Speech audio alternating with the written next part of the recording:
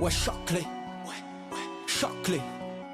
Ouais, choque-les, choque-les, choque-les. Ouais, voilà ce qu'ils me disent. Je les entends parler et ils m'étrisent. J'arrête que pour rappeler la mise. Petit pas sur la piste. Et le succès, je l'ai pisté. Vise que la place du premier. Fais monter la côté. Sur moi, tu mises gros. Tu connais déjà l'équipe. Ça criera au complot. Je prends le double, on est quitté. Je fais la magie des chiffres. La somme, je la triple. La concurrence, la dribble. Et le stade est en délire. Ça fait choquer, j'arrive pour tous les choquer. Toute la foule elle est choquée. J'espère que t'es accroché. Gauche, droite, esquive rageux. Coach m'a rajouté du temps de jeu. Dans l'action, ouais, je me sens en feu. Je suis on fire. Je fais la différence au compteur. Money time, ça shoot sur le buzzer. Switch, je suis on fire. Choqué, j'arrive pour tous les choquer. Toute la foule elle est choquée. J'espère que t'es accroché. Choqué, j'arrive pour tous les choquer. Toute la foule elle est choquée. J'espère que t'es accroché.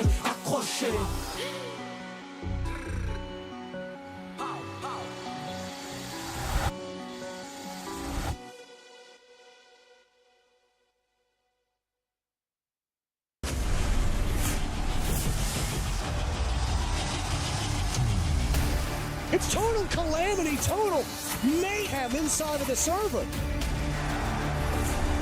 Out of nowhere, they find their round back into their favor. Holding up for the blood, the wave!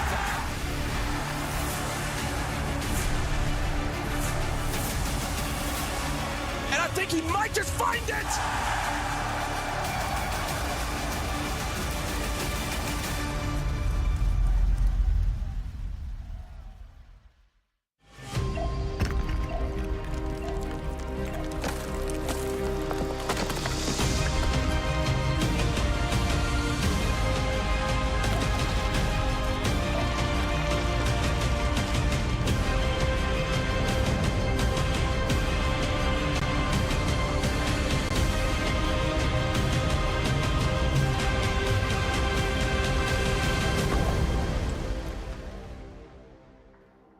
Dawn of the final day, less than 6 hours remain. The light at the end of the tunnel gets brighter and brighter as Super Week draws to its dramatic close. 5 slots in playoffs have been claimed, 1 still sits waiting for someone to come take it, and both top 2 seeds will be crowned, giving teams a fast track to the major in Montreal. That is the prize that awaits us at the end of Super Week. Welcome back to the North American League. I'm Caliber Jacob Anderson alongside former world champion Gabriel Laxing Miralez, longtime IGL Davide Foxe Bucci. Gentlemen, we are at the end of the best of ones finally. It is a day of bragging rights and then a day of seeing if you can make playoffs and if you're going to be playing at the very end of it of an LCQ or an open. So I'm not looking forward to that bottom bit. Yeah, it's a little bit of like a day of excitement, I guess, because we're going to see hopefully a lot of interesting ops, maybe some more lair, and then of course those games that dictate the 6th place placement spot, and then the top 2. I mean, those games are going to be intense regardless, so it's a very exciting day all around. 5 spots in playoffs have already been claimed at this point. Only one of them is still vacant. That'll be decided later on today, but we have a couple of other games to get through first. Standings check-in is thus: 3 teams only have lost 1 game apiece, and all 3 of them will be vying for those top 2 positions. Luminosity and Wildcard are the last 2 teams that can get into the top 6 based on 1 game today, and overall, this stage has been super exciting. Yeah, and Wildcard actually doesn't play today, so obviously if Luminosity wins, they could end up jumping up. And then, of course, at the top, I really love that battle of the pride. You know, who made the right decision? DZ, SQ, obviously, it's not a playoff spot, but to see them battle it out, especially how the season started, especially on Twitter, I mean, it's very exciting. I'm excited to see how the standings will shape up at the end of the day. I mean, it's all the pressure on Luminosity at this point. They used 2 of their lifelines. Today is the last day, and they have to do it almost perfectly in order to make the run for the playoffs. So that game is going to be very intense and the one that I am looking forward to the absolute most. Obviously, getting into the bracket is super important, but getting to top 2 matters maybe even more, because if you're good enough and you get to that top 2 spot, you only have to play 1 best of 1 when you get to playoffs, and most teams who who do get those top 2 seeds go to the major that it corresponds to, which is a huge deal. So if you get top 2, if you're Sonic, Space Station, or Dark Zero, you don't want to let your foot off the gas today. Yeah, it's the best chance to make the major, obviously. You only have to play one game, and we've seen the teams mention too, if worse comes to worse, at least you always have another chance, and it just solidifies you that far. And you're right. I believe the only team that made it to top 2 and didn't actually get to a major in the history of this system has been OXG last stage. Yep. So every other team that makes top 2, it's almost guaranteed that you're going to make like the major. 83% or something. Yeah, I mean, obviously that can be shaped up or shaken a little bit, but like I said, I see it as a little bit of a double-edged sword in some situations. If you get to sit pretty, but you don't get to play any games, whereas the team that you're going to be going against has played a couple games, played a round or 2 or so, and you got to go against that. But again, as history has shown, OXG has been the only team that has not persevered and made it to the major. Schedule for day 9 is thus. Space Station will make their case to get out of the 3rd place position to get up to the top 2 against Los. Dark Zero and M80 should be a good one, as should be C9BC and Sonics, but the game right there in the middle, Luminosity and OXG. If LG get the right amount of rounds won today, they go to playoffs, or OXG could maybe win their first game of the stage. You know, and I was looking at this, and we talked about this prior, that we wanted to see the C9 Beast Coast Sonics game, which I still think that's going to be a really good game nonetheless, but because of what's at stake here, again, that Luminosity versus Oxygen, there's 2 things at stake there. Obviously for Oxygen to finally get a win, but then for Luminosity to clinch their spot for playoffs. Yeah, of course. I mean, the last game, every single game, besides maybe the first one, every single game is very exciting. Tell them how you really feel. Hopefully we can see the teams at the bottom. I mean, Ashen said it yesterday. Teams that don't necessarily have anything to play against always end up showing up the most, and hopefully we just get to see some exciting games the most. Yeah, just a little life out of the lower teams to be able to have some hope going into their LCQ run. It would be nice to see. And then, of course, I think everybody's going to be watching Luminosity OXG because, you know, it's about time. There's no way OXG ends it without a win for the whole stage. I don't think that's happening. We have good ones on the card, but we have to get to the one that you just didn't care about. Mentioned to start things off with. Game number 1, Space Station and Los. SSG right now sit just 1 point outside the top 2, and Los are still trying to do anything in this last game that would make this the best stage of the NAL that they've ever played. All it would take is if they got 1 point over Space Station, and they'd be there. Funny enough, the one team that Los did beat back in stage 1 was Space Station, so we'll see if it happens again today. And it's crazy to just talk about, like, consistently see them at the bottom of the leaderboard, but even though they're always losing these games, they're still number 2 on attack. Yeah. It's like they're doing the hardest part right. We highlighted Los. The players even highlighted, they say that they have a good time when they play together. It's just insane for them to be so high up on a metric that's the hardest in the game in the current meta, and then go on defense and nothing is translated over. It's like they just could fix that one little thing. We would be talking about them as a highlight team this stage. Yeah, and that's what I want to see, especially this being their last game of the stage, that you can come in here and leave it all on the table here, and 19%, and that just threw me off. That's insane. Like, you pretty much just won a round at that point. But again, to be coming into the last day and just show off a little something, do a little something different, make your defense look better, so that way we can hope for the future that things can look bright, and going into those lower bracket qualifiers, that, you know, again, we can see a little resurgence from the team, but it is going to be hard because it's Space Station. They ain't letting their foot off the gas. There's no team that Los is going to face in the last chance qualifier that will be as tough as Space Station, and they really need to test themselves today. Yesterday they played Sonics on Border, lost 7-4. Exactly what we feared would happen. 4-2 lead attacking on Border, switched to defense, and lost 5 rounds in a row. That game is just the eternal story of the Los team. Yeah, and, you know, we have talked about Los in many different aspects of what their performance has been from previous stages to this stage. And again, like, it is important to highlight, to be able to talk about things within their performance. Sure, it hasn't been great. We all know that, but there are key things to be able to talk about with this overall team. Yes, when you do look at their EPS and everything here, it doesn't look great, but there is something to take away from this, is that they are still leading, or the second highest rated teams with attacks. Yep. So it does go to show, with the roster change that this team has made, there has been some success, at least somewhere on the board, or somewhere that we can visibly see outside of even just a standings point, where if you look into the future, you could possibly see this team be better if they can just find their footing on defenses, because when you look at their standings comparatively to one another from stage 1 to stage 2. Again, it's a pretty big drop-off for the most part. They've only managed to reach the EPS over one time of 100. Obviously, this being their first stage, and then you look at their second stage, and again, they couldn't even pass it here. It's just at a downhill trend. But again, key things to take away is they're clearly doing extremely well on the harder side that regionally, again, statistically has been the harder side of attack. They have that nailed down. If they can do well on their defense, great, because again, the roster change has made that difference, but overall, we just aren't seeing that success turn into translated rounds won, let alone games won. Yeah, and those attacks always come down to the gunfights and being able to trade, and that's the one thing that Los was doing pretty well during the stage. It was the one reason they were able to get that win versus OXG. The individual gunplay has been there, and that wasn't there in stage 1, and that's great. Now, defense, you'd argue that it should be there. Yeah. The map forces you to play around your teammates because you're on defense, but the level of pre-prepped landing, I always get stumbled up on that word, only comes to the Los attacks, and when it gets to their defenses and they have to adapt on the fly, that's where they have a little bit of struggling. They are really slow to read what other teams are bringing to them.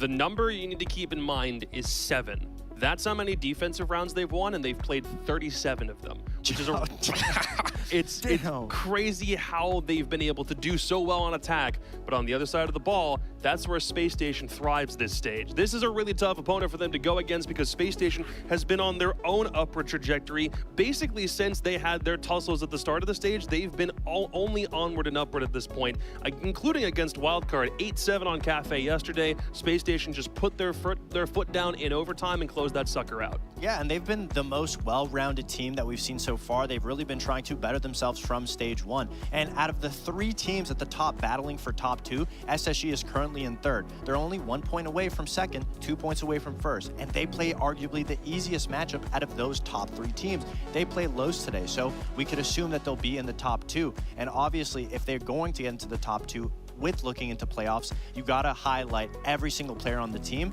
with how well that they've been performing this stage.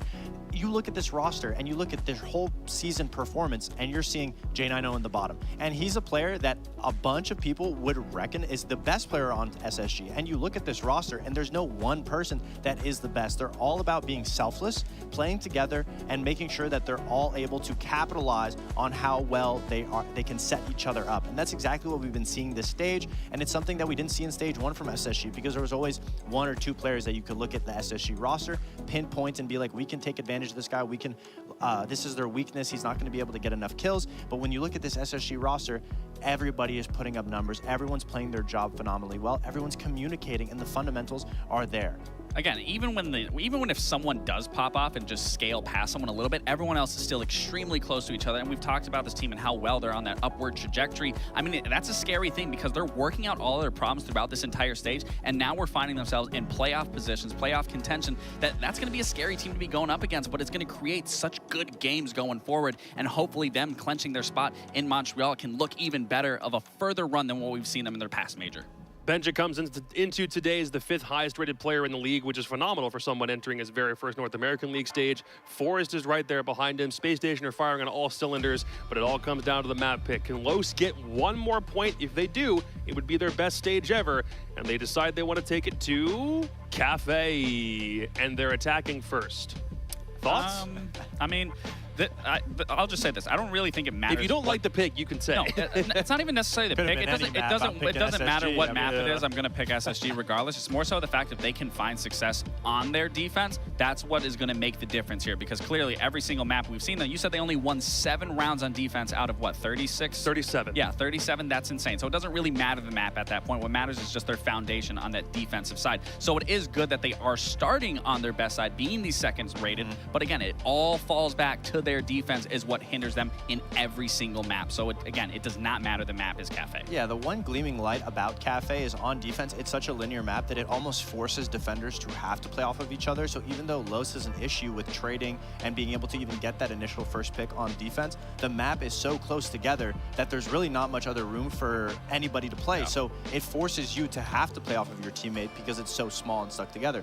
So honestly, the hardest part of Cafe is those attacks, being able to get those fast rushes, accumulate a good little safety net. So if Los can come out swinging, get away a couple of attack rounds and then play a consistent defense that we haven't seen yet from them, then honestly, it could be a lot closer of a matchup than we're making it out to be. And we just saw what they just recently did on board. They had some really nice attacks. They did cut some corners there, but if they can just not allow themselves to cut any corners and just be precise through here, they can have a really strong half. And then again, it comes down to maybe just winning 2 or 3 rounds on defense. Obviously, that's already been the hard hurdle that they can't seem to get over, but it goes to show, today's your last day. Do a little something different. Play together. If you manage to not find yourself with a teammate on this map, you're already doing things 10 times wrong to begin with. Yeah, Space Station, they're fighting for top 2 right now, but they've also proven not to be infallible because they played Wildcard on the exact same map and got taken to overtime because Wildcard mounted a huge comeback when Space Station were on 6-2. And I mean, Fultz even said, you know, he kind of let the game slip away. They let that slip away, which I definitely think going forward, they aren't going to let that. If they can keep that pressure going, they can keep that lead, they're going to extend it and close it out. So I don't really see Los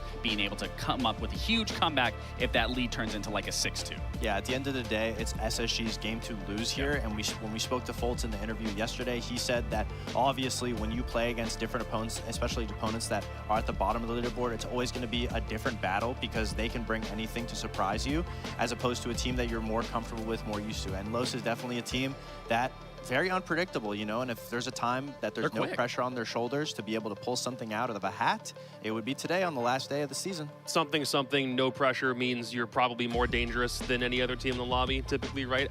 To be fair, the only thing that they're playing for is just a little bit more practice before trying to make an LCQ run through all of the danger that North American Tier 2 typically has to offer. Which, again, if they can just do what they need to do on defense, and this map being so linear, as Fox pointed out, that should force the teamwork. Even in some of the maps that do force other sites teamwork, we just haven't seen that. But on this map specifically, it should really be reiterated in terms of how they're playing. And again, if you somehow manage to not find yourself with a teammate, again, you're already 10 steps behind of everyone else playing on this map. Yeah, also there's a little bit of pride too for Los, because if they lose and OXG has a really good chance at winning today, Los would find themselves in last place. So obviously, any type of upgrade in the standings, in stage 1, they were last place. So obviously, if they could get maybe 8th, even, I don't know if they can even get to 7th, but 8th is still better than 9th, right? So it would mean a lot to Los if they can get that win against SSG, especially going into LCQ, they would be a little bit more feared in that lower bracket run. Yeah, Los, all you need is one more point, and suddenly this becomes the best stage of the North American League that they've ever had. But Space Station are trying to crack into the top 2. Can they do that and stay there? Parker Mackay and Jesse Chick have all the answers. That's that's a huge amount of praise there, Jacob, to say we have all of the answers. I don't think we have all of the answers, but we've got a couple of them. Actually, you know, with all the data Jesse has, Jesse might actually have all the answers, and I'm just going to try to leech off of that. Los have had a pretty rough stage, a pretty rough year if we go back far enough. Yeah. Do you think there's a chance in this matchup that they can give a competitive showing to Space Station as SSG is on the hunt to finish first overall? Well, in stage 1, SSG was the only team that Los were able to get a win over. That was 7-5, and if that 7-5 win for Los should repeat, then SSG will guaranteed miss out on that top 2. So stakes are a little bit higher this time around. If anybody can do it, probably not going to be Los, but we'll find out here today. Monty Capitao off the board to start. A bit surprising on the bans. SSG banning the Monty against Los is a bit of respect being shown towards Arthur, who's had quite a bit of success on those shield operators. Azami taken out next. I won't give my predictions because I'm 0-for-3 to start. Already we've got some good operators coming out here. SSG played this map yesterday, of course. Yesterday they banned Ying and Valkyrie. Today they completely changed that up with one exception. Valkyrie will be taken off the board still. Los have basically never played Cafe. They played it a little bit in the off season, but we don't actually have data for what they banned. I don't believe any of those games were broadcast, so really hard to say what Los were going to ban to this game. They've chosen 2 operators. I think Azami's a great ban. She's so powerful here on Cafe. Putting her in Reading Room can be absolutely devastating. Capitao's not bad either. SSG can go for some really cheeky rushes up on the skylight with Capitao. It can be really good if you want to shortcut your bakery take by not clearing up above and smoking off those angles instead. So I think Los have some fine bans, and SSG pretty predictable with the one exception of banning the Monty over the Ying, which again, that's just an Arthur respect thing. Attackers have located Oh, new Rainbow Six Share skins. By the way, on the screen, you'll see some pop-ups for them. If you were paying attention during the pre-show component, then you'll see there was a video alongside some, I think, French hip-hop I'm not sure. The music is not for me. This really has been quite the year for this Los team. They came into North America from Brazil as an all Brazilian team. And there was actually quite a bit of discussion about their abilities based on the fact that Brazil at the time looked like the best region in the world. And there was some concern actually among North American players as to... They've won a round, Parker! Los does it! No, obviously this will be a rehost. Something happened. We will await any potential information regarding tech pauses. But yeah, this Los team was actually quite highly coveted. It was only the Copenhagen Major. How many was it? Oh, we have a break ready. Okay, well, this issue is going to take a little bit to solve. We'll be back in a couple minutes.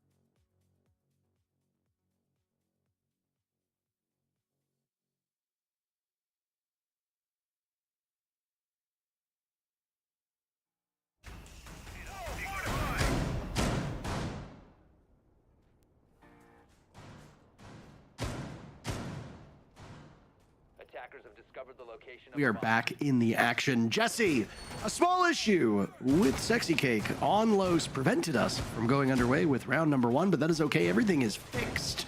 Everything is groovy. We are so back, Parker. Wow, what a pickup. Thank you. Back in action once again. Mining Dining for the first bomb site is a little weird. This is obviously an important game for SSG because they need to get as many points as they can here to give themselves the best chance at top 2. No matter what happens, they cannot lock in top 2. It will depend on how DZ and Sonics do later today, but obviously they want to get as many rounds as they can. A 7-0 would be ideal. I do wonder as well, since they're already locked into playoffs, if some of their thinking here against Los is we want to try some stuff out on Cafe. Obviously, they played this map yesterday, so it might also just be we don't want to show anything new, play the exact same thing we did yesterday, and maybe throw some teams off guard as to what we can do on this team going forward into future playdays, but should be fun. Cafe's a map where we do see all 4 bomb sites get played quite often, so I'm excited to see what SSG can pull out. We already saw an attempted spawn peek pre-rehost in this round, and then I don't believe it was attempted again by SSG, but that's kind of the pace of the game I'm expecting them to bring in this match. It's easy for teams that are going up against one of the bottom 2 squads in North America to view this as a gimme, but for Space Station, there's no real way for them to take their foot off the gas in this matchup, and what a pace SSG is already setting. Wizard finds himself on the wrong side of Forest. Could pick up a second kill if the silhouettes go correctly over on White Stairs. SSG, if they win in regulation, will jump up to first place. We've got quite a log jam right now. Only 3 teams can finish in first today. Space Station, Sonics, or Dark Zero. That is it. Cloud9, Beast Coast, and M80 are on the outside looking in. They've guaranteed themselves a spot in the playoffs. So SSG, well, they're doing what needs to be done right now in order to prevail. Sexy Cake and Legacy are the last 2 standing. Sexy Cake has been dropped, and it's all up to Legacy, and never mind, everybody is dead. Space Station overpowers Los and wins the first round.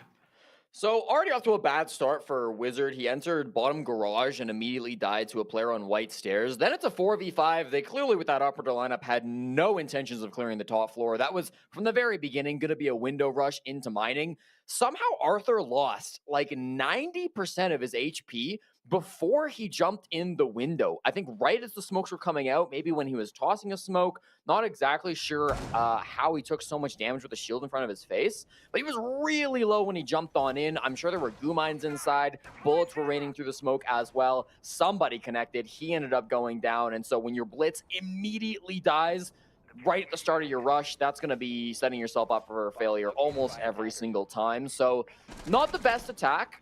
We do talk about Los as a pretty good attacking team, to be fair. They have the 2nd highest attack and win rate out of any team in the league. Coming into this, they actually got to choose the starting side.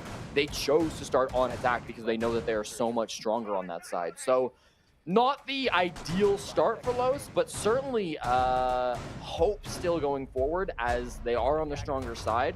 And that first game, I don't think the first round, maybe not indicative of what we'll see going forward, but it might be another rush that stage. Just looking at this operator lineup. Yeah, it could be another quick one. Los's biggest issue is getting those rounds on the board. Even though they are not in last place, they have the worst round differential, and their matches have not been particularly close. 26 rounds won. That is it. The next lowest is 33. That is a full win above them. And that team is Luminosity, who actually has a chance of making it into the playoffs today, depending on how their matchup goes up against OXG. That one will be very fun to watch because OXG will be looking for their very first win, and Luminosity will be looking for a regulation win with a good round differential to guarantee that 6th and final spot. As the desk talked about, Wildcard is not playing today, so while Wildcard have that final playoff spot at the moment, they're basically just waiting for the results of LG versus OXG. This round has gone by pretty quickly. Fairy has got the first pick. Diffuser getting planted, and Wizard is locking out SSG, who have vacated the site, but they still have control above. Ashen, he's using those kill holes to great effect. Los thought they had the site, and suddenly the tides have turned. Water goes in, water goes out. You can't explain that. As for Farius, can you explain his play? Not really. He loses to J90, and SSG finds themselves up 2-0. So it was another pretty direct site hit. This is something Los have been kind of famous for throughout the North American League. They don't really love to map clear, and we're seeing a lot of that in this game. Again, Los, as the desk talked about, completely out of playoff contention themselves. They are still playing for some prize money, for some SI points. There is stuff to play for here, but of course, the big prize will come during the LCQ, which they will be attempting to qualify for and attempting to still make the major. And that one, they had good site control. They managed to start a plant. They almost got it done. I thought with Wizard picking up 2 big kills, they could have actually made it happen, but you've really got to credit Ashen playing up above, one of the best players on SSG, and he often lets you know that fact. Very, very strong, being able to come back in and stop that plant from happening. From there on, Jin, I know, held down the anchor spot, as he very often does. 4-0 start from the player that, as the desk highlighted, is currently statistically the lowest rated player on SSG. Oh, you're going to need to find something if you're Los. If not, this is just going to be a mercy killing, and Space Station will take their 3 points and go on their way. The playoffs will be referenced an awful lot on today's broadcast. We apologize if you don't like hearing us repeat ourselves. I promise you, as much as you might not like to hear us say the same things over again, we don't like saying the same things over again, but we have to. That's part of the job. DZ and Sonics are the teams currently in first and second place, respectively. And DZ will have a very challenging matchup against M80. If they lose, then it will be all up to Sonics to surpass them and finish potentially in first place, again, because this SSG matchup will have an impact on the standings too. SQ is active in our final matchup of the day. They'll go up against the Manchester Major winners of Cloud9 Beast Coast. If DZ, SQ, and SSG all finish with 3 points today, then the standings will not effectively change. Their point totals will increase, but it will finish with DZ and SQ atop, with Space Station in third place. I don't really know what Ashen was doing there. Arthur now taking a bit of damage too. It immediately requires an adrenal surge, Jesse, as we've hit the 1-way mark. 1 minute mark, and Sexy Cake on that blitz is very close to the bomb site. I don't know. Never mind, they're all dying. Los getting picked apart. Benjamaster is down for the count. He needs to be retrieved as Foltz will back away from this position. Harassed by the bees over towards Whiskey. And right now, nobody's able to get Benja back up, which means it's effectively a 3v3. Yeah, and all 3 attackers grouped up by coat check. One of them falls back. Now they're going to start to leave that front door and move over towards the bakery. Obviously, this is one of those bomb sites. You can either full clear, go top down, or you can direct hit through bakery and through the front door. No prizes awarded to whoever can guess what loads we're going for in this round. The blitz jumps in, immediately gets a kill, but is traded. Arthur's there for the trade back, though, so that's still a 2v2. Not a bad situation for SSG to go to be in, because obviously that one kill that came through was just the downed player. False falls to Legacy, and they leave J90, who is 5-0 on the KD, in a 1v2. I think it's more winnable than we suspect. Legacy's on drones, so there'll be information for Los to act upon. That drone just went by. Jack seems to think he's been droned out. He knows it now, for sure. He's going to play these tight angles. A very quick pick onto one of these 2 players, and it'll be in great spot. Say it time and time again. These SAS operators are in such good shape. Legacy decides to take the engagement, though, from Kochek, charging through the gas, and he gets the final kill. Los is on the board. Space Station deprived of a perfect rotation to start this match. So, for me, that round just comes down to SSG maybe being a little overconfident. That opening death from Ashen on the restaurant window comes to mind as maybe a swing that wasn't so advisable. And I'd suggest that SSG maybe be a little bit more careful with these rounds, because, again, even if you're confident you can get the full 3 points over Los despite losing this round, round differential may matter quite a lot. As we get towards the end of the day, SSG need to put themselves in the best situation possible. That means a 3-0. But that also means having as large larger round count that you can possibly muster. So, yeah, maybe a bit overconfident on some of those swings. If it worked out, it would have been a big play coming out from Ashen on those entry points, but just didn't quite come to fruition. Again, with Los, they're being very predictable with a lot of these takes. They are direct hitting every single time. So SSG are going to know this. They're going to be aware of this. And I think their path to victory going forward is going to be less confront them head on, as we saw Ashen and the rest of the players try to do in that round, and more playing around it. You know, can you get above the bomb site? Can you get around the bomb site? Can you utilize angles that Los are not trying to contest in order to stop these plants and stop these executes from coming out? Yeah, I will say, while it's not ultimately working for Los, I appreciate how aggressive they are being. You know, this is a team that does have good gunners on their side. Wizard made a bunch of noise on Nip for many stages as a gunner.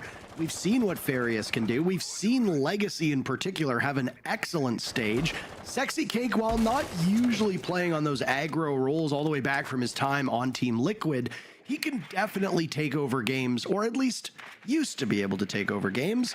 That just leaves Arthur, who was middle of the pack on the stats of E1, but is more of a utility player. And you can see right now, on the Amaru, waiting, looking at somebody else's screen. He's not frozen, he's just waiting for the information to act upon. There's too many players on Los who can hit their shots for them to be doing as badly in terms of offense. So if they can play their style of play, it'll match up well against another very offense-heavy team, which is SSG. This player inside of top floor room is going to be tough to root out. Janino and Ashen will share that duty of holding up above. Ashen finds the Amaru immediately and does take down Sexy Cake, yet Arthur gets the trade. Arthur's up here alive. I suppose his teammate helped him out. There's another top floor player that does go down, but Los lost a lot of bodies getting top floor control. They've managed to clear everybody out. Ashen and Janino both taken care of, but it cost them 3 bodies. Now it is just up to Farius and Arthur. Top frag and the bottom frag, I should say a middle frag from Farius, in this matchup to try to come through and help out Los. They don't have much soft reach beyond the Sledgehammer. Sledge can bring quite a bit on his own. Of course, not a super common opera that we see these days, but still can do the job quite well.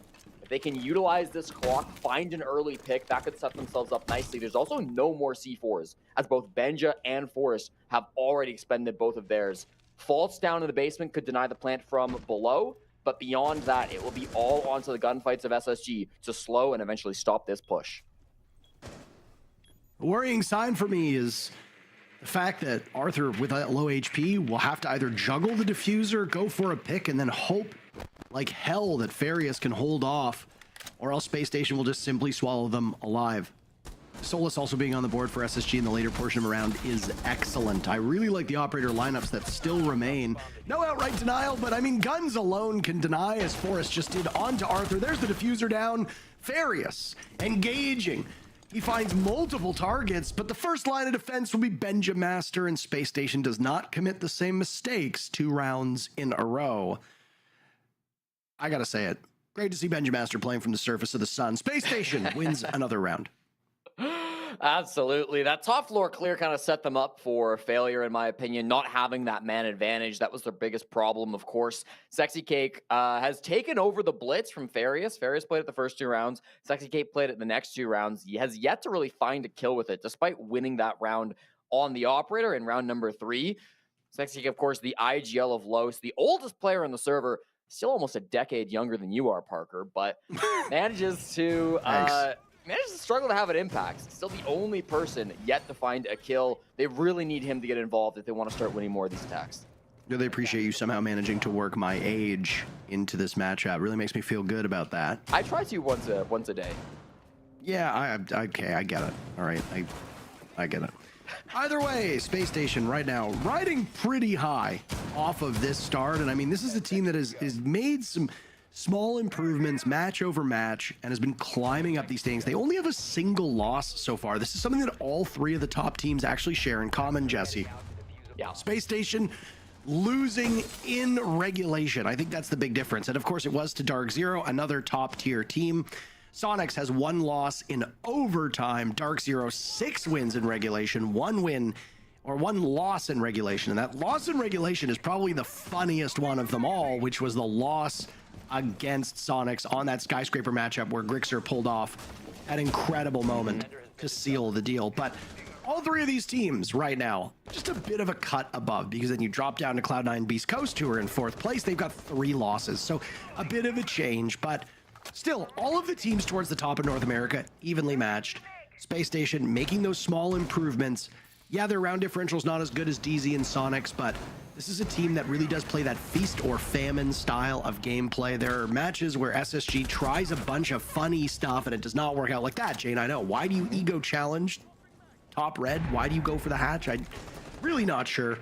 I guess he's feeling after that 5-0 start. Los gains the advantage with 2 minutes to go.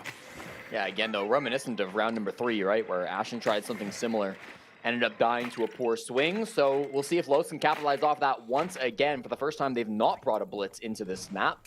It's going to be all 5 players holding guns in their primary slots, looking to try to make something happen now with top floor. They have entered Farius just barely top red. Everybody else still playing the windows. Sexy Cake down kind of over by the pillar door too. I think they are going to try to clear top. They're going to try to execute onto the top floor before working their way down to the bomb site. It's not going to be easy with so many players up here on SSG. In fact, 3 out of the 4, Faults, Benja, and Ashen, all willing to take gunfights up here. Ashen maybe the most deadly as he's about to turn the corner and find himself a frag. There goes Wizard. Can they get the trade onto Ashen? He will swing again, but Farius shuts him down. If you go with the old ADS speeds, I actually think Ashen wins that one, but you saw how slow the zoom in was. Now another pick from over towards Pixel. Fultz keeping those numbers close. Legacy gotten a pick just moments before that. And he'll lose the comfort of the soft wall. Another from Legacy. It's all up to Fultz to clear this one out and clutch well. Goo Mines in the feet of both Legacy and Sexy Cake. Diffuser getting planted by Arthur. Where is the coverage? Does Fultz have an avenue to stop this in its tracks? No. Sexy Cake holding the angle that they weren't expecting. And Los is able to win yet another round, keeping this one close. Yeah, Los, this is not a new trend for them. Throughout this stage, they have had a very high success rate with converting opening picks on attack. They actually have an 82% conversion rate on attack, meaning they're winning a ton, basically 4 out of 5 of every round where they get the opening pick on this side of things. This is something that SSG really need to keep in mind through the rest of this game. SSG consistently giving up opening bodies, and for Los, when they don't get that opening pick on attack, their win rate basically halves to 42%. So that should be a weakness that SSG are trying to capitalize on, but they just keep feeding these early picks, and that is consistently allowing Los to close out these rounds. You know, they're not a bad team at trading out when they have the numbers advantage. That's how they've often been able to keep that win rate on attack so incredibly high. We always talk about Legacy. He is top fragging for this team far and away, 57 kills, basically double some of his teammates. So with that ability to come out and get a lot of these trade kills, it does really start to open the door for Los. Now, when you get to that second half, things will get a bit tougher for them, but this is something that SSG needs to be careful of. I'm going to repeat myself again. Getting the strongest scoreline possible when it comes to that round count is vital for SSG. Yeah, because the first tiebreaker obviously being round differential, with SSG trailing by 5 rounds. That's an awful lot. So it's worth noting that if you win 7-2, then you go up +5. That means Space Station would tie Sonics and Dark Zero at that round differential. If Space Station gets all 3 points here, they'll go up to 19 points, which for Dark Zero only means Dark Zero needs to win either in overtime or outright. For Sonics, it gets a little bit murkier here. But if you end up in a tie, the first thing that we look at is round differential, not the head-to-head, as a lot of people think. Correct. So the bigger a victory from Space Station, as you pointed out, is the most important part. All 3 of these teams have a round differential right now that's positive, and it's in the double digits, which is excellent. The next closest is a +6 in Cloud9 Beast Coast. But still, again, it really just does go to highlight how much better these top 3 teams have been so far through the group stages than everybody else. And oh my God, Parker, they're clearing the map. They're going to the roof. They're going to go top down on this execute. SSG have not committed any of their players to the roam. So the real danger with this push is going to end up being the time. How long do Los take to work through the top floor, work through the mid floor? They didn't know for sure that there were no roamers on SSG. I would say minute 30, they feel pretty comfortable here on the mid floor. That's pretty good on the timing of things. They're going to be able to work the floorboards with the sledge. They've got secondary shotguns on 3 of their 5 players, not even including the sledge. So everybody except for Arthur having some way, shape, or form to work on these floorboards, get themselves good vertical angles. This is a good spot for them to be in. Their challenge for the end of this round will be dropping into the freezer hatch, dealing with the player inside of VIP, who at the moment looks like is J90, getting past them and then trying to work a plant despite the Goyo canisters, despite the Evil Eyes. There's a lot of good tools that they have, and that's a great way around it. Hack the Evil Eye and pop the Goyo canister. That's a really effective way of dealing with this plant denial. Now the Los are set up for a really strong execute, and SSG, they're going to need to come up with a solution. Of course, we can speculate as much as we want just based on strategy-wise, but a lot of these rounds are dominated by the frags. And if Los is not able to hit their shots, if SSG gets an early pick or two, oh my, and it's almost Los who was able to do that. And it doesn't matter what strategy you have, right? It's that old saying, everybody has a plan until they get punched in the mouth. In this case, who's doing the punching first? Wizard with 1 kill. He's traded out by Fultz almost instantly. SSG winning on their duel. Sexy Cake vaulting in. They thought they had information. Ashen losing the duel. Oh my. Now it's Forest from long range with that Alda to chew through multiple players on Los. Very limited time remaining for Farius to get in and plant that diffuser. Bailiff charge up. And Forest seals the deal. It was close. But again, it really just comes down to gunplay. And SSG, in that regard, comes out ahead. You can plan as much as you want, but if all 5 players are dropping through Freezer, then there's only 2 ways out of that cold room, and one of them is a vault over, whereas you saw when Sexy Cake did it, you are incredibly vulnerable. SSG finishes the first half up 4-2. Yeah, again, like I think you hit the nail on the head. Really good strategy from Los. They had a great plan. They did everything right. They stopped the plant denial. They even got the opening pick on the VIP player. That should be the main guy that stops the freezer drop, but he died instantly. Janino fell to, I believe it was Wizard. And so Los were set up for great success until Wizard got traded. Calamity happened in the middle of the bomb site. We saw a lot of sprinting incoming in from Ashen. They all returned back and they were able to stop those players, stuff them inside a freezer, and that'll be a 4-2 half. So successful from SSG. They clearly knew exactly what was coming out from that round, and they countered it beautifully, despite the good utility play that was coming out from Sexy Cake and the rest of Los. Now they swap onto the defense, and as the desk broke down before this game started, Los have a shockingly poor win rate on the defense. With a sample size of this high and a win rate of just 19%, Los may be the worst defensive team statistically that I have ever seen working in competitive Siege. This is a very bad stat for Los to have to go on to. They're in a round disadvantage. I hope that they have done something over the last 24 hours to drastically improve this side of their game, because historically, Parker, it's hard to overstate how rough these defenses have been from Los. So desperation coming through now in round number 7. And to compound that, Jesse, this is one of the most attacker-sided maps in the entire North American League map pool. The only map that actually has a higher win rate for the attackers is Border, and it's been played 16 fewer rounds. 58% of all rounds on this map played in North America have been won by the attackers. That is quite the gulf. So you expect the attackers to win their half 4-2. SSG just won their defending half 4-2. Los not just has to swim upstream against the current, that is the way this map is played, but they do it with a pretty poor win rate. What just happened there? Wizard on the vault out. He gets 2 players from SSG. That is really ugly. Forest managing to take him down, but what an opening from Los. Yeah, you'll take that if you're Wizard. Not too bad at all. 6 and 7, working his way to an even stat line. SSG starting to work their way in. The Pixel Shield not yet cleared. There is an Ash charge in the pocket of J90, but of course with the Wamai playing that position, you have to imagine the shield's being projected.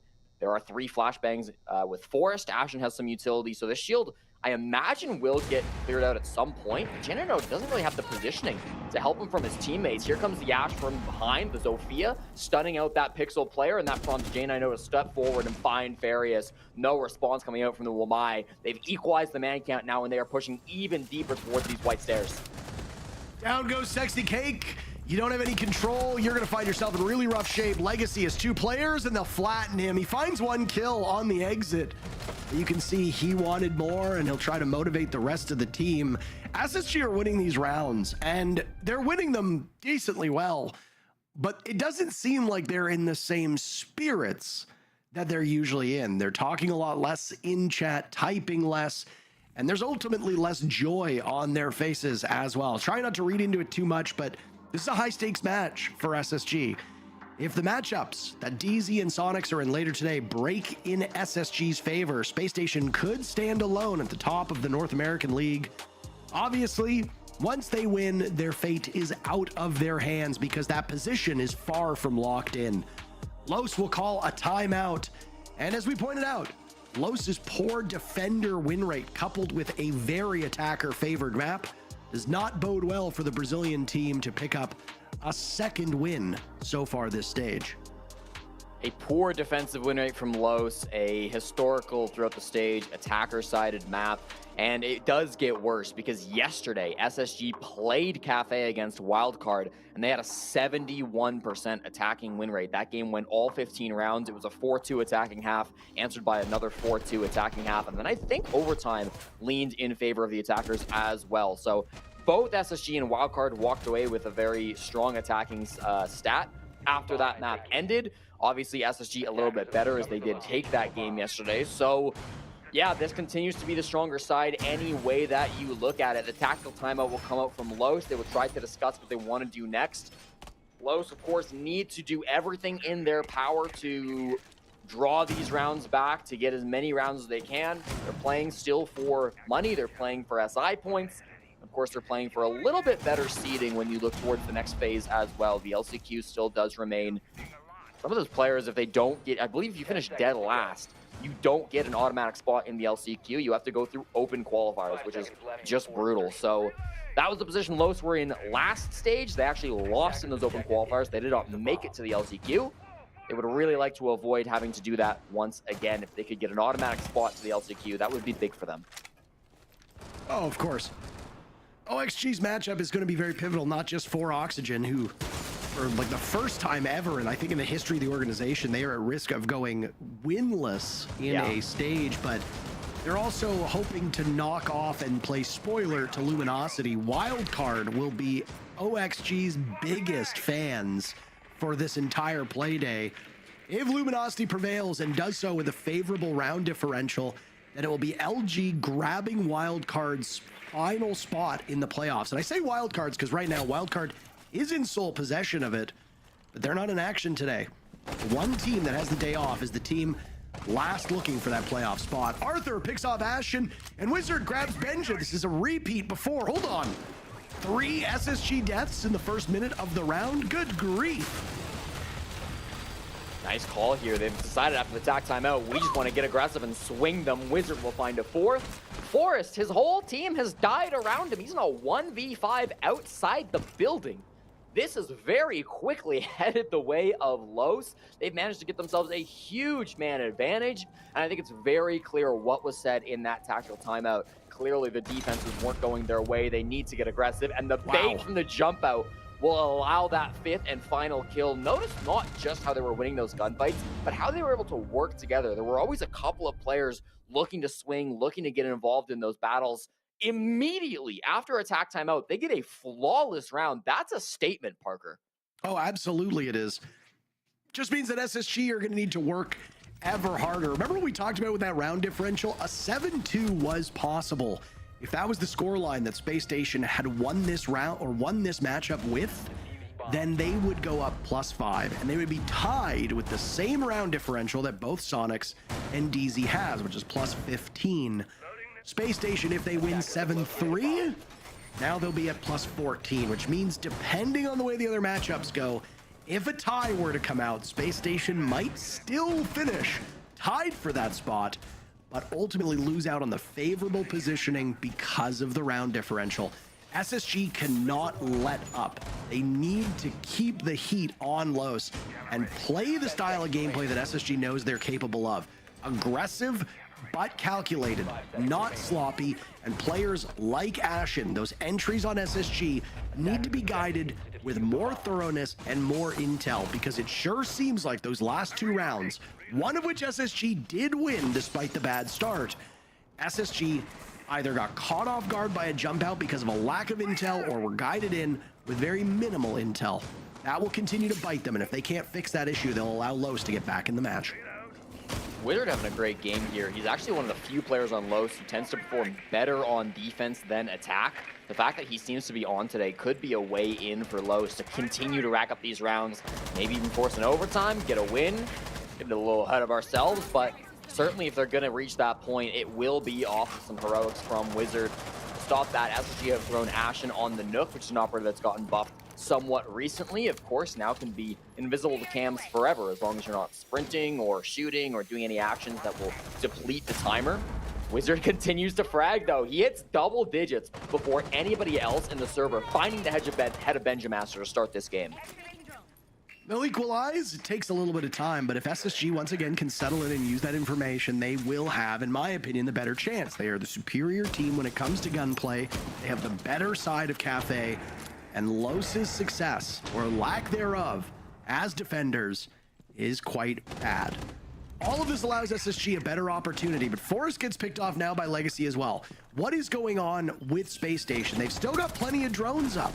They've got a Nook on the board as well who can gain information in a very deceptive manner. Ashen and Fultz 2 kills, and it's a 2v2. Site control is for Space Station. They turn towards White Stairs. They see one. That's Ashen taken down by Farius. Fultz is in the site. He'll try to draw them out by getting that diffuser down, wondering if they will take the bait. He knows when player's marching in through reading, and he loses the gunfight to Farius. This is not normal for Space Station, and after 2 bad rounds, 3 of which, in fact, could have gone in favor of Los, I wonder if we'll see an SSG timeout. You've got to imagine it's coming soon. Even letting Los get to 6 would be devastating for SSG's chances at top 2, and I imagine this will be it for Space Station calling the tack. We'll wait for our production to confirm it with the HUD, but things are starting to spiral, obviously. No, it looks like we're back into it. Okay.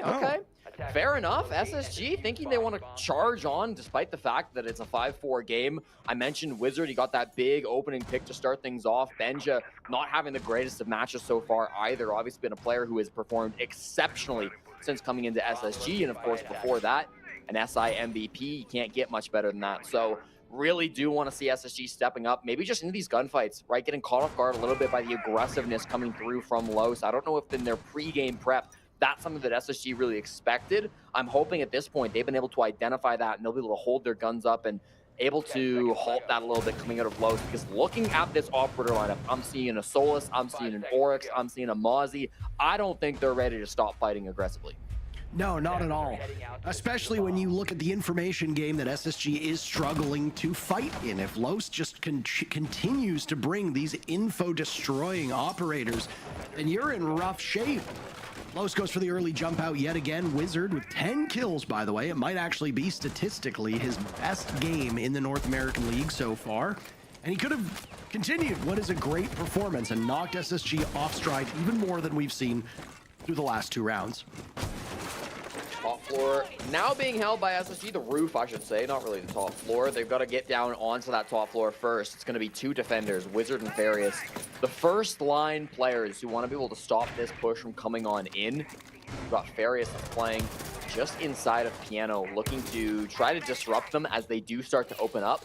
An Azami would be great help to him, but of course that operator did get banned out, so instead playing the Oryx, he's gonna, with the help of these Mozzie pests and the Mute Jammers, try to stay undroned. I'm not sure that they've been able to spot out that Farius is so aggressive.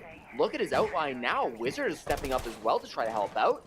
Seems the bullets will spray through, and they seem to know his position now. Gets droned, so that's confirmed, and taken out. Farius a little too close to the sun in that round. Ashen dies, though, to Wizard, and Farius might be retrievable. He was actually down from a blind spray through a barricade that Fultz was working on. I don't even know if they've got information about the downed player, by the way. Farius's position might be unknown to SSG. Keep in mind that the lineup that we had seen from Los involves a lot of intel denial. A nice pick, by the way, from Benjamaster onto that window. It doesn't actually do anything, though, but a good choice for him. Benja having a really rough game. And Los now, with that numbers advantage, they're up in a 4v3. Yeah, SSG, they have positioning, but that's about it. A little bit of soft breach to work with in the hands of J9O. He's definitely going to be deploying those breaching charges on these floorboards to get what they can, get a little bit of that intel. They seem to have pings on somebody, though. This could be a free early pick with a shotgun. They make the hole. Can they find the kill? Not quite. Forest still hunting. A bit of damage on the Wizard, but they are not able to secure that kill. They're hungry for a pick before they push Parker, but I'm not sure that they're going to get it. No, this has been a very impressive and very patient defense from Los. They were so aggressive in previous rounds, but this time they're just letting the map do its thing. Usually not what you want to hear on an attacker-sided map, but you've still got to cut through and gain information, and that's been the big issue for SSG in this round. A tie game is looking very likely. It was 5-2 for Space Station. Unless J9O can pull this one off, no, we will have a tied matchup, 5-5, Los stunning Space Station. Wizard, I believe just 18 years old when he joined Ninjas in Pajamas back in 2022. He is now 20 as he's moved his life to Las Vegas to play for Los inside the North American League, is single-handedly ruining the dreams of SSG as this team wanted to get that top 2 position. If Los win even a single other round, the odds of SSG being able to get that top 2 spot really starts to dip. We talked about the round differential being bad. We were kind of working under the assumptions that SSG would get a full 3 points from this game. That no longer seems certain, which means if they get only 2 or, God forbid, 1 or 0 rounds, they might not even have a fair contest at getting up ahead of Dark Zero and Sonics by the end of the day. Of course, with even 2 round wins, they would jump into a top 2 spot for now, but man, it is not looking very secure. So now we see the tactical timeout. It's been 3 round wins in a row from Los, all on the defense, their worst side by far. I've been really impressed with the way Wizard has been playing this game. In the early round, he's impactful. In the mid round, he's impactful. In the late round, he's clutching up. Anything that Los need, Wizard is developing. If SSG want to win this game, they've got to find a way to shut them down. Undeniably so. One good thing about SSG is their coach, Callout, is widely regarded as one of the best coaches in not just North America, but in all of professional Rainbow Six Siege. If there's anybody who's going to be able to talk some sense into these players, identify the weaknesses, and come up with a plan to get them back on track, it's him. Look at the scores of SSG at this moment. Ashen 7-7, Benjamaster 5-9, Forest 7-7, Fultz 7-8, J9O 8-7. J9O is the only positive player on the team, and while he's 8-7 now, he started 5-0. He's gone 3-7 since those first 2 rounds. That is just not good enough. And there's been sloppiness from Space Station. They took a lot of chances when they were defenders, and now we have seen issues with their ability to gain information, leverage that into openings and early picks. So SSG will have to go back to the drawing board in regards to how they gain information. This time around, Los will bring just the mute to deny them some intel, will SSG be able to deal with those 4 jammers scattered throughout the map. The answer that Forrest has come up with has been his most popular attacking operator throughout this stage. It's, of course, the Blitz. They're not going to be full clearing up top, Parker. Their goal is to rush in through Bakery. The vertical angles could be a threat. Sexy Cake is up there in the hallway, willing to get some of those vert angles and stop any type of a plant, any type of an entryway. This Bakery player also going to be a huge threat. Farius with the TCSG. If he gets 1 or 2 picks, he's going to set his team up massively for success, but he's got to be very careful to stay alive, deny the time, I should say. Backs up, though, deciding after popping a Goyo canister that he doesn't want any of the smoke and would rather play the long angles from inside sight. Forrest charging on in as Ashen finds the opening pick. That's very good for Space Station. They need to continue on in that trajectory. Los has actually drawn blood first, more than Space Station, which is a surprising thing to say. So SSG getting the leadoff pick, while a rarity, is something that they don't typically struggle with. In this matchup, it can really make all the difference. While Monty might not be available, the one thing we say about Blitz as an operator is that the more supporting cast around him, the better he gets. The Nitro Cell was tossed out, does not claim Ashen. Space Station comes out ahead in that regard. Now it's Farius finished off. He and Sexy Cake were very low on HP. Resignation may be sinking in to Sexy Cake as Forrest gets the diffuser down. All 5 players from Space Station still upright. Sexy Cake, what remained of him, is picked off. Thrown in the trash. The cake's gone bad. Legacy to retake. A flawless round by Los earlier in the matchup is answered by one that comes a bit later for Space Station. They find themselves on match point with 1 round remaining in regulation. Say what you want about Ashen, but there is no denying that he is one of the best entry players in the world. In Stage 2, he has a ridiculous 71% success rate on those attacking opening gunfights. 12-5 on the entry, takes more of those opening fights than any other player in the league, and he was massive in this round. Walking in front door, a lot of the attention from Los was pulled towards Bakery because that's where the blitz was. That's where the majority of players in SSG were at. But of course, Ashen, the threat from behind, came on into the front door, posted himself up in coat check, didn't ever leave. Great entry coming out from him. Of course, sets his team up to find this now match point here in round number 12. Feeling very, very good about that, but you've got to be cautious because you're still very worried. If you don't get the full 3 points in this game, you're going to be feeling like you left something on the table. Oh, absolutely. I mean, this has been not the match that Space Station was hoping for, especially when you look back to that 5-2 score line. It certainly seemed with the way that SSG was playing that there was just nothing Los could really do to deal with them. But a rarity occurred, which is that Los powered up as defenders. They only won 2 rounds on attack. Los have won 3 as defenders, which is quite surprising given those numbers that you cited. Their defender win rate is so low, and I could say so for another minute just to really underscore quite how bad it is. Los in what might be the final round of their group stages, and for a while until we see them in the LCQs. They'll bring a Scopos. I am very intrigued to see the way that Los uses the newest operator. Yeah, going to be going up against this Nook as well. SSG have long been a team that have loved the Nook. I remember Hot and Cold playing at some of this operator back in the day. Ashen playing a lot through this stage. Now Force going to pick it up as well. Legacy, of course, starting up at the top floor, will be able to switch to the secondary body wherever it may be placed and return to site, return below, wherever, again, that he set it up. This intel is pretty massive from Sexy Cake, just begging for an aggressive jump out from Los. That's how they started this comeback, of course, was hyper-aggressive swings from Wizard. Wizard's over inside a train, unlikely to really be able to punish these players outside the cocktail windows. But if somebody else wants to get active, that absolutely could be a plan for them. The Claymores will be waiting if it does come out for a jump, but at the moment, Los are thinking better of it. They just want to chill. We'll let SSG get on this cocktail rappel, and we'll let SSG come into these Banshees before they start swinging. This has been by far and away the slowest round so far in this matchup. All 10 players still alive as we hit the halfway point of the round. Whether it's Los on attack or SSG on attack, or in fact the defenders when they saw an opening, there's been a very brisk pace used so far.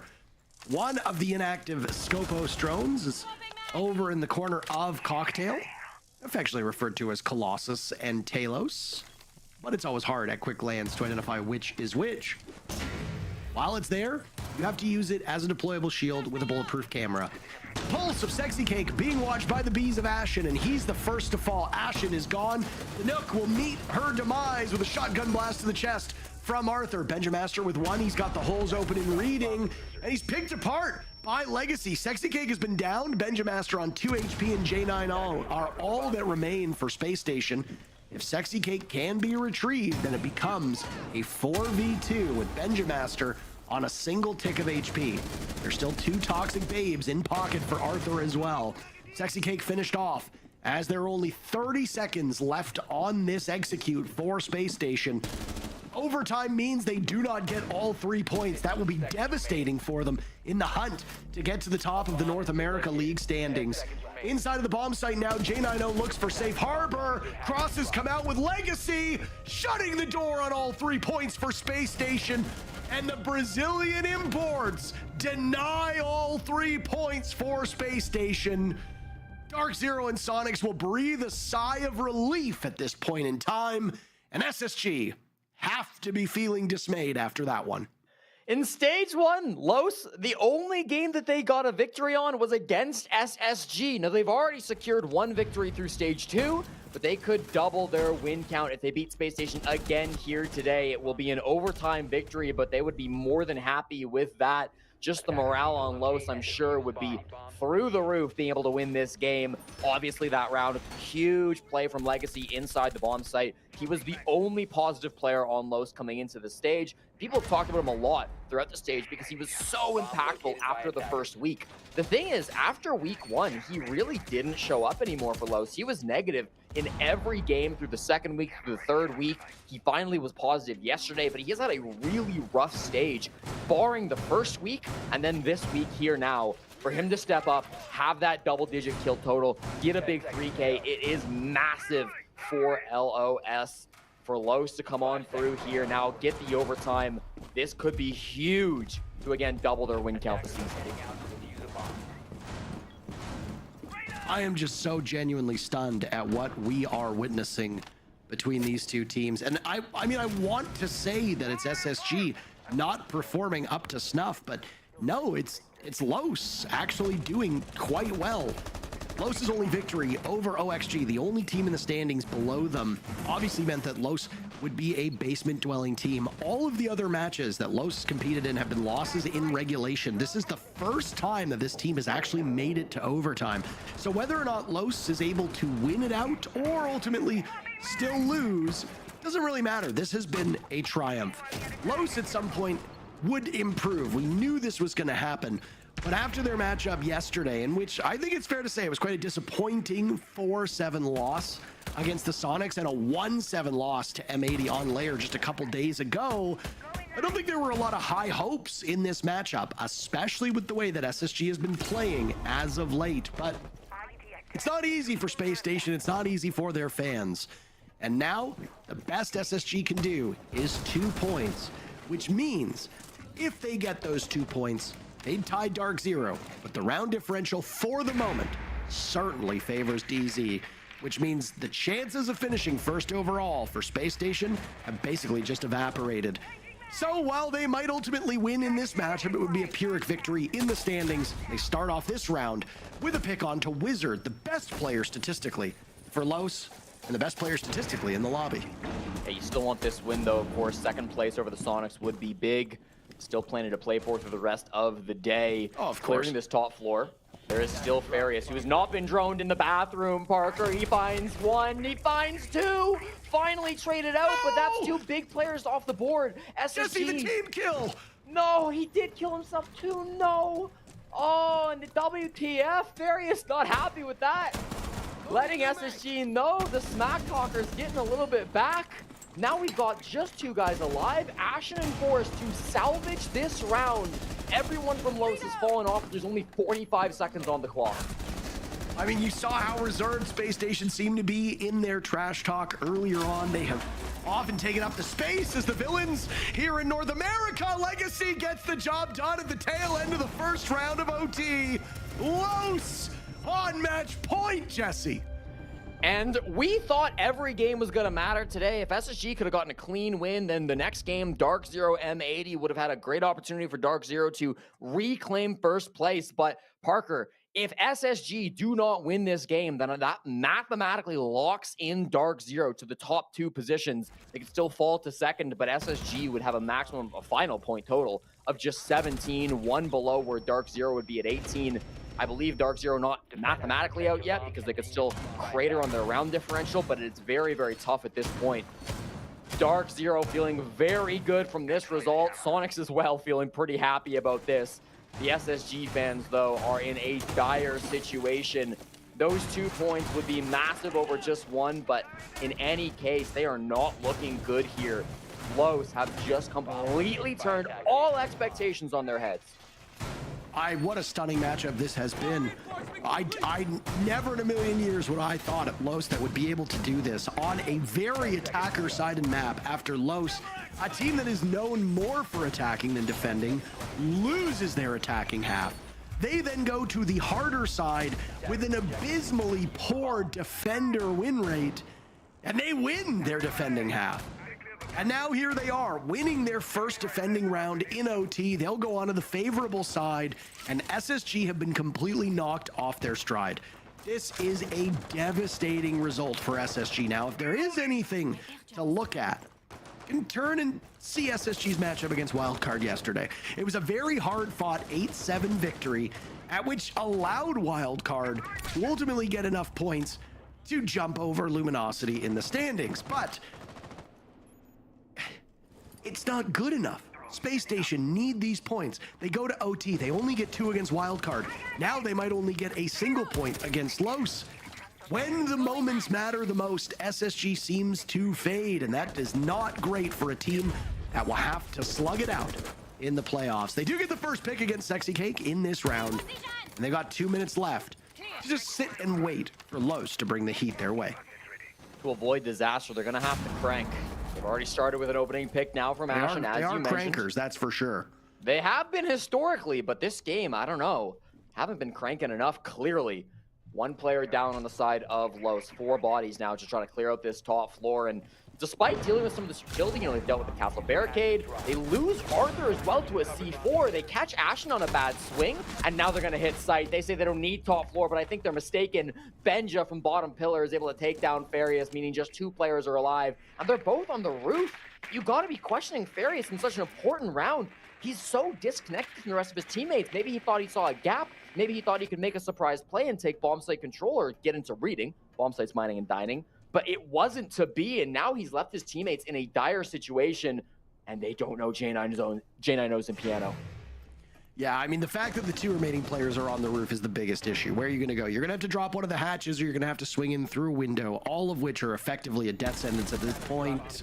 You go through freezer, J9O catches you in that position, or rather back bar, and now it's Legacy with 45 seconds to drop through red hatch. And where do you go? He doesn't have the diffuser. There's 4 players for him to deal with. A target-rich environment, you could say. SSG just need to wait. They've got him on the cam. They know that he's dropped. They know he's upstairs. They'll hear him charging away like almost a herd of elephants. And shotguns aplenty will await him. As Legacy drops, he's tied Wizards total for 13 kills. Ashen's dead, so no way for Space Station to have a player do that. Legacy yet another kill. They're just going to keep feeding them in his direction. But it seems inconceivable that Legacy will be able to pick up the 3 final kills to win the round for Low. So we're round 15, Jesse, is a certainty. Forest ensures the job gets done before the clock does it. And we're going all the way in our first match of the day. Before this game started, I was having a conversation with my favorite North American League caster, Lynx. Link was able to tell me that since Ashen came onto this roster, SSG have not had a single game of Cafe that didn't go at least 12 rounds. And of course, they've played this map a lot throughout the offseason, of course, through stage 1 as well. It's been a long time since, well, it hasn't been a long time since they played it. They played it yesterday. But it's really been a map that SSG have played a ton of. It's been a while since they've had a dominant loss or victory on this map. So maybe we shouldn't be so surprised that we're going all the way. That's less than a pixel. I didn't even see him in the slow-mo replay. That's crazy. Regardless, SSG repeating history a little bit. Just yesterday, it took 15 rounds to take down Wildcard. It will take 15 again if they want to find a win. If not, they will be locked out of first place. They will be in a desperate situation to even get second. What should have been an easy game, what all of our analysts and all of the talent and many of the viewers expected to be a simple match for SSG, clearly not been that. To lose this game would be devastating. They've got one more chance, Parker. It will be an attack on the reading room bomb site. Yeah, I did not think that this would be what we witnessed in the slightest. Just no chance whatsoever. I would have bet my house on it that Space Station would persevere, but boy, oh boy, how wrong I would have been. You don't have honestly, a house, you live in an apartment. I mean, it's really, I feel like you're not engaging with the spirit of my comment here, Jesse, you know but what? anyway. Don't lie on broadcast. Technically, you are correct, but it is a turn of phrase. Why do you do this? First is your favorite caster, and it's not me, and now you come at me with these turns of phrases, and it's fine. Either way, the point still stands. I never in a million years would have bet my card. There you go. All right, thank you. On Los being able to pull off a victory, let alone make it to overtime, let alone have SSG not ultimately just win in regulation. I 1000% would have said SSG would prevail, and man, they're going to be kicking themselves, not just for the wild card matchup, which again, on paper, SSG should have won in regulation as well, but also this Los match. It is hard to say that you are one of the best 3 teams in the league when you struggle against the second worst team in the league in a very pivotal match. And it might have just cost SSG a top 2 spot in the North American League. Farius shooting these drones. He continues to exist on the map. Extra dread mine tossed out, why not? SSG have been pretty slow through this round. A minute 30 coming up now, and they've yet to really find a gunfight. They've not cleared top floor either. We see Ben just starting to push his way in towards mining. Might have some intel inside Train. That's Wizard. Train's not going anywhere, but he will take that as some cover. The moment still, SSG, 2 Ying Candles to try to work with. Couple of flashbangs in the pocket of Fault as well. They are begging Los to swing them, and despite some small pixels being offered, Los have played very conservatively. They don't want to give anything to SSG. They're going to make this push as brutal as possible. And that's Wizard right now trying to deal with the hordes over towards red. And look at that. Fultz has gotten very close. He and J90 swinging for the fences, and both of those hits connect. One more player stuck inside of the A bomb site. Sexy Cake will look in that direction with 2 babes in pocket. That gas can do an awful lot. Not just doing damage, but also slowing them down. The wall just next to that fireplace needs to be opened up. And Sexy Cake will try to delay what might be the inevitable. Folds from far enough back. He's looking for something, anything. Opening up a line of sight now over towards White. As Sexy Cake takes a bunch of damage, Space Station could potentially have a flawless knockout blow. They've lost Forest. It's all up to Arthur to clutch this one, and it's Benja to get it done. Space Station get the 2 points, but only 2 points. They could have vanquished Los in regulation. They'll still take the victory, but the storyline at the top of NA League will only get better for us as the day goes on. Sonics and Dark Zero will breathe a sigh of relief as Space Station will be frustrated with that result. Los also had an opportunity for their second win, and they come up empty-handed.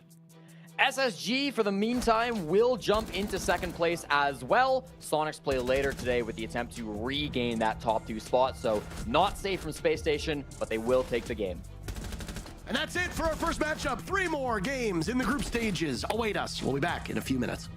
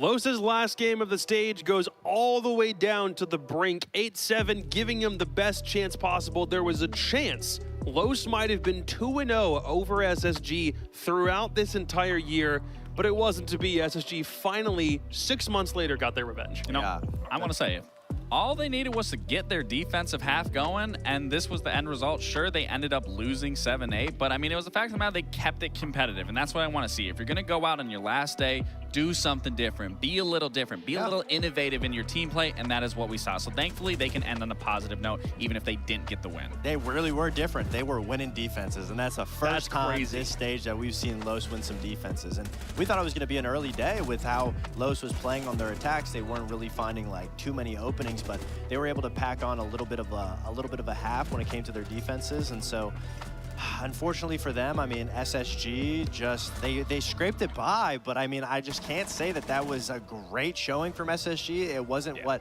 I expected them to show. They've been looking so good. Especially how much we highlighted them and how well they've been looking. I mean, I'd call it concerning letting 2 Cafe games on 2 straight days go to overtime. Like, sure, you get 4 points from everything, but that's a little concerning going into playoffs. Well, the thing is SSG going to Cafe yesterday obviously made sense, but bringing Los to Cafe today, I believe, was an element of, let's just take it to a good map, let's underestimate Los, because it doesn't really matter at the end of the day what map we go to. We are going to win, and they don't want to show too much letting into playoffs. For sure. They took them to a map that they're confident in. I mean, I think Los definitely surprised them. I mean, 9 opening kills. Los, that was the one thing that Los has been doing all stage that is really consistent and really good, is getting those kills. And then if they we talked about fixing those defenses, they fixed them today. And it wasn't enough. Yeah, it's unfortunate for Los, but I do think they can sit pretty, or at least bask in the idea that they almost doubled the amount of defensive rounds they've won all stage. They were at 7. They won 5 more of them today. They did really good in that aspect. It goes to show if they can just find success on defensive sides, I mean, they can be very competitive. We could have possibly seen a lot more 8-7, 7-8s, maybe 7-5s out of them, but their defense has just truly held them back throughout this entire stage. So again, it's good to end on a positive note that they could find success here on defense, but is that going to carry going forward? We don't know. Let's do a quick standings check just to see how this makes things a little bit more difficult at the top of the leaderboard. Space Station is now tied with Dark Zero on points, but are still behind in round differential, which puts their chances of getting top 2 all down to whether Sonics can win in our last game of the day or not. Yeah, and Sonics has the hardest game against C9BC, and so that game could literally go either way, but also with the Luminosity OXG game that we're going to be seeing, if OXG wins, they can bump themselves up to a nice 8th place, and that would put Los in 9th place. So obviously, we talked about how Los really hasn't been that much better since stage 1. And now, if they get bumped down back to 9th place, then it would really confirm the fact that nothing had changed. And that, I mean, being 8th place isn't that much better, but no, I mean, it's progress. It is. This is still the most points that Los have gotten from an NAL stage. Beast. It's just by 1 more point. It's not really like nothing to. Yeah. But, you know, again, I still want to give them their flowers. They showed up today. They kept it competitive. That is the biggest thing, where they were looking flat towards the end of this and throughout the stage. So, again, big kudos to Los for being able to keep it competitive and not just giving up, because that's the last thing I would want to see in anything competitive, is just a team that is outright done. Just be like, all right, you know, we're gonna mess around. We aren't gonna take this very serious. So they did take it serious. They brought it to a 7-8, and kudos to them. Good luck in the LCQ, Los. There is still the possibility that maybe we see them over the course of the last chance qualifier. If they use the open qualifier playoffs and take that trajectory all the way up, they could be one of the teams that we see in LCQs in 2 weeks. But if nothing else, this stage just proves you can't come to North America and tussle with NA's best. Otherwise, you're going to get the bottom end of the hammer. Congratulations to Space Station for their top 2 performance. They may still hold on to it, again, depending on the result of Sonics and C9BC. But coming up next, Game 2, Dark Zero and M80 after the break. Okay, so let me think. Oh, Dream Team. NA. Okay, I have some players in mind. I'm gonna make a full aggressive team. I don't really care about the roles, so it's gonna just make a shooter team. Ambi, Spoit, Ashen, and só troca tiro mesmo. Não lembro o nome dele. Bota aí. Diffuser, yeah, it's him. So, okay, I'm gonna... Diffuser is really good. Oh, I need one more player, it doesn't matter the team. NJR. So, my dream team is Ambi, Spoit, Ashen, Diffuser, and NJR. Coach can double up. Preciso de coach. Call out? Call out. Okay, so my coach is call out. This one could be a real slobber knocker of a game. They've got to clear out that position. Oh, no, that one through the screen as Spirit pops the head. Managing to close it out. Spirits must know that they're there. Manages to find the kill.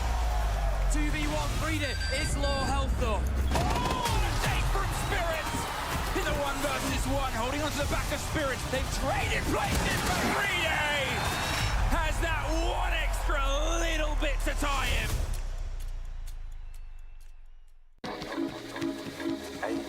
Got you tulips in a twist. Hand out boss like communist. No, I can never ever get back all the things I missed. But I'm that man that think you got the gist. Got you tulips in a twist. Hand out boss like communist.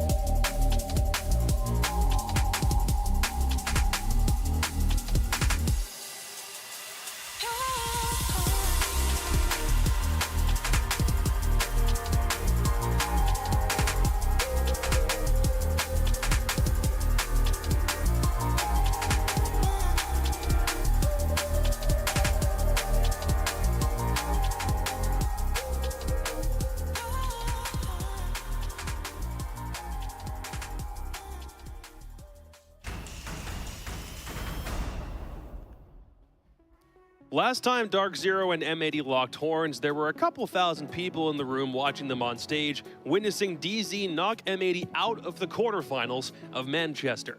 That was 4 months ago, and now both teams look a bit different, but no deadlier than they did before. And M80 was in a position to spoil DZ's position for top 2, but now Space Station have basically taken that out of the equation, which means this is just a good old-fashioned friendly with basically no stakes. And it's 2 really good teams to boot.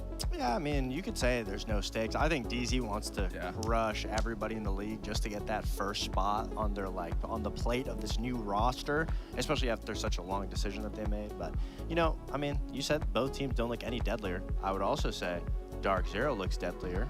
Yeah, absolutely. Especially after their last game. I mean, no, they had a 7-1. I say they looked no less deadly, was the idea. No less. Oh, yeah. They look just as good. Yeah. Just as good, if not better. Yep, that's the idea. I hear you. That makes sense. Anyway, yeah, game should be good. No, this should be a good game. I mean, M80, I think Kino put out a tweet today. This is the battle of clout, which I thought was kind of funny. And then I can't remember the 2 players he listed as mailboxes for their team. I think NJR, and then I don't know who it was on M80, but I think this is going to be a pretty good game. Definitely. They're all friends, so this is going to be pretty funny to say the least. I think the team chat is definitely going to blow up from Kino's end on this end. But again, I think it does come down to Dark Zero really wanting to solidify their first place spot to prove everyone that, you know, they were right with the changes that they made. And again, for M80, nothing really changes in terms of your playoff. So what that's going to look like for you, I think it's what, 4th, 5th is the decision that can be made from this game. The highest they can get is 4th, and they're in 5th right now. Yeah, so not a whole lot. Everything really is on DZ's shoulders just to continue to prove that they are looking great, that they can get 7-0 now, 7's a win streak. So yeah, I think more a line of pressure for DZ than it is for M80. I think it's like Dark Zero, yeah, sure, they're fighting for first place because they're there now, but they're fighting to keep it. But if you have a 6-game win streak, I kind of think you want to keep that because that's the role that DZ's been on since they lost their very first game of the stage, and we've basically forgotten it at this point. They kept it rolling against LG, 7-1 on Consulate. They took away a defensive fortress from LG and basically sleptwalked through that game. Yeah, and there's a lot on the line, I believe, for Dark Zero. I mean, if we want to go that much deeper, there's a lot on the line for Nafe because obviously he has come into such a big role, and everybody since the start of this change, since the start of this season, was questioning Nafe. Does he have the ability to lead the team? Can he even be an IGL? What are they going to do without Canadian? What's this new Dark Zero going to look like? And there was so much on his shoulders individually, and they played against Canadian in that first game. It did not go in their way, but since that moment on, Dark Zero has been unstoppable. And all the questions that everybody has been asking were slowly getting answered over time. And it went to show you, we talked about it in the 2nd week, in the 3rd week, it looks really confident. It looks like that's exactly what we wanted to see out of Dark Zero. Everything has really been working for them. And no, it's not a major spot if they get first, but getting first to them means that the decisions that they made at the start that everyone questioned, they had to sit there with everybody on Twitter saying, what are you doing? It all means that everyone has to eat their words now because they can get that first place, and it's so important to at least specifically Nafe, but I think everybody on the team. I won't even say it's been a slow showing. They've been doing it right off the bat after they lost to SQ. And then I would say the slow start is more so from their attacking sides, but as we've been seeing that towards the end of these games, those have really been looking strong. And just for the overall team play, again, they talked about they're able to be free, they're looser, the vibes are a lot higher. And especially for a DZ fan, there's no more 8-6s, 8-7s, 7-5s. Like, they're closing these games out very convincingly and doing it very well so. DZ with no overtime games is crazy, by the way. Yeah, I'm glad you said consistently, because we'll show you a graph exactly of how consistent Dark Zero has been. Literally, stage 1, this is with Canadian, the man that got dropped from the team, and this is stage 2. Now, this was kind of bad. This may be apples to oranges. Obviously, it's not all on Canadian's shoulders, but at the end of the day, the consistency and the new life that Kobe Lax and the rest of the team have been able to bring in, this is hints of that Brazil roster when they first got Nafe. It's finally his full team to be able to pick apart and play with, and they have every single element that they need. And you can obviously see that 6-0 could be a 7-0 today. Well, what's interesting too when you look at that stat line, and obviously throughout DZ's history, is they always kept to their play style. It was a very dynamic play style, and you knew that was a DZ play style. Whereas this one is completely different, where it's actually adopted the meta, and I think that's what's really why you're seeing this transition of a 6-0 versus starting out with 3 wins versus ending it now with a possible 7th win. Right, they're riding the hot hand, which is phenomenal for this stage. But the question will be if they were to go to the major when they get to playoffs, even just next week. That's the biggest thing too. What does that look like when you start getting in best of 3s in international competition? Will they still be as hot? Or can M80 actually knock them off their stride a little bit? Can they end the 6-game win streak that Dark Zero has started? They won themselves on Lair, but it was 2 days ago. They didn't even have to worry about playing yesterday. They knocked off Los, and it was a similar story to Dark Zero's victory yesterday. A 5-1 first half, blew through a lesser opponent, and they locked in playoffs. And hey, snapping DZ's win streak would be pretty great today. Hey, even being a lesser opponent, they were the team to get the first 7-1 of the league in NA. So you can't discredit that, to say the least, and especially the performance that Los put up here.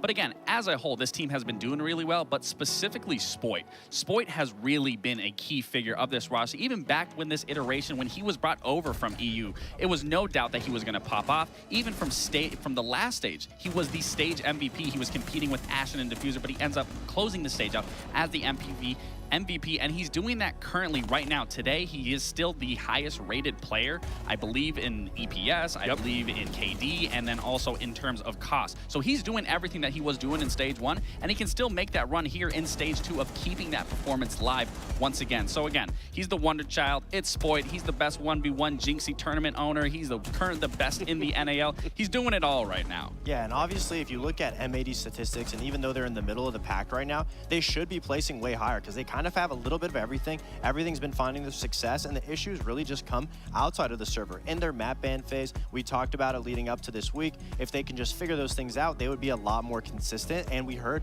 that the players, obviously, when they have individual talent, but when they play on big maps, they are very split up. And so if they can just figure that out and also improve on those bigger maps, then we'll see them a lot more consistent in the best of 3 playoffs. It's actually kind of funny that you wanted to talk about him because he was also the guy from M80 that we sat down with earlier this week to just talk about Super Week and how we thought the team was doing. So, hey, coincidence is great. Roll the tape. Hi, my name is William, also known as Spoit, and I play for Team M80. The group stage so far for M80 hasn't really gone perfect the way we wanted it to, but it's better to get the mistakes out of the way early in the league rather than late in the league. Some of the issues we've been having is our attacks. Obviously, we've been slacking a little bit, some hiccups here and there. Just looking over the mistakes that we, did on game day and, reviewing them and just, fixing the small pieces to, make the whole puzzle work. Right now, what is going very well for us right now is just the way we work as a unit. I feel like we play off each other very well. M80 has always been like a team with very good strats. We have like some of the best strat coaches in the world. Them two working together as well with Cameraman and Citizen. It's just like a good bond all together with a lot of like-minded people. We do things outside of the game. We live in the same house right now here in Austin, Texas. We go on dinners together. Team-wise, yeah, definitely a bunch of cool guys outside of the game, inside of the game. This stage specifically, Cameraman has been going crazy on the entries. I don't know what that guy eats for breakfast, but whatever he eats for breakfast, I need that ASAP. We have our little rivalry going on now with C9 Beast Coast. Me and Gunner go back and forth a little bit. So that's always, funny to watch, and, we're good friends and all. I would like to rematch SQ. I think we could, play a way better game than we showed during that time. A lot of mistakes that, were silly, and, we looked over them. So, yeah, definitely looking forward to seeing them in the playoffs, maybe, yeah. I'm pretty sure we can still finish top 2, so I guess that is the goal. I mean, obviously top 2, then you get that bye in the first round in the playoffs, so that obviously is a helpful to, not show, 3 potential maps. Just taking it game by game and, doing our thing, yeah. It's a little unfortunate that they can't place top 2. And like I said, they only can place 4th is their highest that they can get to. But still, I think it's important that, he doesn't love the environment here. Obviously, bringing on Cameraman has been a tremendous help, not only for him, but for the team as a whole. And obviously, him talking about with Citizen and him meshing together with Cameraman. I mean, everything's been looking really good. And then obviously the iteration of Hyper. But for Spoit to be giving everyone that credit and everything, and him being the star, the MVP of the stage right now, sure, you gotta love that from him. I mean, he's the vibe guy of that team as well as Kino. So it's always good to hear from Spoit and just you know, and to also reiterate of him talking about that they're working out all their problems throughout the stage, that now they can go into these playoffs with a little less on their shoulders. Yeah, the playoffs is the big factor for every team, and obviously I think M80 is going to be a real threat when it comes to those best of threes. They can use a lot of their map pool, and so far we didn't get to see too much out of them throughout the season, which can benefit them in playoffs. They've been able to hide some stuff, and hopefully going into it they have more to show. But today, I mean, if they can take a win off DZ, it'll make everyone feel a little bit more confident with them going into playoffs. Also, I really like their new jerseys they're all wearing. You like the jerseys?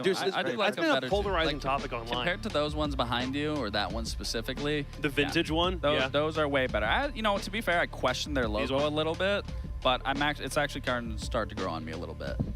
The old race car design is cool though, like the classic race stripe type of idea. Yeah, it's a good look, man. Good jerseys, M80. Good stuff. The map being bank makes a lot of sense to me for Dark Zero to want to go to it. M80, I think, is sticking on this path of it's not really going to change anything for them, so they're going to a map they've already shown. Yes, we've saw some issues of them. A map that they'd love to recover, because that Space Station game was kind of brutal. I mean, to be fair, like I think I was going to say, I think SSG just played a really good game of Siege. I don't think no matter what, M80 was not going to find their footing in that game at any given point. No shot for that team overall. Like I said, there's just some situations when a team is playing that well a game of Siege, you're just not getting your foot in the door. To be able to change a whole identity of a map, which is what M80 really needs to do on these bigger maps like Labs and Bank, it takes time to do that, and I don't necessarily know if they would want to show a new identity of that map before playoffs. So I'd imagine they're still going to probably run the similar things, maybe just play a little together, maybe just do a bunch of strats off the fly and try their best to beat Dark Zero.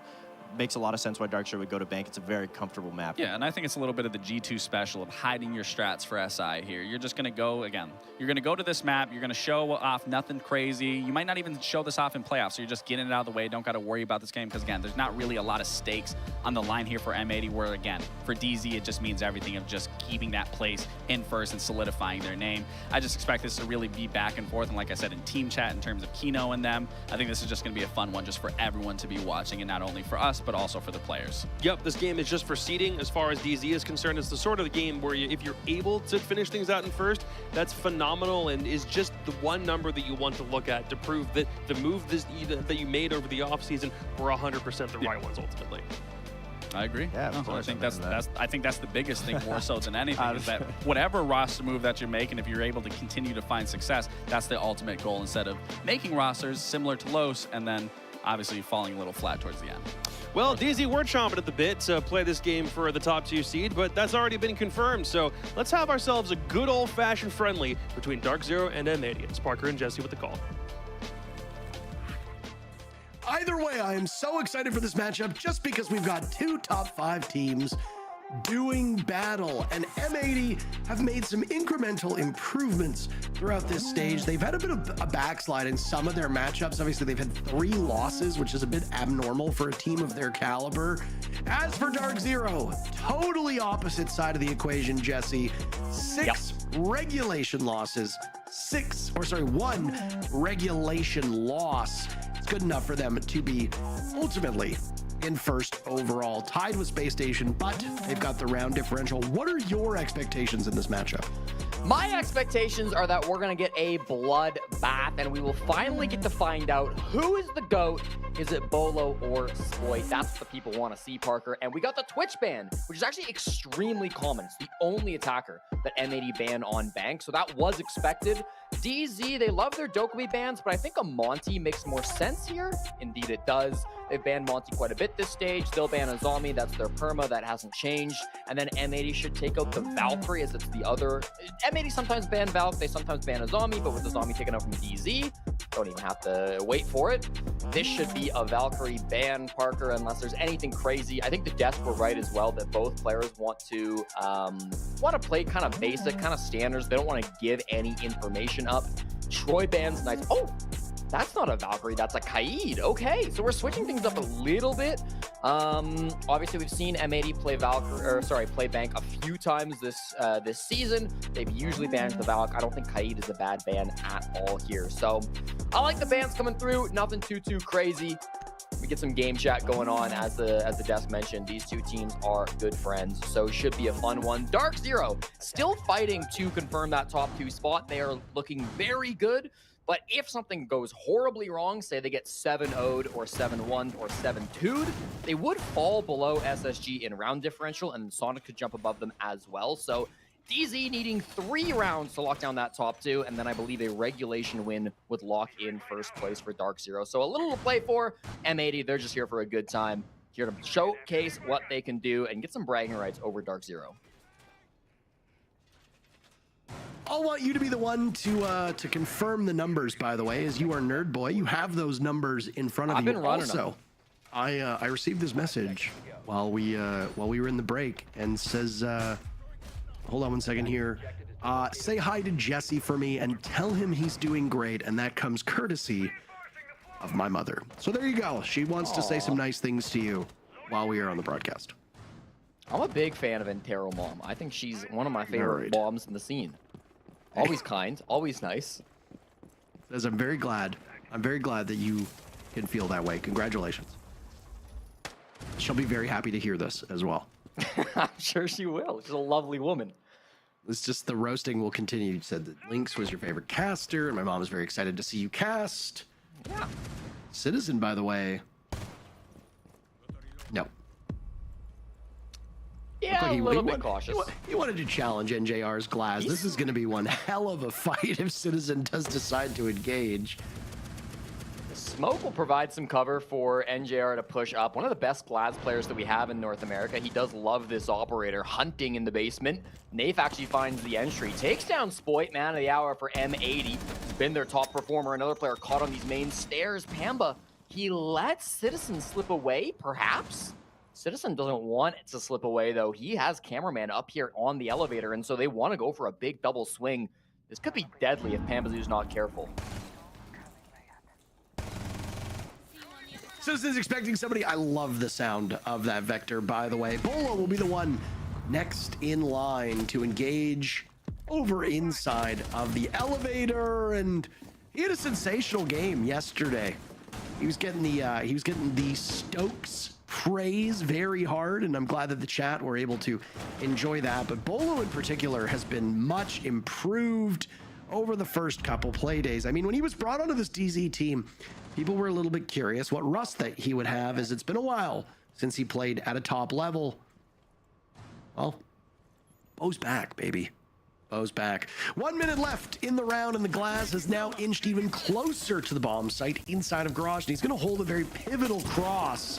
All the while, DZ goes to work at the very conventional plant spot. Nafe tearing through it with the Selmas, and he'll have an opportunity to try to get that diffuser down. Still 3 toxic babes in pocket of Kino.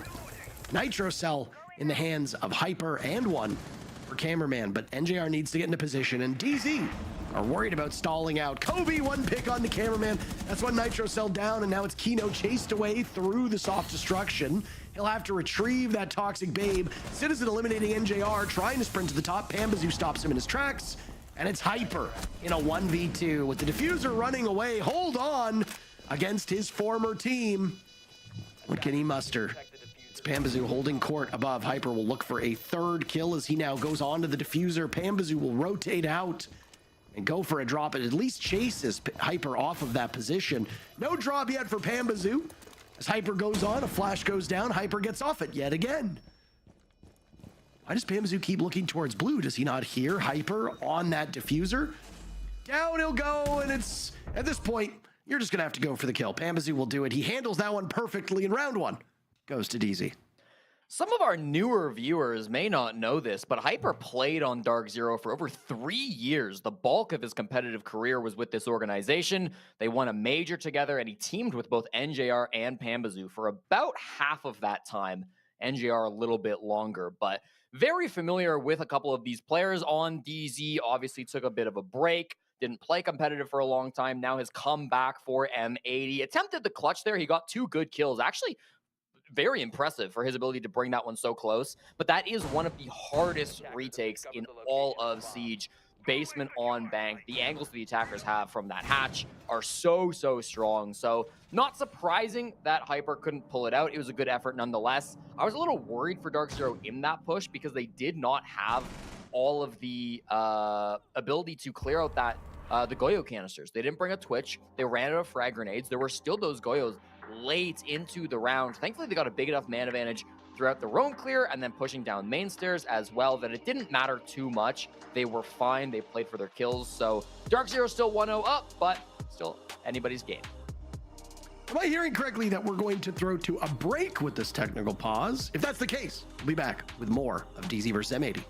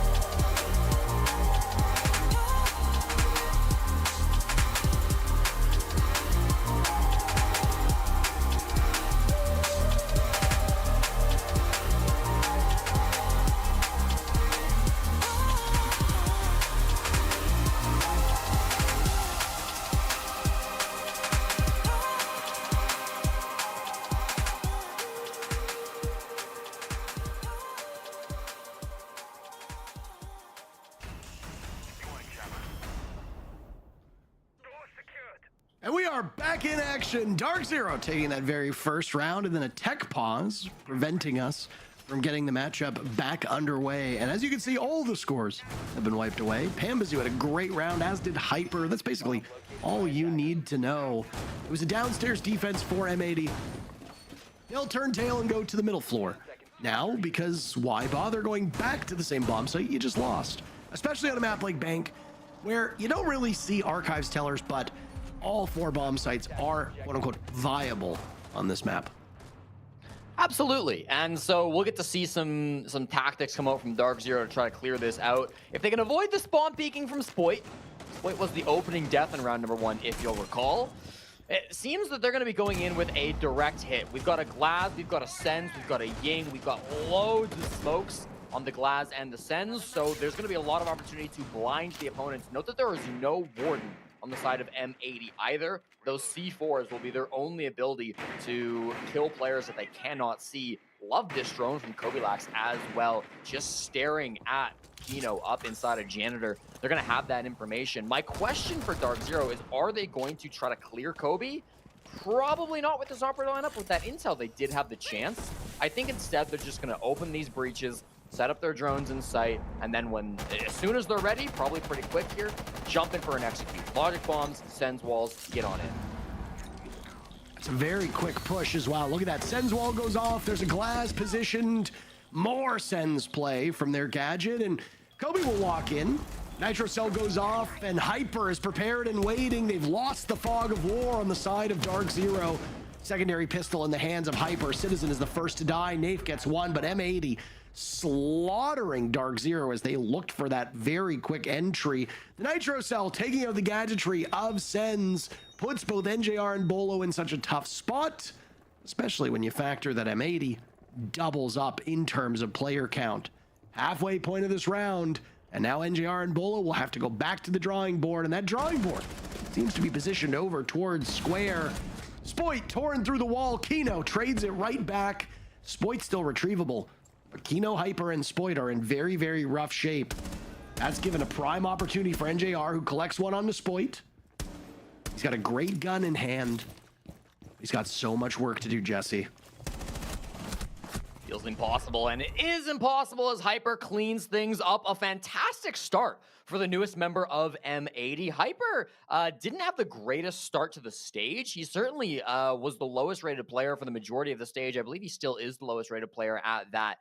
But throughout this last week, yesterday and today, Hyper has been exceptional. Not yesterday, I believe the day before, for M80. His most recent couple of games have been very, very strong. So nice to see Hyper showing up big, of course, countering that Sens play, being able to get that pistol shot, the secondary one, onto the Sens player of Nafe as well. Sens, just not a great operator with that round loss. Yeah. Their win rate will fall to 25%, 1 win, 3 losses. Undoubtedly one of the weakest attackers that we have in Rainbow Six Siege. The problem with Sens, Parker, is that the wall just has so many counters. The fact that it can be blown up by Nitro Cells and impacts means that it's pretty much worse than a regular smoke, unless you have a very specific line that you want to cut off, as DZ did there. It's oftentimes not a better choice than just bringing, say, a striker or any other operator with smoke grenades. And so we saw that from Dark Zero there. It didn't immediately punish them, the fact that they were able to destroy that Sens wall, but DZ just couldn't really get anything going. The angles for the Glaz weren't great, so you know what? They tried an interesting push. It didn't work out. I don't think DZ are going to lose sleep over it. No, I'd agree with you there. I mean, I really liked the chances that DZ took on that round, but as we often see with that double door quick execute into open area, if the defenders can get the early pick, that pretty much solidifies the push as a fail. Dark Zero experienced that the hard way. The Nitro Cell obviously counters the gadget because it blows up the wall, which is the huge thing that you need to hide behind and have the Glaz do some serious damage on. I mean, you only got a single pick in that entire execute. Dark Zero really behind the 8 ball when it came to that push. Try as they might to salvage it, it was just, there was way too much for them to do, and you can take control of the top floor, but the defenders are just going to sit there and wait, and as long as you don't peek them 1v1v1, you're typically going to find yourself in a very successful situation, and that's exactly what happened for M80. Now M80 will go back downstairs. They weren't exactly the most successful here before, but a huge part of that was a lack of control on Garage, and then a push that swept through the main part of server, and well, it's a completely different execute here from Dark Zero.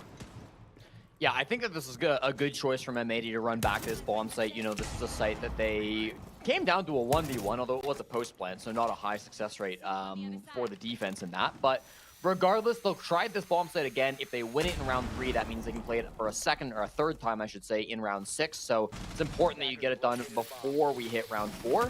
They filled the site with Goyo canisters. Again, M80 banned out that Twitch. It's not on your HUD because of the rehost, but Twitch is not available in this game. So, of course, that makes clearing out those Goyo canisters very difficult.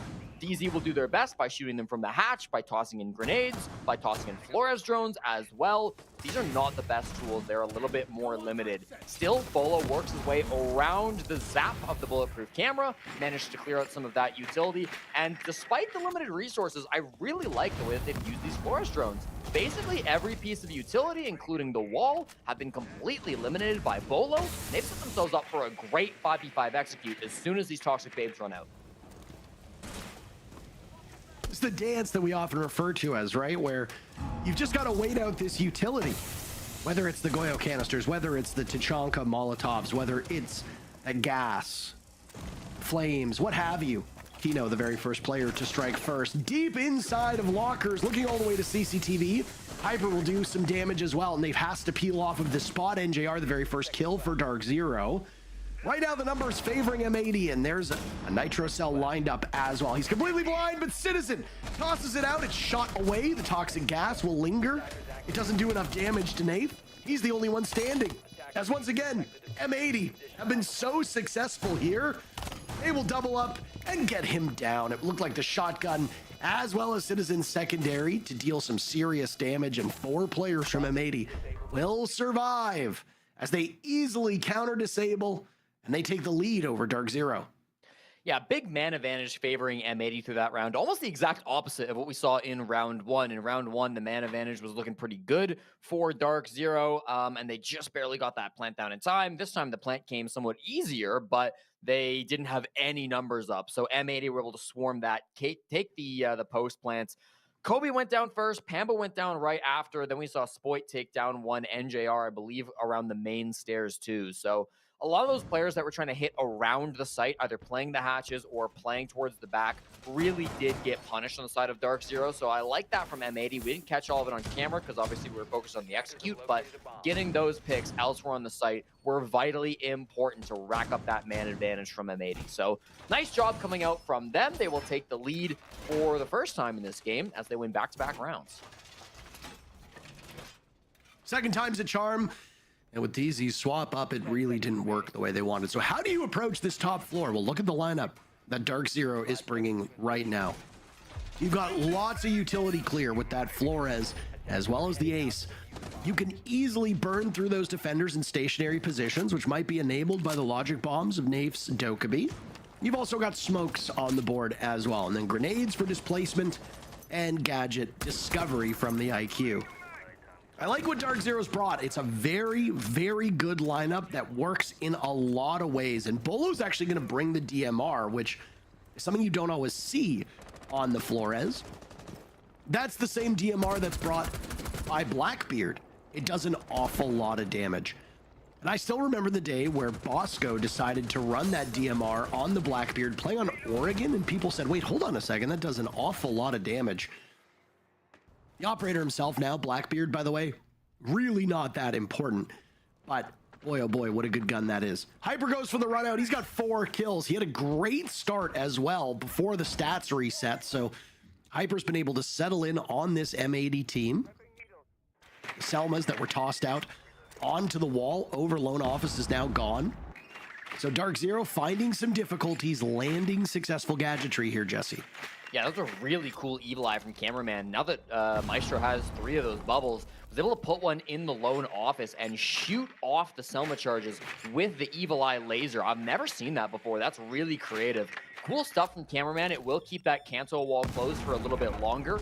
Certainly that could be dealt with, but it's going to mean a big rotation. There's the camera now, Pamba.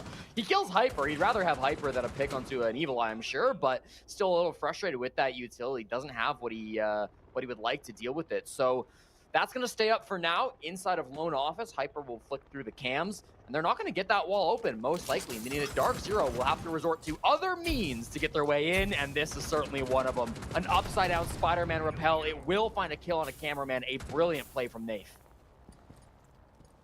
Nafe has had some very pronounced struggles so far this stage in terms of killing. What he brings to the table, though, is usually leadership. Not this round, though.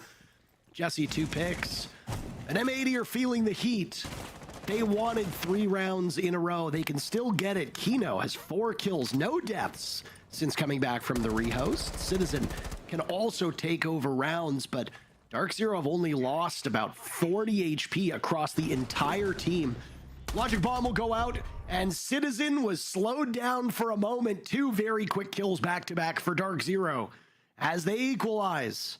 That top floor execute looking pretty good, and it turns out that while their gadgetry wasn't exactly where it needed to be, their kills certainly were, and that's something that for this stage, DZ has really not had a problem with.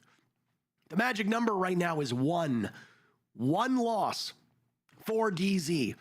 It came against Sonics. And it was DZ's very first match of this stage. Playday number 1, DZ has the day off.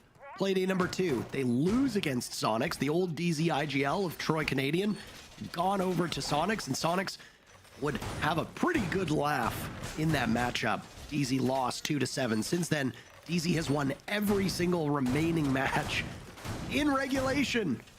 That is quite the streak that they are on right now. 6 victories in a row. They're looking for 7 in a row, and if they can pull it off, they will guarantee themselves first in the NA League. Nothing the Sonics can do to close that gap, as they would be 4 points back, and that is too high of a number to do in a single matchup.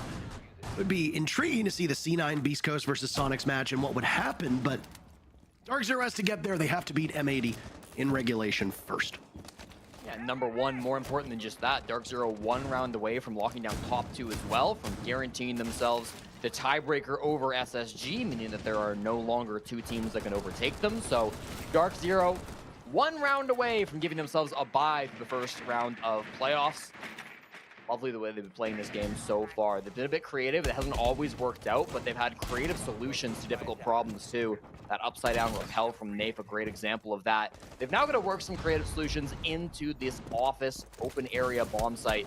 Open area cafeteria will be the goal. This time the Kanto wall gets opened without any problems. Not as many resources dedicated from M8 to keep it closed. Hyper is on our newest operator as well, Scopos. Could try to do something sneaky. Currently just playing in cafeteria here. Doesn't want to get Tutu out of the blue, but can move around if he needs to. Can rotate to that second off, and here we go. The Blitz is in archives and giving a horrible time to Citizen. 2 kills for Nafe. We say his name, and suddenly he is dominating for Dark Zero. He's got the diffuser now as well. And amidst the smoke, he's going to plant that one. Soft destruction for Cameraman as he goes for the drop. Pambazu eliminated by Spoit as the timer will now run. Whatever remained in the round is gone. Cameraman firing away to try to keep this one close. That shield still on the board means that if you can isolate a pick, the Blitz will be so good. Kobe's in the corner. They don't seem to know he's there. Cameraman closing in. He wins the duel. Numbers will be even yet again, and Nafe is far removed from that diffuser while Bolo will find his way to the top blue. I don't necessarily like how far removed Dark Zero are from the objective. Bolo will be a sight line away from picking them off. Shooting through the barricade, down goes Cameraman, and now it's Spoit to deal with the shield and Bolo as the Blitz runs ever closer. Spoit just continuing to keep him at bay. And he's as good as gone. See ya later. DZ wins the round. They regain the lead. They've got 3 rounds in the first half. 4-2 is definitely possible. Winning a 1v1 against Spoit certainly is easier when you've got a Blitz right in front of you blinding him, isn't it, Bolo? Nice little post-plant victory from Dark Zero. Obviously, that's going to be good enough for them to secure their top 2 spot as well, meaning that they are the first team to do so in the North American League. big for a team that a lot of people were making fun of, were laughing at after they lost embarrassingly in their very first play day against their former team member of Canadian. Dark Zero that first week looked really rocky. People had a lot of doubts over if this team would make it even to playoffs, and with how they've turned their season around so quickly, Dark Zero have proven everybody wrong, bouncing back dominantly. Now they just need to secure that first place in the group stage, and they will have done everything that they could possibly have done since losing in the very first week. Beautiful stuff coming out from DZ. I like that execute quite a bit. Of course, just roam clearing around the map, making sure they were always set up in the right positions to maintain their post plants. Back-to-back rounds, DZ wanted to go for a plant in cafeteria. They wanted to get that same plant down. This time they did it with a bit more conventional means, and it worked out beautifully. Yeah, I mean, DZ's been a very innovative team so far this stage, and, you know, I said this in the matchup just 2 days ago. Whenever you talk about the Sonics and whenever you talk about Dark Zero, you always need to mention these IGL changes, right? Nafe on DZ, Troy, formerly of DZ, now on Sonics. This has been a very good change for both teams. DZ has improved since Canadian went off the roster. Sonics have improved since Canadian joined the roster. And it's really nice to see when these two teams can make a move like this that seemed quite acrimonious to start. Canadian was obviously not happy with that. Him and Nafe kind of chewed the fat between each other when that roster move was made, but it has inarguably improved both of these teams. DZ better for it, Sonics better for it, and this round in particular, DZ are better for it as well. As Citizens having a rough go of it, 1-4 to start this first half, ignoring the stats from the very first round as well, but me oh my. Bolo eliminating Cameraman. This looks like the first half is going to go in favor of Dark Zero. For a map like Bank, Jesse, it's only been played a single time prior to this matchup, and it was a very defender-sided match. 7 rounds won by the defenders to 3 for the attackers. That is by no means a proper look at the way that this map will be played, and right now, Dark Zero inarguably looking like the better team. Is it just an attacker-sided map? We'll find out when the side swaps, but DZ in a 5v2 with just a little over a minute to go, you're in good shape to ride it out for the rest of this map.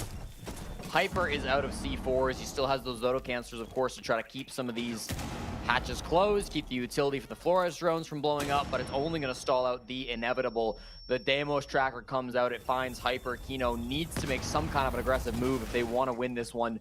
It is looking dire, but Kino knows what he has to do. He walks up the main stairs now, thinks better of it. He's trying to bait a push. There is a player just up above him. Maybe could go for a swing there, but I don't know if anybody on Dark Zero is going to feed that bait.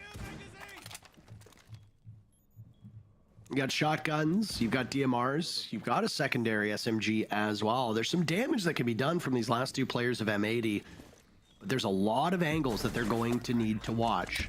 Only 1 toxic canister remains. It's been thrown out. Bullets will whiz by through that soft wall. There's a flank coming in, an unfortunate team kill, but it's all for naught.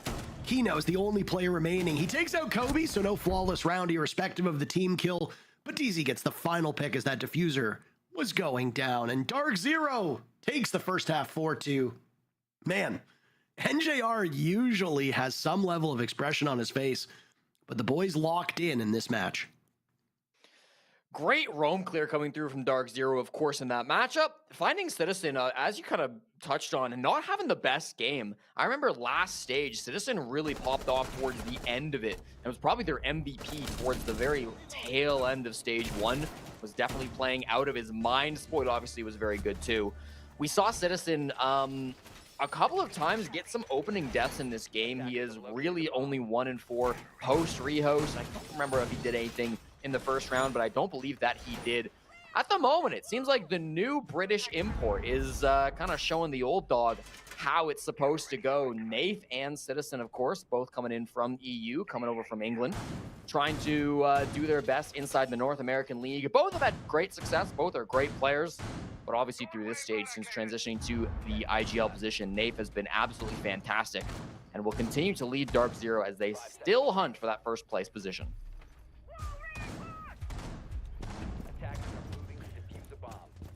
Well, if the only play so far is any indication, then this is a better side for Dark Zero, but I mean, let's not fool ourselves. I'm not going to try and treat the audience like idiots. Yeah. The numbers do not properly convey where Bank is. just based, obviously, on the play rate. But if we venture over, I am still very sick, by the way, just in case anybody's curious what is going on with my voice as to why I sound like I have swallowed a frog. Bank has been played 23 rounds in Europe so far this stage, and it is about a 50-50 map. So we have no real better idea over there. In Brazil, that is not the story, though. In Brazil, it has been played 60 rounds. The third most popular map after Chalet and Clubhouse. And guess what? It's still a 50-50 map, 48 to 52%. So there really is no guaranteed better side. Usually, the better team wins. And through that first half, it was Dark Zero. Based on the way that they've played so far this stage, Dark Zero statistically is the better team over M80. If you look at the points, M80, 12 points, Dark Zero, 18. They have clinched a top 2 spot. And, man, they could be putting this one away pretty quickly. I like what they brought on defense, but they've already suffered the first casualty. Spoit eliminating Nate. That's a very quick one. Citizen finding Kobe as well. And another on to Pambazoo. They were not expecting the Nook to be so close. Dark Zero have one player left with 1:20. Hold on. God damn, what a fast start for M80. A flawless entry. And it's done in the first minute and 40 seconds. That's the tempo that you want to set when you've got ground to make up and you know that the second half might be a little bit trickier. DZ have their work cut out for them after that round. DZ seemingly unaware as to where those entries were coming in from M80. I mean, we saw the POV of Citizen on the Nook, hit 2 great shots. Pambazoo kind of wandering in, though, unaware of where that kill would happen. I think he was very eager to trade his teammate, but didn't know where that kill came from. They didn't have time to communicate that by the time that we saw Citizen getting that second kill. So beautifully done. Here are the shots now. One finds the Capcan traps, then deals with Pambazoo. Beautiful job from the player that I was just talking about struggling throughout the last couple of rounds. Typically, he's been a bit better on the defense. He's actually a top 10 player when you just look at defensive stats inside the North American League. But maybe he's feeling a bit different today, Parker. Maybe he's deciding to switch up. And yeah, he wasn't exactly participating as much on the defensive half, but on attack, now it's his time to shine. Yeah, a player like Citizen is always somebody you have to worry about. He can be 1-8 on the day, which admittedly happens very infrequently, if almost never, but yeah, he can still drop a 4K in a round and then get a 3K the next round, and oh, look at that, he's 8-8. Wow, what an incredible performance by him. And that's honestly why a player like Citizen always finds himself landing on the top teams. He goes from winning a Pro League final with Na'Vi over to G2 in a pretty big splash. He jumps across to Sonics on a team that looks like they can easily compete against the best international teams. They were one of the best North American teams, though they weren't able to find the success at a top level that they wanted in NA. And now he's gone over to this superstar team of M80, which again has had probably more struggles than Citizen had on G2. But what can you do? M80's roster right now, I would argue, looking like the best that they've had up to this point. If they can win here against Dark Zero, this would be huge, not just for the standings and not just for Sonics, but would also be huge for their own momentum as they want to try and climb up those standings. They can't get into the top 3 at this point. The top 3 are locked in. Sonic, Space Station, and DZ will finish 1, 2, 3 in some order. But M80 could vault over Cloud9 Beast Coast, and then depending on what happens in that C9 Beast Coast Sonics matchup, it could be M80 finishing in 4th. A reminder that M80 started the day in 5th, and there's still the possibility that they could finish there as well. Great intel coming through on the guy just in front of the front office. Kino's got a drone up here as well. Once they start walking the blitz up to the top floor, it could be very, very difficult for Kobe to stay alive. He's the one that's trying to exist in this position. He knows he's spotted as well, but he does take the swing, loses to Citizen regardless. So an unfortunate opening death coming out from Kobe. He will not be active for the rest of this round. One player down below, that's Nafe. They're not going to worry too much about him because they've got the cutoff. It's Cameraman down on the main floor to be able to find that kill from the outside garage. A long angle. That's a 2-man lead, and Kino is barreling up the main stairs. Oh, M80 in control at the moment. They have another player in their line of sight. The legs of Bolo seen. NJR with not just 1 kills, but 2. He and Pambazoo will have to clutch out this round if Dark Zero want to be successful, if they want their lead to be maintained. If they're not, it's M80 tying things up. Hyper doesn't expect Pambazoo to be this close, and now Pambazoo will get aggressive towards the stairs and catches Cameraman looking. Spoit now in a 1v2 clutch. He'll swing on in. Surely they must have heard that. Repelling is by no means a quiet part of this game. 15 seconds left. To hunt for kills, he sees one over in conference. Gets NJR, almost gets Pambazoo. Good lord. Only a player as mechanically skilled as Spoit could have almost pulled that one off. DZ wins the round, and the comeback from M80 will need to wait not just another round, but also through this timeout, because DZ will stretch their lead to 2 rounds. Yesterday on Twitter, Pamba told Kino he was charging him 10 grand for any shotgun or shield kill that Kino got in this game. Kino responded to that tweet saying, "Don't worry, I don't play either of those."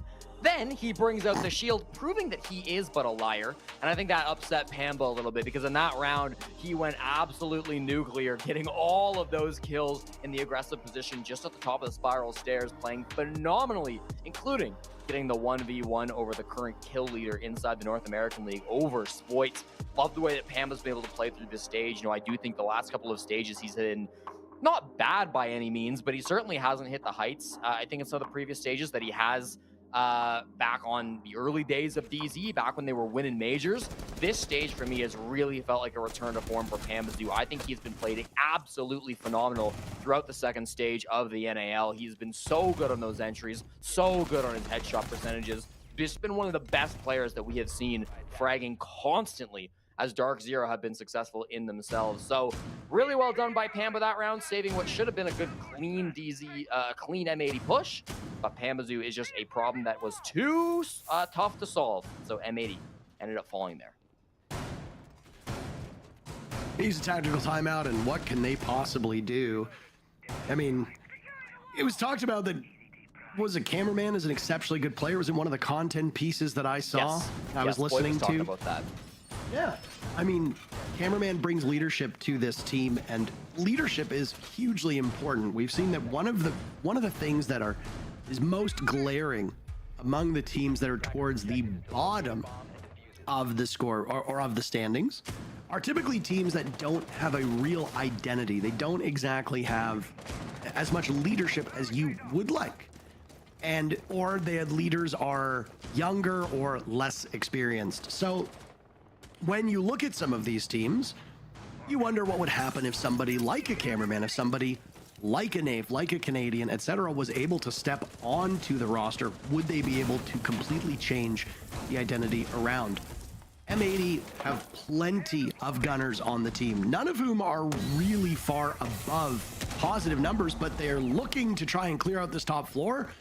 Have they got it done? Yes, it is. Multiple players from DZ just scrambling off of that top floor, heading for the hills. Pambazoo taken down. Nafe will follow. Cameraman picking up a double. I have no idea where these players died from. Oh my, both on the stairs. Damo's still on the board. Zero still on the board. A Blitz still on the board. And Dark Zero now only have 2 players remaining as NJR has been dropped. Spoit's taken out. NJR might be retrievable, but it's just Kobe and Bolo at the moment on their feet. Yeah, 2 good players to have, though, I'll say that. Wanting to get match point in the bag for Dark Zero. They've got 40 seconds plus a minute to try to hold on. That's 100 total. This is a problem site that can be very difficult to hold on, though. There goes a C4. Takes down Kino. A good start. Kobe lands that one, looking for the follow-up, too. He knows he's going to be pressured with his position revealed. He's on multiple drones at the moment, too. At the same time, Bolo getting tracked by the Deimos. The Deagle comes out, but Kobe will be a little bit secured. He's now going to have to clutch a 1v3 as his teammate of Bolo has fallen from the vertical angle.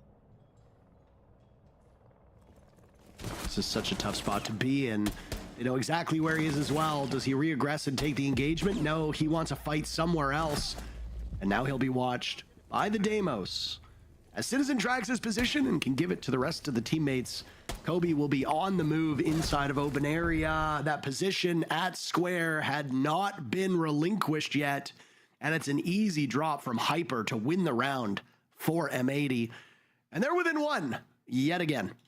It's funny, I believe the exact praise that Spoit was giving to Cameraman before the season started was that somehow, despite being an IGL, he was killing it in the opening engagements. And starting that round with a 2K, you kind of spoke it into existence, Parker. The 31-year-old captain from the suburbs of Sao Paulo, starting them off so good in that one, obviously getting the man advantage so strongly in the favor of M80. Made it very, very difficult for Dark Zero to come back. Despite some great efforts from Kobe Lax, thought he played well. Bolo, a strong performance too, but just not able to bring it back. The Deimos, I find, is such an oppressive operator because it can be so good in the early round for tracking down those roamers, but if you can have those gadgets still active in the late round, it makes it almost impossible for a team that has low on numbers or has given up the bomb site to make a comeback. Beautifully played by M80. They're within one. These teams are very evenly matched through this bank matchup. And again, when you look at a 50-50 map, a 3-3-1/2 is expected. That's good news for Dark Zero, because if they win 3 rounds through the second half, that's it. The game is over. They end up with their 7 points, and they do it in regulation. It doesn't matter if it's a 7-5 scoreline. That's irrelevant. I mean, obviously it will be a little too close for comfort, not just for themselves, but also for their fans. But you still pull away with those 3 points. You grab first overall. If you go to overtime, that's where things get a bit murkier. Sonics are 1 point back of Dark Zero at the present moment. If DZ goes to OT, they guarantee themselves at least another point, which means Sonics will have to win in regulation or win in overtime with a better round differential. Against a team like Cloud9 Beast Coast, a victory is far from certain. It's expected based on the standings, but I mean, we didn't expect Space Station to go to overtime against Los, as an example. The unexpected can absolutely happen. Let's see if we get there, and we can talk about numbers later on, because we're a minute into this round, Jesse, and Dark Zero have already suffered the first death. Goodbye, Pambazoo. That's a long time to play into a 4v5, and Citizen was on the hunt. Multiple players from Dark Zero looking for another kill. Now over towards Printer. Cameraman eliminating Kobe. Bolo firing away, but M80 just hitting all of their shots. Is this sloppiness from DZ on these fights? They continuously come up empty-handed. Yeah, bomb site's in a basement, by the way. We've got gunfights all over the map, but none of them anywhere near where the site is at. Dark Zero, in less than half the round, have lost a lot of bodies, and I don't know that they were wanting to run it like this. The problem is they ran an attacking defensive lineup that doesn't have any plant denial, really. A little bit of Toxic Babes, but because they didn't have that, they knew they had to get aggressive in this early round. That was the game plan from the start. But as things get worse and worse, the need for aggression becomes greater and greater. Now hold on, because NJR with a pick onto Kino will grab the defuse kit and down it inside of open area. The Deimos will force him to retreat though, and so he has now just 1 minute to stall out. 3 Toxic Babes in his pocket. The problem is the intel is so good for M80. NJR again being watched by this Deimos. A smart idea to keep those depth tracks towards the very end of the round, but these SAS operators with a shotgun, they can keep it close, and the Deimos has gone around the corner. He's got a shotgun of his own. The same shotgun, in fact, but it's Spoit to get the job done first. Tie game as M80 have taken their time out and have new life. This is a ball game between these teams.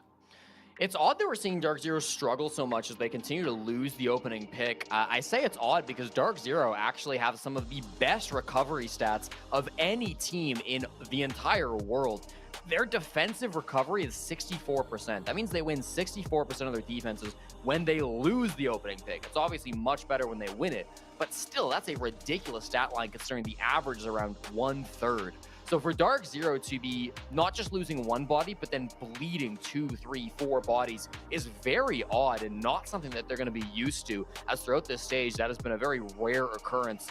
Recognizing that it's happening a bit too much now, they will call their tactical timeout. You've got to give props to the players on M80. It feels like the cutoffs have just been so good here on Bank. Anytime a player finds themselves in a tough position from Dark Zero, it gets even tougher because there's somebody on M80 holding a window on rappel, wall banging them from halfway across the map, making sure they can't make it back to site, making sure they can't make it back to a teammate for a trade. They're always so clean and making sure if they see a player, they kill a player. And so the ability for Dark Zero to be slippery to escape has really not been there.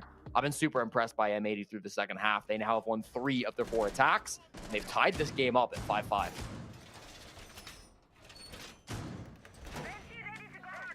we'll go all the way. This might be a long day, and I mean, when you get towards the end of the group stages, this is what you come to expect. Teams have gotten plenty of game day reps in at this point. Your opponents have been able to counter-strat you. You've been able to come up with some strategies and tweak them. Ideally, players have settled into their rosters, and I mean, still, it's not a lot of time for you to get to the top level of your play, but your potential is starting to be met for a team like Dark Zero. There were a lot of changes that came in with Nafe taking over as acting IGL, and it's been quite fantastic to watch Dark Zero be able to make these changes as quickly as they have. You know, when you have an IGL and an identity change, it can take a whole stage or two, frankly, Jesse, for you to be playing at a level where you're not just comfortable, but you're also dominating. I mean, an IGL change, an identity change, a brand new player who's competing in Tier 1 for the first time ever, and you might finish first overall. It does really go to show you what a change of scenery was needed for Troy and what Dark Zero needed for a change, because the tools of this team have been here for quite some time, right? Nafe and Bolo were picked up earlier this year. It's not like they're newbies. So Dark Zero's always had those tools. They just needed some minor tweaks. They found it, and now this team looks as good as ever. As for M80, Hyper needed some time to get the rust off. He's been out of active competitive play for a very, very long time. We always know he's an exceptionally good player, and only now are we starting to see him feel comfortable to take on these engagements against the best of the best. And when he's on, M80 obviously succeeds far more than when he's not playing up to his potential. So, a team in 5th place, a team in 1st place. I expect a pretty good match in that we've got so far. We're seeing some brilliant Flores play come out of Citizen. We saw it earlier in the game from Bolo as well. Citizen will get value out of all 4 of those Rotero drones, stealing some very important utility, taking it all off of the board, meaning that VIP room, that stock room, is going to be really tough for Dark Zero to hold on to. The Capital Bolt will also make Kanto difficult to hold on to. The Firebolt will try to deny any type of bandit tricking, but the bandit tricks come out nonetheless. Cameraman, the EMPs come out right after, and so it's not going to be too big of a problem. But even still, that's really good utility play from start to finish out of M80. They have gotten basically everything that they could have wanted out of this early round. You've gotten shields cleared out, you've gotten the Kanto wall open, player on rappel, cameraman can sit here through the entirety of the round and just hold this very important angle on the hallway, allowing the rest of M80 to use these Candelas, use these smokes, and go for a big execute. Not a lot of time to work with Jesse. 40 seconds as they pick apart this soft destruction. There goes one of those fire bolts. Candelas will rain out as well. Hyper, the very first pick. He was looking for Pambazoo. He gets it. A swing in from Kino as DZ are aligned properly to tackle these repels, but they need to win their duels, and they're not accomplishing it just yet. Back and forth these teams will go. DZ finally hitting their marks. Diffuser in the hands of Kino, who's doing so much work, but he's got to get that case down, and he needs salvation inside of the site. He's all alone. DZ looking for the knockout punch. Kino runs out of time, and DZ survives long enough to get match point. 1 point for DZ. They cannot lose in regulation. That is huge. It's big for their chances of getting that 1st place seed. That really was a great round from Kino. He did everything he could, but he had no help getting in there. He had to put the defuse kit onto the ground. He couldn't kill all of them. Those Candelas were utilized well. They had everything they wanted in the early round, but too many of those players died on the rappel in. Kino got really deep. I loved his positioning. I loved his shot that he was taking, but just wasn't enough as all of his teammates ended up falling around. Kobe killed Hyper, Nafe got a big pick, and while Kino was often there for the trades, it didn't matter. I didn't see enough smokes. I didn't see a ton of smokes coming out there. Typically, I think the game plan would be Kino jumps in under the cover of smoke, goes for a plant, and then everybody else can cover from the windows. Kino chose to push deep because I think he realized that his teammates were falling and he needed to get those kills if they had any chance of winning that round. He certainly got a lot of them, but it wasn't going to be enough. If they maybe had gone for a more plant-focused strategy, got that smokes out, got that defuse kit on the ground, perhaps could have had better success. All the credit to Dark Zero, though, for, of course, holding down that site. They didn't have many strong positions that they could play, but it didn't seem to matter. I'm very impressed with both of these teams. And it's been a good showing so far. Our next matchup, by the way, is I have you here in our final round, well, at least final round of regulation, is OXG versus Luminosity. If you have not been dialed in to the North American League so far this stage, Oxygen is winless. They're not pointless. They've got 2 points so far with 2 overtime losses, but they've yet to get a single victory. It's the first time in the history of this organization, as far as I'm aware, that this has happened. And when I said these teams can lack an identity and lack leadership, it seems like OXG is currently going through their own woes, but there's other things going on. There's been some talks on social media about issues that the organization itself is having as well, which might be reverberating to the actual players in the roster, leading to a less than a successful stage. They go up against Luminosity, and Luminosity is in a position where they can get that 6th and final playoff spot. They are 3 points back of wildcard. If they win in regulation, and they do so with a better round differential than +2, they will have that 6th and final spot, and all of the teams in the playoffs will be locked in. That would put wildcard down with Los and OXG. Los and OXG are both guaranteed out of the playoffs. As for the top, the final matchup of the day is Cloud9 Beast Coast against Sonics. If Sonics prevail with all 3 points, they could finish first, but that depends on what happens in this matchup, Jesse. And DZ just gave themselves a big leg up towards 3 points. Bolo getting shredded by Kino, who picks up more than 1. Pambazoo also drops after Kobe had started off the killing in this round. One of the best sniper players that we see, but he finally gets punished by NJR, who's also familiar with that operator. We saw him rocking it through the first couple of rounds. Bolo gets picked up, so it's not 2, but just 1 kill from Tino on that Glaz. Means that it is a 3v4 as they look for the final execute. Did a great job finding that initial pick onto Citizen. Some poor timing, didn't allow that Nook entry to go the way that they wanted. Nath in the site, Bolo in the site. A lot of these players just sitting in without much map control. Cameraman makes his way over now. They have a lot of horizontal control. Hyper up above. What can they do with it? Well, you're seeing it right here. Kobe is down for the count, and more bullets are tossed on in from the DMR in the hands of Cameraman, who just inches around towards this door frame, looking into open area, holding this angle. All the while, Hyper and Spoit need to get in and do some damage as well. Nave sits and waits. 15 seconds remaining. It's in a pretty decent spot. All of DZ tucked away in corners, awaiting these engagements. Bolo will jump on in next. Across from Bolo, but Hyper's better in the engagement. Now it's Cameraman and Hyper left to clash, drawing their focus. NJR on very limited HP. Nafe will need to clutch as Hyper gets Diffuser down. Can Nafe get summoned into action? No, we go to overtime.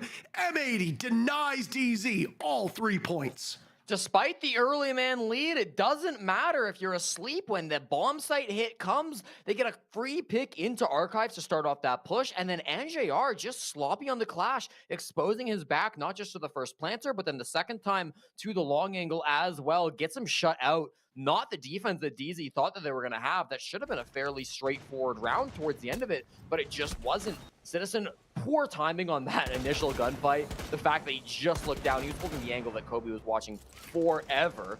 Unlucky there, but then it didn't matter because Cameraman got revenge. Kills Kobe inside of Archives, makes his way in through the small office, ends up picking up Nave on that final fight. Very difficult one for Nave to try to win. Of course, after he won that, he would have had to find the final 1v1 as well. So a tough spot, but ultimately I love the way that M80 were able to pace themselves, walking in through lobby. I guess the thought process from Dark Zero was, you know what? We already killed a guy that's trying to walk in front door, trying to walk in through Archives. That shouldn't be a problem anymore. Well, no, there's another person tellers, and they were a huge problem. Cameraman, ever since we started talking about him, Parker, has been fantastic in this game. Yeah, I mean, Cameraman's always had the potential. He used to be a top-tier gunner way back in the day, but we're talking years ago. We're talking 5-6 years ago, give or take. He's playing more sheltered roles since then, and his success on these teams hasn't really been what it used to. I mean, he is an older dog. It is hard to teach them new tricks, but he still shows value. And there's a reason why he's still in demand for a lot of these teams. I mean, he did make a major final in Copenhagen against W7M not long ago. So it's entirely possible that he can dominate a game. It's just not usually the role that we see him on. Here in overtime, his very first operator will be a Clash. Just as we saw Dark Zero rock that same operator moments ago, I will be intrigued to see how Cameraman is deployed in this round. Good use of the can openers to get these hatches down. It's not a roam strategy from M80, so they're not too concerned by this. Kaid banned out in this game as well, don't forget, so nothing they could really do to keep these hatches closed, barring a silly Rooney strat that we do see sometimes on the server hatch, but nothing like that happening here. Cameraman on the Clash inside a server. I'm usually not a fan of this. I feel it doesn't delay that much actual time, and often that Clash ends up going down pretty quickly because the Clash is so isolated from the rest of their teammates. We'll see if it does work out for Cameraman today. Dark Zero in full control of this top floor. They've gotten, I believe, all the hatches open. I didn't see if lobby hatch opened or not, but they certainly had the ability to open it if they wanted it. Air jabs are a good way to try to counter this Clash. The fire already coming out as well as it starts to burn. Can Cameraman get out of this situation? No, the air jab comes through and he does die. Okay. Oh my. Well, that's the answer, I guess, to the question of what's going to happen with the Clash, and that's a huge operator to lose with this much time still remaining. Look at the lineup on the bottom right-hand side of your screen. All three toxic canisters are still in pocket for Kino. He was sensational before with blanketing that entry point and doing some damage along the way. DZ will have to wait out the flames of the Goyo canister, as those are the Rotero drones from Bolo being used to blow them up so that M80 won't have the time to do it themselves. DZ getting ahead of the problem. We see teams do this time and time again. This is very routine stuff. But Kino, with 30 seconds left, will now start to use those toxic canisters. All the while, NJR is looking for a drop inside a vault. He can do some serious damage if nobody from M80 is looking in that direction. And with Cameraman dead, there will be one fewer player that can watch these angles. Pambazoo gets the job done, and suddenly DZ takes Vault. It's got Citizen's attention elsewhere. 2 quick kills, though, from both Spoit and Citizen. Put it back into a 3v3. DZ chews through them. Nath pulls off the diffuser, meaning that even though there was less than 10 seconds remaining, the timer will extend the life of both of these teams. A shot through the wall right as it looked like M80 were getting in position, and Nath does it all himself in the final moments. DZ on match point of overtime.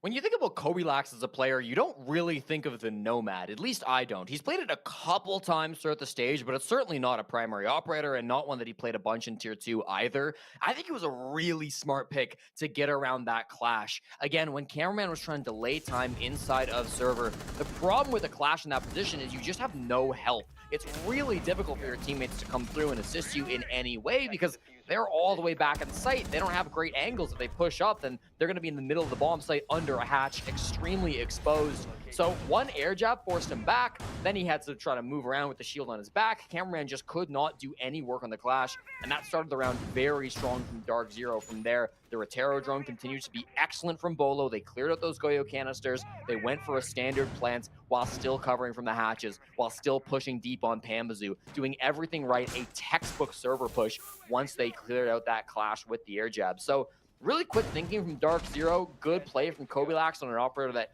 he's not exceptionally known for. I thought that was really, really smart from Dark Zero and just a textbook example of how you should push that bomb site when presented with what M80 showed. Really wonder how different that round would have been if the Clash was still alive, Jesse.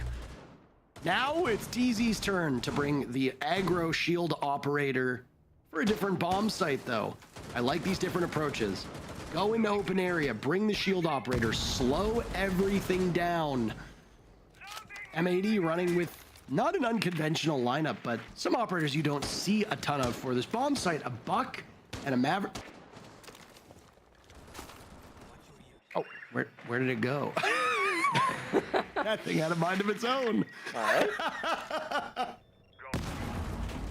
I am very confused by that one, but sure enough, what can you do? Anyway, More good Flores usage coming out. We see both teams using this operator extremely well. When Twitch is banned, you tend to see a lot of Flores. And here's the gunfights. Nath has entered into the site. He's, of course, flanking back on that Scopos. Has gotten 2 big kills. Spoit and Cameraman thought that they had a gap, but no. Shut down by the captain of Dark Zero. And now Citizen Hyper and Kino in a 3v5. Plenty of time to play with, but a desperation as they have now lost all of their teammates to try to win this push. Not exactly where you need to be. Dark Zero is just absolutely demolishing them. And M80 wanted this victory. They wanted to stun Dark Zero. DZ could not get it done in regulation, but it seems all but certain at this point that they'll do it in OT. 2 rounds in a row for Dark Zero will guarantee them those 2 points. It'll give Sonics an opportunity to catch up, though. This is an opening that they can take advantage of. DZ will win the round flawlessly and grab those 2 points, but the ultimate goal of securing first with a regulation victory is not met. All the same, a spirited contest between 2 teams very evenly matched on a very even map results in us needing 14 of those 15 rounds. A great game. I don't think Dark Zero are going to be too upset by that one. They will happily take their bye through the first round. Mission is accomplished, and they still have a very good chance of securing first as well. Will be in the hands of Sonics to ultimately figure out how that one goes. But I don't think DZ are going to be upset. They played exceptionally today, and they should be feeling very proud. We've got 2 more matches to go. We're at the halfway point. We'll be back with more of the NA League.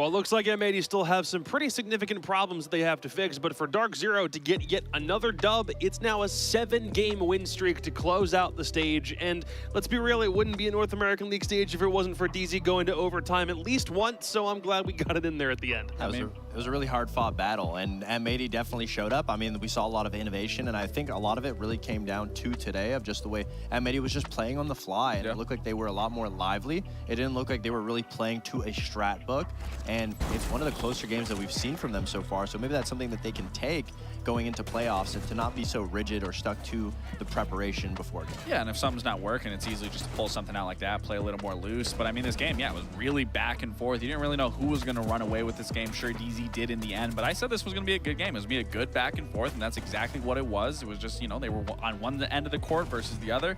But ultimately, DZ, again, coming out with now 7 wins in a row, that's a statement piece to say the least. It is a statement piece, but the tricky thing with DZ not winning outright, the fact that they won in overtime, brings them up to a potential of getting 20 points. SQ has 17 points. If SQ, at the end of the day, wins out, and they win from a 7-4 or better, they will be able to jump over DZ and take that first place spot. So it's not like DZ has been confirmed to first place. Which we know they won first, and they want to keep it there. If they had gotten the full 3 points over M80, no question, absolutely Dark Zero is first. But now there's still a chance Sonics can sneak up in there. Which, I mean, Troy's gunning for that. All of Sonics are gunning for that. Ambi said, you know, they want to end this first regardless, so they're going to be shooting for that in that last game. But we got a more important game coming forward than that last one. That is true. For Dark Zero, it's all about pride. For Space Station, it was really, they had their chance earlier, but top 2 probably is not going to happen depending on the result of that Sonics matchup. For M80, they weren't in a position to get any higher than 5th. They'll stay in 5th because C9BC is in 4th, can't go any higher. So this is just the moment in stage 2 where all of those positions for playoffs are just going to start solidifying. Yeah, nothing really changes here for M80. Again, this is just more so for them to just get another rep in, to get ready going into playoffs. We've reiterated this like a million times now. It's just, I cannot wait till we get into playoffs where all of these games are going to matter. And then we get to really see how teams fare up in a best-of-3 instead of a best-of-1. Yeah, we've seen many times. All the teams going into playoffs excite me just because, especially M80, I mean, they haven't looked that best throughout the stage. And I don't want it to make it seem like, oh, I'm just like glazing M80. Like, I feel like M80 really is set up really well for the best-of-3. So is Dark Zero. So, I mean, even though M80 lost today, I mean, there's a lot to take away from, and there's a lot of good that we saw, and hopefully we see it in playoffs. Well, we knew that the race for top 2 was going to be an intriguing one, but the thing that we still have to figure out is who is claiming that last playoff spot. Is it Luminosity or is it Wildcard? The funny part is OXG is the one team standing in the way. That's game 3. Next. I guess I'll do this for the setup tour. It's a new mouse I got and I love it. Ignore the design. It's like it's a WL mouse. It's from China or something. It was actually sold out, so I couldn't get a normal color. That's why all these weird like dog designs are on it. I'm not like a big fan of that stuff. I won't say it. I play with this WL Beast X mouse. It's a new one for me. I like it very much. And of course, I'm using the Woodson. Just need this to play. Mousepad, I don't like. Whatever. It's just bad, man. But ever since I got her, I won a major. Before I didn't have her, I didn't. So she has to be good luck. People would say I was narcissistic, but this is me. And then this is my beautiful team, and I have that sitting right next to me, and I look at it every time we lose a round, so I know that it's just temporary. If I make the major, I'm taking this one right here. This is like my deluxe. I'm right here. I'll do Mayor McCheese, obviously. I always have him with me. I'm not like superstitious really, so I don't want to say good luck charm. Bears are my spirit animal, I would say. And I also think this is it's funny. It's a little bear in a can. I actually get pulled over at security all the time because like they'll see my backpack and they'll be like, oh, you got like canned food in your bag, and then I literally start laughing when I pull this out. And especially in Canada, they always find it funny. So.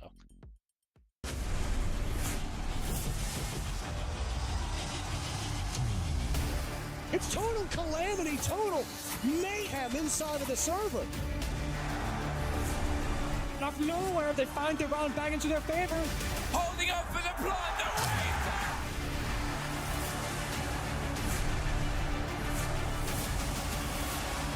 And I think he might just find it!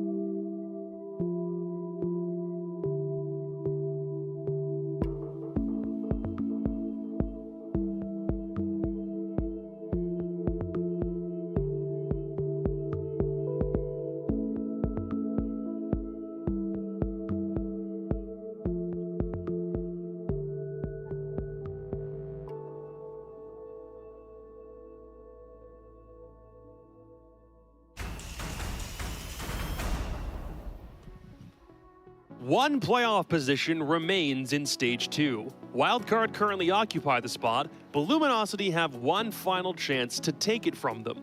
The problem is they need a specific point threshold to claim it, and Oxygen, despite still being winless, might finally get there first and gatekeep LG's playoff hopes. It's mayhem for Montreal, and we wouldn't have it any other way. I'm Jacob, he's Laxing, he is Fox. The situation that Luminosity finds themselves are very, very simple to understand. They need a very specific win condition, they need to win by a certain amount of rounds, and they need to do it in regulation. If they don't, then OXG are going to send Wildcard directly to playoffs because that's currently where they sit. Do you want to say what they want to win by, or do you want me to say it? It's your piece. Okay. Well, they got to win by a 7-4. I mean, just 7-4 or better. 7-4 or better. LG has to win by a 7-4 or better, which, you know, definitely is tough because OXG keeps the games close. That's one thing that they are known for this stage so far. It's more tough, especially when their backs are against the wall here. They already used 2 of their lifelines where they easily could have got it already, but they've choked it against Wildcard, and then they didn't even put up a fight against Dark Zero yesterday. True. So you're at the end of your rope.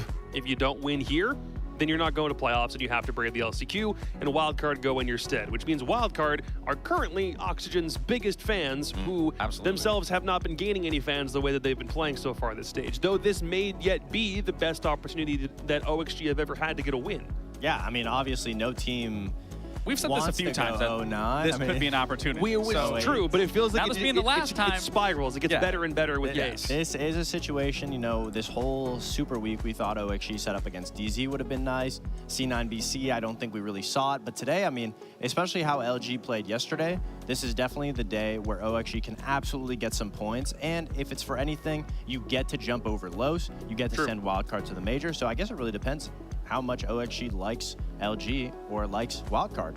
I mean, they're still, like I said, they're still been competitive, even if they haven't been able to make the run. They were out a little sooner, but they still keep the games close. And in terms of how well LG needs to play today and the round differential that they need, Oxygen's games have all been at the threshold where they would knock out LG even if they ended up getting a win. Yeah, this matchup on paper is not a great one for LG, and not just because they've been losing their past couple of games, but that is definitely still a factor. Yesterday was their worst performance of the stage, a 7-1 loss to DZ on Consulate. They got turned into pulp. They had the preferred side on that map. They only won 1 round based off a 1v1 clutch, and otherwise they didn't really look like a team that could make it far in playoffs if they even got there to begin with. Not at all. They've definitely been slugging off as of recently, and everything's on the line for them, and I feel like it comes into question the level of pressure on Luminosity's shoulders. This is the first time where it feels like it's in their hand, and even in the games that they were keeping closer, this is the first time where it's really in their hand, and you can see this is their games throughout the stage. Obviously, they have the win against Los, the win against M80. But if you look on the right side of the hand of the losses, every single game they've been able to keep it competitive, and in those games where they played SSG, C9, M80, and then Sonics, we really liked what we saw from LG. We saw a good amount of adaptation. We kept quoting them about how they were better against top teams, and that's because they weren't really fumbling the little issues. And the wild card was a 7-5 loss, but that was a game that we talked about yesterday that they should have won if they didn't fumble these little small issues. And there's a level of just overconfidence where they don't make these small mistakes against the better teams. They just flat out lose to them. But against the weaker teams, they don't just flat out lose to them. They lose to themselves, and OXG is currently one of the weaker teams. So it's a situation where Luminosity is going to be hopefully not underestimating the opponent, because this is the best situation for OXG to be in. And just to remind everybody what the exact win condition that LG needs in order to make playoffs is, like with tiebreakers and everything. What is it again? 7-4. They need a 7-4. That's exactly what Luminosity needs. And I mean, once we get into the OXG breakdown, you're going to see exactly why that's not a nice situation for Luminosity to be in at all, especially with all the pressure on their shoulders. I really believe this is the first time that they've felt this amount of strain where they need everything. They have everything in their hands. They do. And so far, we haven't seen them capitalize on it yet. Yeah, they really need to lean on all their players in this one. They need Kicks to step back into a good position where he's been kind of in the middle of the bottom of this stage. And they also have to lean really heavily on their rookie, because Woos has been performing pretty well, but they kind of need him to do it again. And we sat down with him this stage to discuss what Super Week was going to be like. My name is Woos, and I play for Luminosity Gaming. Right now we're 2-3, but we feel like the games we have coming up are very winnable for us. We think we're in a really good place right now as well with how we've been developing. Other than that, we have lost some games that we're a little disappointed in, and we think our biggest problem right now that we're working on is probably just our in-game energy whenever we start going down on rounds, but we think we're tackling that really well, and I think we're in a good spot. Honestly, what's just been fun is just getting to play. You know, I've watched for so long and never really had my chance to play. I'm just forever going to be grateful just to be able to play. I'm definitely looking forward to the second set of games. We truly do feel like the rest of the games we have are all very winnable. I feel like Eddie is playing a lot of the more difficult roles on attack and defense sometimes, and he's still able to pull out statistically. And on top of that, he's what I would say is our in-game leader, and he's able to do a lot of the calling for us most of the time. So I feel like he's definitely the top performer right now. I would want to rematch with Beast Coast. I know they're the major champs. They beat us fair and square, props to them, but I still feel like they're extremely beatable for us, especially as their play style. We should be able to counter really well. We just were not mentally checked into that game that day, I feel. I would say we have pretty high expectations for ourselves for the rest of the stage. We know just from the practice we put in, every game we have left is very winnable. We can definitely still finish in a relatively high placing. Honestly, I expect us to win all of the remaining games. There's no more excuses. Every, what I would say, hard game is out of the way. Every other game is winnable now. Look, I mean, it's one thing to say that you understand your level of practice and the expectations that you put on yourselves, but that interview was also recorded before the Super Week began. They were 2-3. They're now 2-5, suffered their worst loss at the stage. It's a pretty stark contrast from where they were to where they're at now, and how this is basically a do or die. It worries me because he talks about their in-game attitude and they just aren't there, so that really goes to show the mental. And again, this was before these before these games started, this hell week started, and you've been losing these games. And not only have you been losing them, then you just most recently came off of a 1-7 that realistically could have been a 7-0. So if that's playing into your mental, where again, you need these rounds, every round is going to be so important, more than it's ever been. It's just going to lead back into it of, can you stay composed? Can you have your mental strong for this game when you know Oxygen's going to bring it to you? So does it beg the question, is this the most opportune time for OXG to get their first win? We talked about them being 0-7. 0-8 absolutely is on the table, but is it? Based on the way that Luminosity are playing and the fact that OXG are 7-5 merchants. They can get 5 rounds in a game. That's not been difficult for them this stage. I think today is the day that Oxygen wakes up from this nightmare and they end history here. They don't go 2-0-8. I know Twitch chat is probably disagreeing here, but yes, this should be the game that they do find win here, especially they can take advantage and pounce on an already wounded LG roster that is coming off such a significant, brutal loss that, again, that is such high octane, especially just because of the fact that their mental is already weakened here. So if they can apply the pressure off the rip, it's going to be tough. And again, we talked about this in the beginning of needing these points. Oxygen has kept every game relatively close, where one round easily we could have seen it overtime, easily possibly even turn the tables where it gets them a win overall. But again, this is going to come down to Oxygen to really show up here, not let their foot off the gas, continue keeping it close, and hopefully muster out a win. Yeah, and you can see it right there. There's not a single game that OXG has played to where they haven't gotten at least 4 rounds. And I don't think it's going to start today, because individually, every player is always coming into these games full level-headed at their peak performance, and they're getting their kills. But unfortunately, they just can't cross that threshold until they're able to connect the dots and play off of each other. And against a weaker LG team, this is the perfect circumstances that OXG could be in to finally be able to isolate individuals, get their kills, and finally get a win. And that's the thing. We know the mental is there for Oxygen. It's just the lack of leadership that we've hounded on for so long. And that's, again, that's it. What really worries me within that interview is that their mental isn't strong. And that is a scary thing in a game like this, when everything and the pressure is on the line, everything comes down to this, that you need to be, your mental needs to be strong. And again, if Oxygen can just take advantage of this already wounded LG, it's going to be a very scary game. It has to be the most frustrating thing in existence, for when you know that you can at least go the distance, but can't still put things over the line, and when you've got players who are good enough for that sort of thing.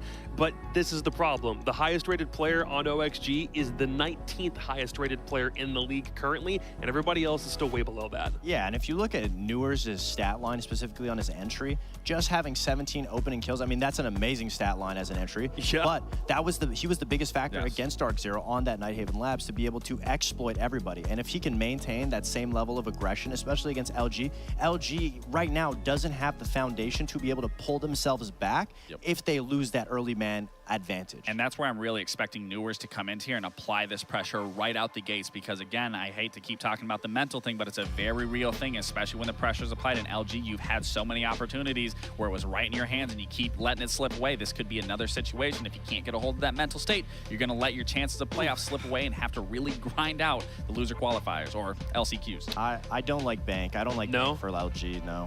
I just feel like as a big map, if you're going to a map, obviously OXG, what's the main weakness for them is their late game focusing. But one thing they're really good at is getting those opening kills. If you play a map like Bank, it's very spread out. There's a lot of room for rats to scurry around, get those opening kills, get big plays.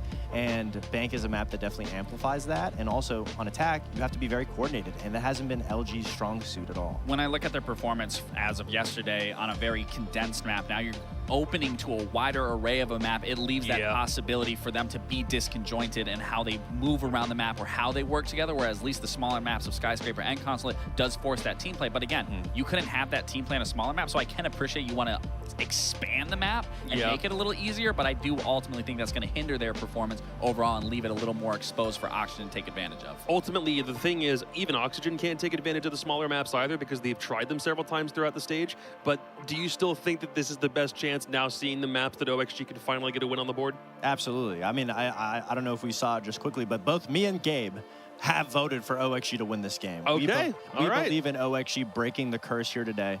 We 100% believe it. And I think the map absolutely works in OXG's favor because OXG doesn't have any expectations at this point. All they got to do is just get the kills, which is what they've been doing. And if they can apply that pressure and always get that opening kill, Luminosity just unfortunately, I don't think they have the teamwork right now at the moment to be able to pull themselves back in some of those rounds.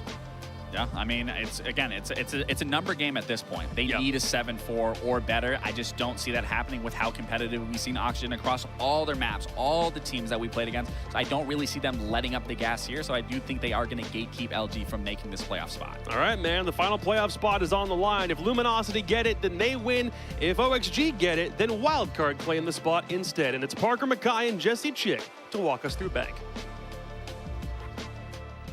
We get the map again. We just did a Bank map, Jesse, and we are going right back into it. Jesse, you look really good. What's going on right here, though, man? What have you... My skin just does that. I don't know. I just get red sometimes. I do that as well. I am like, I think 12.5% tomato, so that might be it. Why do you think I'm wearing the turtleneck, boss? There you go. There you go. That's why it's to stop it from happening. Ah, I see. Let's get underway with Bank. What are your predictions here? Do you agree with the social prediction? Ooh, I don't know. I mean, both of our analysts seem to believe in their former team of Oxygen to come out and win this game. I definitely think it's in the cards. I don't disagree with anything the desk said coming into this matchup. Obviously, this is all the pressure on LG, as they said many times on the desk. 7-4 is necessary to get that playoff win. For OXG, they're not playing for nothing. They can't make playoffs, but if they get a regulation win, they can get top 8, and top 8 guarantees them a spot in the last chance qualifier. If they do not get a regulation win here, they will have to go through the open qualifier playoffs, which you might think doesn't matter. Any professional team should be able to make it through the open qualifiers, but as Los learned in stage 1, that is not necessarily true. Our bans come through: Monty, Ying, Kaid, and this will be an Azami from LG. LG have banned basically the same 2 operators in every single game. There it is. Azami taken off the board. Ying and Kaid certainly make some sense for Oxygen as well. Nothing too crazy coming out. Kaid can be very powerful, of course, holding that basement site on this map. And then Ying, always a powerful operator, particularly on the top floor of Bank. We saw that get utilized a couple times in our most recent game because, as you mentioned, if viewers didn't catch it, our last game, Dark Zero M80, was also on Bank. So, will these teams be able to get a more dominant victory? Both of them would hope so. They don't want to see overtime. That would be bad for both teams. Be great for wildcard, though, as that would still guarantee them a spot top 6. If this is not a 7-4 or better for LG, it'll be wildcard as the final team to make it to the NAL playoffs.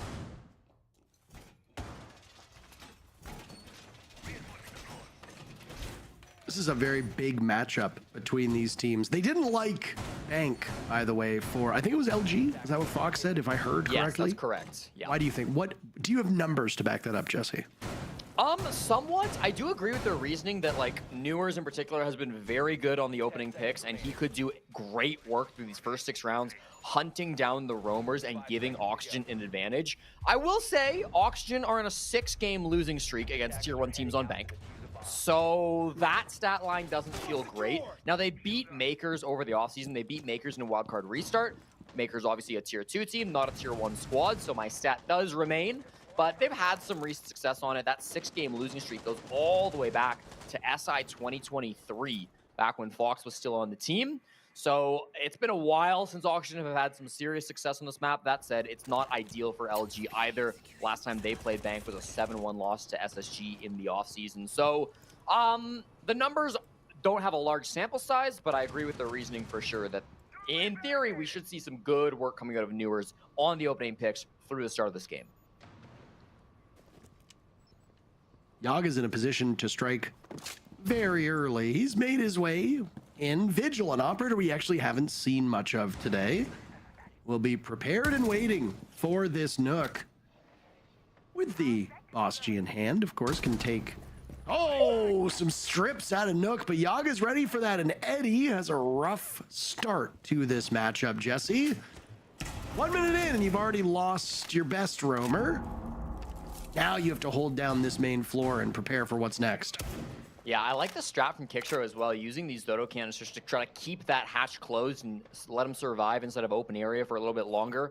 I doubt anybody else is going to want to swing Yaga later into this round. The real focus is clearing out these top floor players. Silence on the server stairs, Wi-Fi in elevator. All 3 players have very easy access to get back to the bomb site, but they like to shoot as many drones as they can. 5 drones off the board already. Kickstro actually rotating away from his hatch, and with the hatch inside of stock also starting to open. Never mind. Tuberao again, gonna keep it closed. He can survive for a long time out here, and now he finds himself in a fight with Newers. Can he get this opening pick? The Death thought he could. No, Gomez comes in instead and steals it from him, but they're just as happy with that result. This is a great start for Oxygen. Gomez will creep up. Down goes the Goyo. Finished off. OXG off to a great start. Remind me again, Jesse, what were the numbers for Luminosity again? What did they need to win by? They need to win 7-4. If Oxygen hit 5, that's GG's.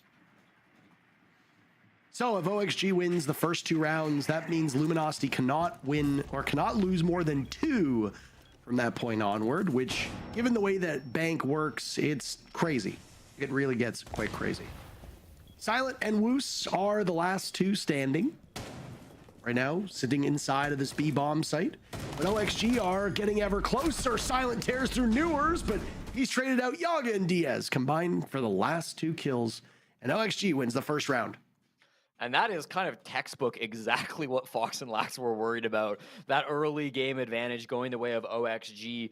Gomez in particular playing fantastic throughout that round. You know, since switching to the IGL at the start of this stage, he has been negative for the first time since the Blast Leagues began. He's had a very poor stage when it comes to his personal stat line, although I'm sure he is contributing in other ways. He will likely end this stage with a negative KD unless he goes positive 15 in this game. He will be finishing this stage negative for the first time. But even still, I do think that he has potential to be an amazing player. We've seen him compete at some of the highest levels as a fragger. If he can continue to put that up, especially on these roam clears, to give that early man advantage to Oxygen, that could bode really, really well for OXG, who again are still trying to fight to get out of last place and not lose every single game this stage. Yeah, I mean, it's quite unprecedented to be in this position for OXG. It's something that the players on the team are probably not expecting, and certainly we as viewers and us as commentators are not accustomed to seeing either. OXG always has the potential. That's the thing, right? Like, this is a team on paper that realistically shouldn't be in dead last when you look at North America. In terms of actual potential, I would put this roster on paper above Luminosity, maybe above Wildcard, certainly above Los. But just because you have that potential doesn't always mean it will be realized. So the game is actually played in the server, not in our minds, not in the arguments of people thinking that certain players can do better, certain teams can do better. Something is clearly wrong with this Oxygen team. I don't really know if we've had any satisfying answers, Jesse, as to why OXG are performing the way they are. I've seen chatter on Twitter, but it doesn't really give a proper deep dive into the issues plaguing this roster. All the while, they start off decently well. They get their first round, and if they want to play spoiler to LG, they got to get a couple more very quickly. Of course, Twitch not banned, nor is Brava, so these drone operators are going to be very effective, not like what we saw in our last bank game not long ago. Newer's getting great value on these Banshees. We'll be able to hack a ton of those inside the site and still use that drone for information. Believe spotted one up on the hatch. Yes, indeed. Can he go for this pre-fire? Deals some damage to Kixro. Might have just shot him in the leg. Don't know exactly where he hit him, but didn't quite find the head. And there will be a head for Yaga. Finds Wi-Fi's instead. You'll take that as well. Coming through on the glass, hadn't even noticed, but he's playing that sniper operator just as we saw in our last game, and it looks like they're going into sight too. I love the glass play. I want to see more of it. Hat eliminating Kixro. LG have lost 2 players. This is excellent for OXG. Gomez finding an opening. Diaz now as well, and this one is very close to a flawless round. Silent with 2 kills in the previous round is all LG was able to get. Diffuser goes down while Woos was looking in the opposite direction. This is a tough matchup for Woos. The most important match that he's been in as he's a rookie. And that round in particular does not go over very well for him at all. Oxygen take the first 2 rounds. And we are approaching the point of no return for LG's playoff chances. Yep, halfway there for Wildcard to secure top 6 and make it into the playoffs. Obviously, this is getting very, very scary very quickly. LG, they need to turn this game around. 7-4 is the worst scoreline that they can win by and still make playoffs. Wildcard don't play today. This is their 1 day off. It's unfortunate for them that it came at the very end of the season. That's just how the cookie crumbles sometimes. They have to sit at home and watch these games. I'm not sure that they cared too much about the first 2 games of the day, but I'm sure they're all going to be watching this match now in great anticipation to figure out what the result will be. They're OXG's biggest fans. Luminosity so far have really stumbled. They've gotten 2 kills through 2 rounds, both of them on silent. It's not like these have been close contests that Oxygen is just scraping away with. Oxygen have been dominating in rounds 1 and 2. LG need a change of strategy. They need to get their mind right quickly, because if they're not careful with the way that they lost yesterday as well, I'm quite concerned with how this game could end.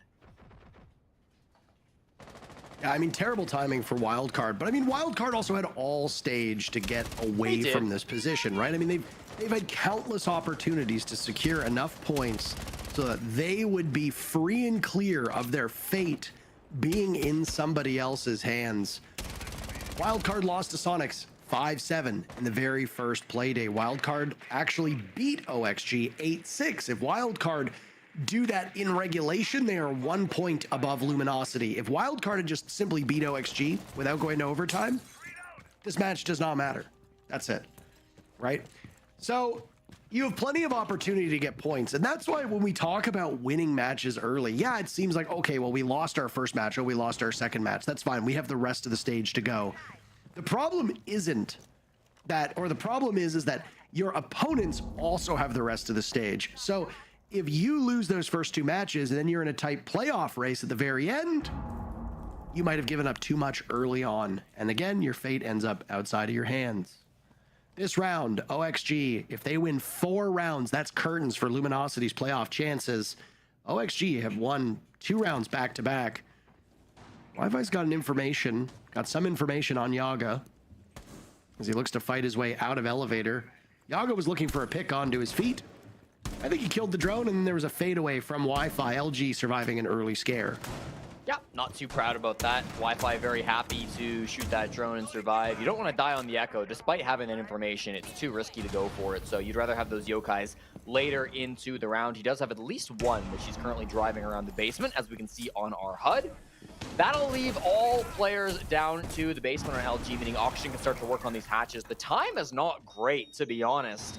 They've got a lot of smokes, which means they have the ability to go for a hatch drop rather than your typical server plants, and I think that's what they're going to go for. Hat inside of lobby right now, could be looking towards gold, could rotate over towards the server hatch as well. Plenty of options, as every single hatch has now been opened with hard breach. We've got good intel on these yokais thanks to the IQ. They'll trade the defuse kit over to Diaz, and he will look to either main stairs or elevator to have this push go down. A very slow round, just based on what we've seen so far on Bank today. All 10 players still alive with 30 seconds to go, and it's incumbent upon OXG to get in ever closer to this bomb site. Wi-Fi far enough away, he'll be watching elevator. There's also a line of sight towards those stairs. It looks like Oxygen want the elevator play, and you see the Echo get out, but he's managed to escape. Eddie dies, Gomez with the first pick. Now it's Wi-Fi down for the count by Gomez again. This is an excellent, excellent game for Gomez. Time is running out as Silent runs back into the site. It's all up to Kixrow, but Gomez and Yaga get the job done. 3 in a row from OXG. This is a terrible start for LG. One more round, and their shot at the playoffs is gone. They can afford to give up 1. If they get 5 on the side of Oxygen, that will be GG's. So this is very scary at the moment. LG need a round, and desperately this tack timeout. It would often be considered early, but given this position that they're in, I think it's right on time. They've got to get the mental sorted out. I'm not sure what it is. That was a full 5v5 execute. They could hardly scrape together a single kill throughout all of it. They seemed to know where the push was coming down. I think it was quite telegraphed from Oxygen that they weren't going to be hitting server. Had they gone for a server push, they obviously would have needed to pressure that side of the map for a lot longer than they did. So I do think it was obvious that they were going for a back hit, whether that was main stairs, gold, elevator. Maybe that wasn't exceptionally clear, but I think LG were aware of the situation.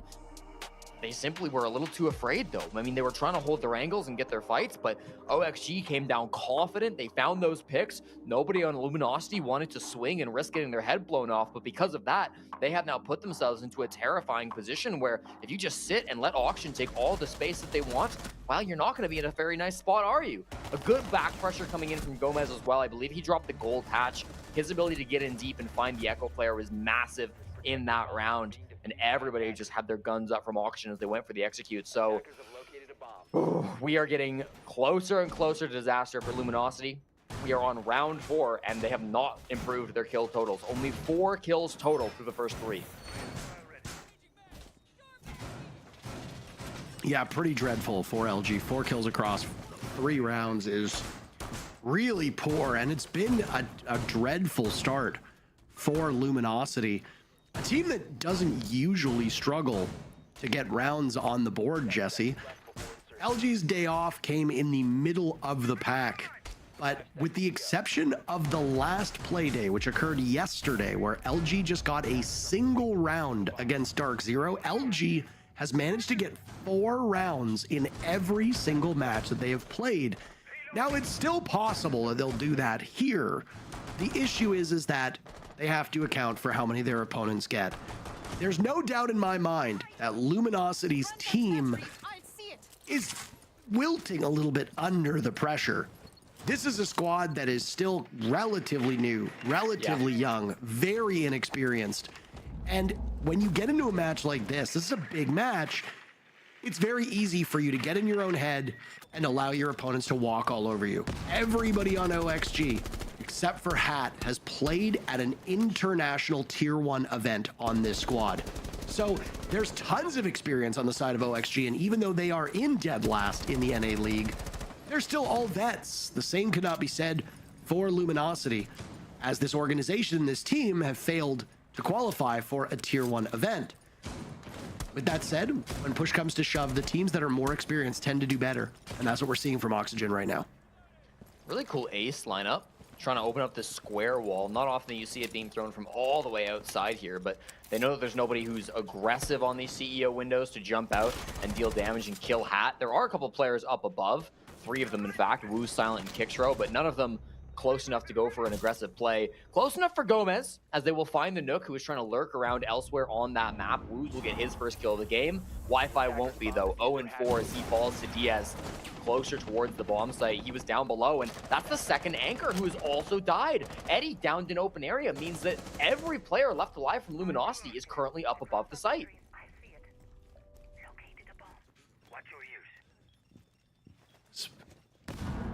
Diaz is down. Eddie's been picked back up. Hat is gone. It's the best look for Luminosity so far. They've been able to settle things down with this timeout, but last 2 remaining players from Luminosity, unless they can get Diaz up, which it actually looks like Yaga will be able to do. Never mind. playing the long game as those kill holes were being watched for him to breach on in, and Kixrow sees him losing the duel, and suddenly it's a 3v3. Diaz was back on his feet. Silent was watching from above. They baited OXG in, Jesse. Only 30 seconds left. Newers has an idea that somebody's over by the hatch. Yaga attempts to plant. He was breathing in a bunch of those toxic fumes, but he pulls it off. LG have no information here. They sit completely still. As now Yaga drops down and looks towards square stairs. Newers has the cross, but he's against a soft wall. He's worried about where they're going to come from, and there's the jump on over. His position is given away. Can Newers pull this one off again? Oh my goodness, those two shots back to back. It's all up to Silent, who's spotted by Newers again. Yaga just plays time. All he needs to do is wait out the next 10 seconds, but he takes matters into his own hands. And Jesse, that's 4 rounds. That will do it. 7-4, I'll remind you, would be enough for Luminosity. They need 7 in a row, though. If it's a 7-5, they lose. It doesn't matter. Wildcard secure. If it is a 7-4 victory, LG can still do it. But at this point, that means 7 in a row. The pushes from Auction have looked so good. Even in this round, when we saw Luminosity start to claw back that man advantage, where's the plant denial? Where's the initiative? The fuse kit went down, and I don't know if they just thought the smoke had done its job, if they thought they'd gotten it down, but the Toxic Babes weren't good enough. And because of that, Luminosity, they're not able to stop the plants. We see great frags coming out from Newers in the post plant. Yaga, of course, the big round to step up and close out the 1v1. A dangerous situation, but of course he does pull through after getting the defuse kit onto the ground. Yaga in stage 1 was the worst player in all of North America. Worse than everybody on Los, anybody that you might have expected. Yaga had the worst statistics through stage 1 of the North American League. He certainly bumped that up this stage. Got a 0.85 KDR coming into this game. Maybe not exactly where he'd like to be, but certainly better than he has played previously. And in this game, also contributing exceptionally, both in the kills and in the impact. Yaga has been so good for Oxygen, as everybody has in this matchup. They just need one more to secure it for wildcard.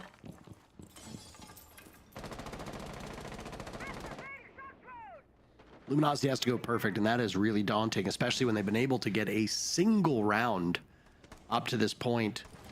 Silent has been the absolute standout performer for LG. These have been largely impactless kills, but he's the only one whose gun is finding its target. Wi-Fi 0-4, Eddie 0-4, Woos 1-4, Kixrow with 2 kills. That's it. Yaga and Gomez combined have more kills than all of LG, and that's not including the other 3 players on Oxygen. These have been very, very grim rounds for Luminosity. They managed to spot the Vigil. Silent will be hunted down as he manages to, never mind, gets away. He's being hunted by the drone, but he survived all the same. The main focus for Luminosity is open area at the moment, as 1 minute has gone through the round. Silent wants to swing with this Boss G, a feeling there might be somebody in the supply closet, and there is. It's Newers willing to go for a pick. He got his first kills in round number 4. He got 2 of them in the post plant. Vitally important frags at that. Having an impact, looking for his 3rd. Misses, so does the Boss G though. Silent and Newers see each other. Neither of them take any bit of damage though, as Newers paints a picture around Silent's head and the Boss G does not connect. Both would have been deadly. That means that they can continue to hold on to this open area. A minute 20, and these players are still existing. Parker, this is getting a little bit scary for Auction, just in terms of the time. If they don't get some of these players soon, this will be bad. They're running out of time. That is absolutely correct. Silent swings for the fences, hits Gomez, takes him down with a single shot to the chest. Game over. Gomez has been the standout performer for Oxygen so far. Hugely impactful kills to open things up. Silent will get yet another. He's been the sensation for LG, and that terrific play will continue. The first casualty for Luminosity is Wi-Fi, as that mirror window is still being watched. OXG's hitting it from the back of the site. Woos will die with just a single kill so far. Wi-Fi still searching for his first. Now a drop from Silent as he smashes those mirror windows. Diffuser goes down. A burst on in from lockers, but he'll think otherwise of it. Silent now in a rodeo, looking around as he's managed to take down Yaga.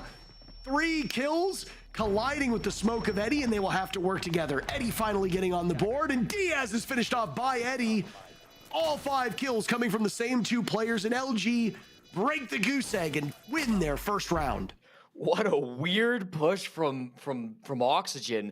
They struggled with that open area so much. They said, guys, what if we just go hit the back of the site? There's like 3 roamers in open. What if we go? And we saw the Nook creeping their way through site. Yaga got a free pick because they had no idea he was in the middle of the bomb site. That allowed them to get that plant down. At that point, I thought surely that was going to be the end of Luminosity. But they do battle it back. Great play from Eddie in the post plant with that smoke, able to get a couple of good kills, make sure that they do clean up those players before they jump on the disable.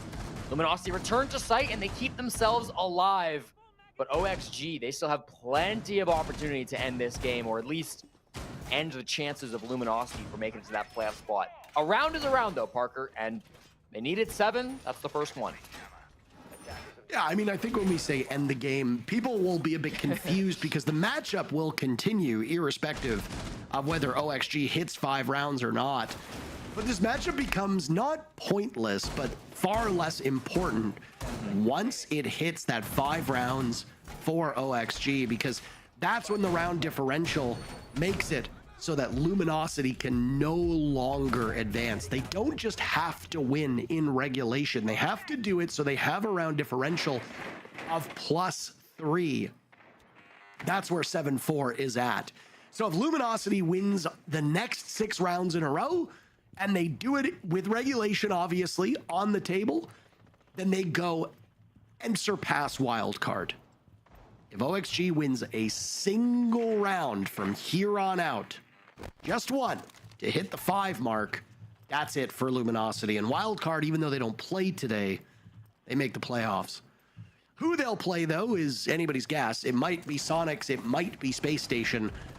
That'll be their adversary. It really depends on what happens in the C9 Beast Coast versus Sonics matchup. And it was announced on Twitter just about 20 minutes prior to the start of this matchup that due to flooding and issues with the ongoing hurricane, Gavin will not be competing for Cloud9 Beast Coast. Merc will be standing in for Gavin in that matchup. That will surely change the way that C9 BC plays, especially with how good Gavin has been this stage. But Merc himself, well, he's no slouch. All this has been happening, by the way, 1 minute off the clock. Kixrow is dead, and he almost loses his head as well. Wi-Fi down for the count. He will go this entire first half without a kill. That is bad for LG, as Wi-Fi is the only player so far in the lobby to yet to get a kill. What do you do if you're Luminosity? Eddie's low HP. They've got a C4 on silent, but he's got no targets for that. Woo's far towards the back of the site and on a drone. They lose Eddie. Now that little bit of HP that he had will dissipate. There's still a buck down below. So much utility even in the pockets of Oxygen. Firebolts, smoke bolts, flashbangs, everything that they could possibly want. They've got no rush to jump in either, as the clock still is mighty high. They've got drones in the site. The Capital bolts come out. How on earth do LG win this? I don't think they do at this point. You need a huge round from Silent, who has 8 kills. The rest of his team has 6. He's been the difference maker so far. The only player that has seemingly spawned in, and he's just been put down. It's all up to the youngest player on LG, Woos. The least experience, the least matches at this level. And he loses it to OXG. Congratulations, Wildcard. You're the 6th and final team to make it into the NA League playoffs. LG, no, that's it. That's the big ticket for the day, obviously. That was our one big question we had coming into this play day. You can tell Luminosity, they're very much aware of the stakes. They know exactly what was on the line for this game. They know what they had to do, and they've now failed to do it. So they will have to play through the last chance qualifier. They could still make it to the Montreal Major. Their hopes are not completely gone. But of course, that will have to wait for a couple of weeks as they run their way through the last chance qualifier. So not a happy place to be if you're Luminosity. Oxygen still looking for a regulation win, or any win, frankly. They don't want to go winless through this stage. If they can manage to get this in regulation, a 7-5 or better, they themselves will lock themselves into top 8, which gives them a spot in the LCQ, knocks Los out, and puts them into the open qualifiers. So still a bit to play for if you're Oxygen. In fact, the main prize that Oxygen were looking for in this game is still up, but certainly I think most people know that that was the key for this game. You had to win it 7-4 or better, and frankly, Parker, they didn't even come close. No, not close enough. at all.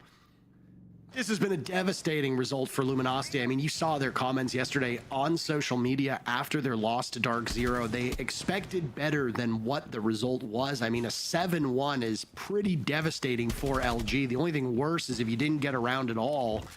But DZ have been improving as a team. They themselves had a bit of a scare in their matchup earlier today. But we do tend to see this when teams get to this point. You get into these later matches where everything counts, and boy, oh boy, does it become such a challenge for you to keep your head. Oxygen with a 5-1 first half is a stunning result. They don't want to go winless.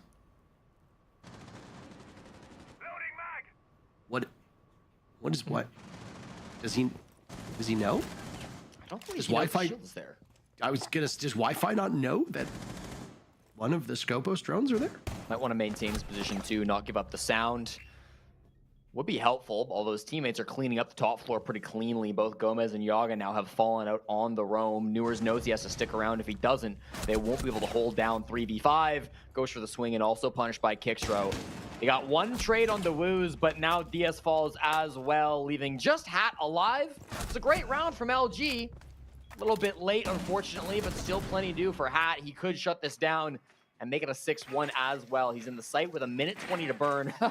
Harassed by the Twitch drone. Awkward spot to be in. The newest player on Oxygen trying to make a name for himself, but can't do it in this round. Silent will clean him out of the basement. And Luminosity will find a second round. Yeah, I mean, at this point, you're playing. Look at the long faces on these players. At this point, it's over. All you're doing is playing for reps and hoping to gain some experience, because you're going to be going to the LCQ. And this is certainly not the result that Luminosity wanted when they started. A team like OXG always has the tools, and they always have experienced players where they can make any team pay, especially towards the bottom of the standings. OXG against somebody like Sonics or DZ, yeah, maybe they don't have the exact same result on a map like Bank. But Fox8 was onto something when he said he did not like this result on the on the map bans for Luminosity, and you see exactly that. The unbridled aggression from Oxygen on attack was too much for LG to handle. And now it's LG to try and do the same thing to Oxygen. 5-1 halves are very, very rare. Chances of LG pulling the same thing off, that's tough. We'll see, though. Luminosity bringing some aggressive tools, but a lineup that has been very, very familiar on Bank. You've got Hard Breach. You've got two of them, technically. You've got to bring the Flores to cut through the mirrors, to cut through the soft walls, to deal with the castle, to possibly deal with the denial of the Bandit Battery. Scopos being brought again is an interesting one, because Scopos is still an operator that we don't know where she and her robots, or where their robots, rather, settle into the meta. Yeah. I don't know exactly where they fit, and I think a lot of teams are still trying to figure out where the operator can be played. It also is very map specific. If you want to set that drone in a tricky spot for a flank, you have to assume that your opponents will not drone out the entirety of the map. Look at the value from that Flores drone, by the way. Yep. No, Flores, one of the most underrated operators in all of Rainbow Six, gets so much out of those drones. 4 explosives is a lot. Hunting for that Scopo shield as well. I believe it's Colossus that's been left up in the site, while Newers roams around or does what he may. He's actually also returned anyways. On to Talos. So the two shields working together now. See one in the corner of Long Desk. 5 players alive on both sides. It's going to be a blitz rush from Eddie, likely through top square, although he's got a couple different options. It's going to make playing inside of Janitor very scary, because that will likely be where the blitz comes through. There's a player outside of stock as well. That's Gomez on the Warden. If he can get some kills, maybe delay a bit of time, that could absolutely stop this push from coming over from LG, or at least make it so it's very difficult to pull off getting around that player. But with the wall being opened up, he's forced to retreat, and that does make some space from Eddie. If he wants to jump in stock, he can do that way. He can also walk in through top square. Both of them would be fine. Mirror window also getting opened up. So definitely this defense from Oxygen starting to be kind of dismembered from LG, but plenty to play for still. All the guns are still up on both sides. That's a very graphic way of putting it, Jesse. Dismembered. Well, you know who's about to be dismembered? LG, well, hold on a second, never mind. They'll sprint on in. It looks like Newers had the flank, but LG wants to set a fast pace. Wi-Fi might not have found a kill, but he's at least got some utility work. Never mind. Newers there on the flank, hitting his targets. Big Nunu with 2 kills. He dies to Kixro, and Yaga is the last one standing. 8 kills to his name. He and Diaz have been putting in some serious work after Gomez was sensational and doing so well at the start of this matchup. Oh my. Eddie takes no pleasure in that as he finishes off the final player of Yaga. LG have already lost their chances at the playoffs, but they're still fighting for posterity at this point. OXG could clean up this matchup, but they're letting with the potential lead that they have slip away. Great blitz play from the captain of LG. Obviously, this is an operator that Eddie has brought a ton throughout the stage. He's been one of the most popular blitz players that we've seen. He's played this operator more than nearly anybody else. I believe he's second to Canadian. I'd have to check my numbers, but he's definitely up there. Playing a lot of blitz throughout this stage and uses it very well. Obviously, we saw the flank coming out from Newers. It was effective, but it was a little bit late. You know, sometimes Newers not quite able to get in time and help out his teammates. By the time Newers was up the top of square, they were already deep inside the site, deep inside of Janitors, doing so much damage to that anchor hold that was going on from Oxygen. So not quite fast enough. The anchors couldn't hold on. The blitz play was very good. So like that from Eddie, coming in top square, showing what they can do here on Bank Attack. It's unfortunate that as soon as the pressure is off, Parker, Luminosity seem to come alive. That's really unfortunate. I mean, that's kind of what I was saying, right? These teams have issues when the pressure is on. Now there is no pressure on Luminosity whatsoever. They could win every single round from here on out, and it won't change a single thing in the standings. Ooh. I love this spot for the Scopos drone. Obviously, Diaz inside of Lone Office. If they don't drone that out, there could be a big flank later in the round coming out from Diaz. Currently, though, he is still just sat in the basement. Meanwhile, his teammates are getting kills. Wi-Fi 0-8. He's not playing much better without the pressure. Still struggling to find his first kill. Of course, at this point, it's not going to matter too much, but regardless, would love to see him get involved at some point in this game. A lot of the players that were trying to roam aggressively on the side of OXG have already fallen off. You saw Newers was playing down inside of Gold. Could go for a flank. Diaz as well with that drone. I think it was misdroned in Lone Office. I haven't seen it get destroyed, so watch out for that double flank. Newers can jump up the Gold hatch, and Diaz can teleport to that secondary operator, teleport over to Colossus, and go for a double flank from lobby. Could be devastating if they... Oh, never mind. It's just... Well, I guess not. It's a very upsetting set of debris left over from the remnants of the Scopos drone. I will say, your excitement is palpable. It's very infectious. I'm glad. We could still see an Oryx flank through Gold if the hatch is open. I'm not 100% sure if it is. Yaga's in deep trouble. Gets the shotgun kill, 1-for-1 traded out. Kixro, Silent grabs the trade. I think he'll take that. Still 60 seconds, a little bit more on the timer, though. And here comes Newers. Actually, he has jumped up for a flank. Jumps up because it's an Oryx, of course, and that's part of the passive of the gadget. Eddie, wait, hold on a second. How does Newers go undroned up there? What is going on? Woos wanders right in. Silence now in a very similar position. Oh my goodness, that is not good. It's just Silent and Eddie remaining, as Newers has now been able to maneuver over towards open area. Silent has shown up huge for his team. 12 kills leading the whole lobby. The rest of LG, well, I don't really know what to say at this point. 3 kills for Woos, 0 kills for Wi-Fi still at this moment. No nitro cells for the denial. They're just going to let Eddie plant this, and now OXG will engage in the post plant. But Silent will make them pay, picking them off one by one. 3 more players to be found for Silent. Looking for the ace, and he manages to drop Hat. Diaz is the last man standing. Right over top of Eddie. They're both stacked up top. Blue! Eddie gets it done. No ace to be had. LG wins the round, though. OXG now choking it out themselves. We've got ourselves a match. We do. It's a little late, but we got ourselves a game nonetheless. Silent, a huge 4K. Coming into this matchup, he was the only positive member of his team. Top 10 in the league as far as kills per round is concerned. 0.82 kills averaging every single round. Very impressive stuff. You could debate the impact of a lot of those kills. I think certainly through the start of this game, he had a kill, I think, every round of the first 4, maybe even first 5. None of them good enough to actually convert to a win, but regardless, he is hitting that score sheet, and even if you think those kills are impactless, certainly not getting any kills isn't impactful either, so not really putting any blame on to Silent. He's performing certainly in that round. Since moving to the attack, LG have been absolutely dominating, and that will force attack timeout from Oxygen. You do question maybe OXG or maybe Luminosity should have started on this side. I don't actually recall if they had choice or not.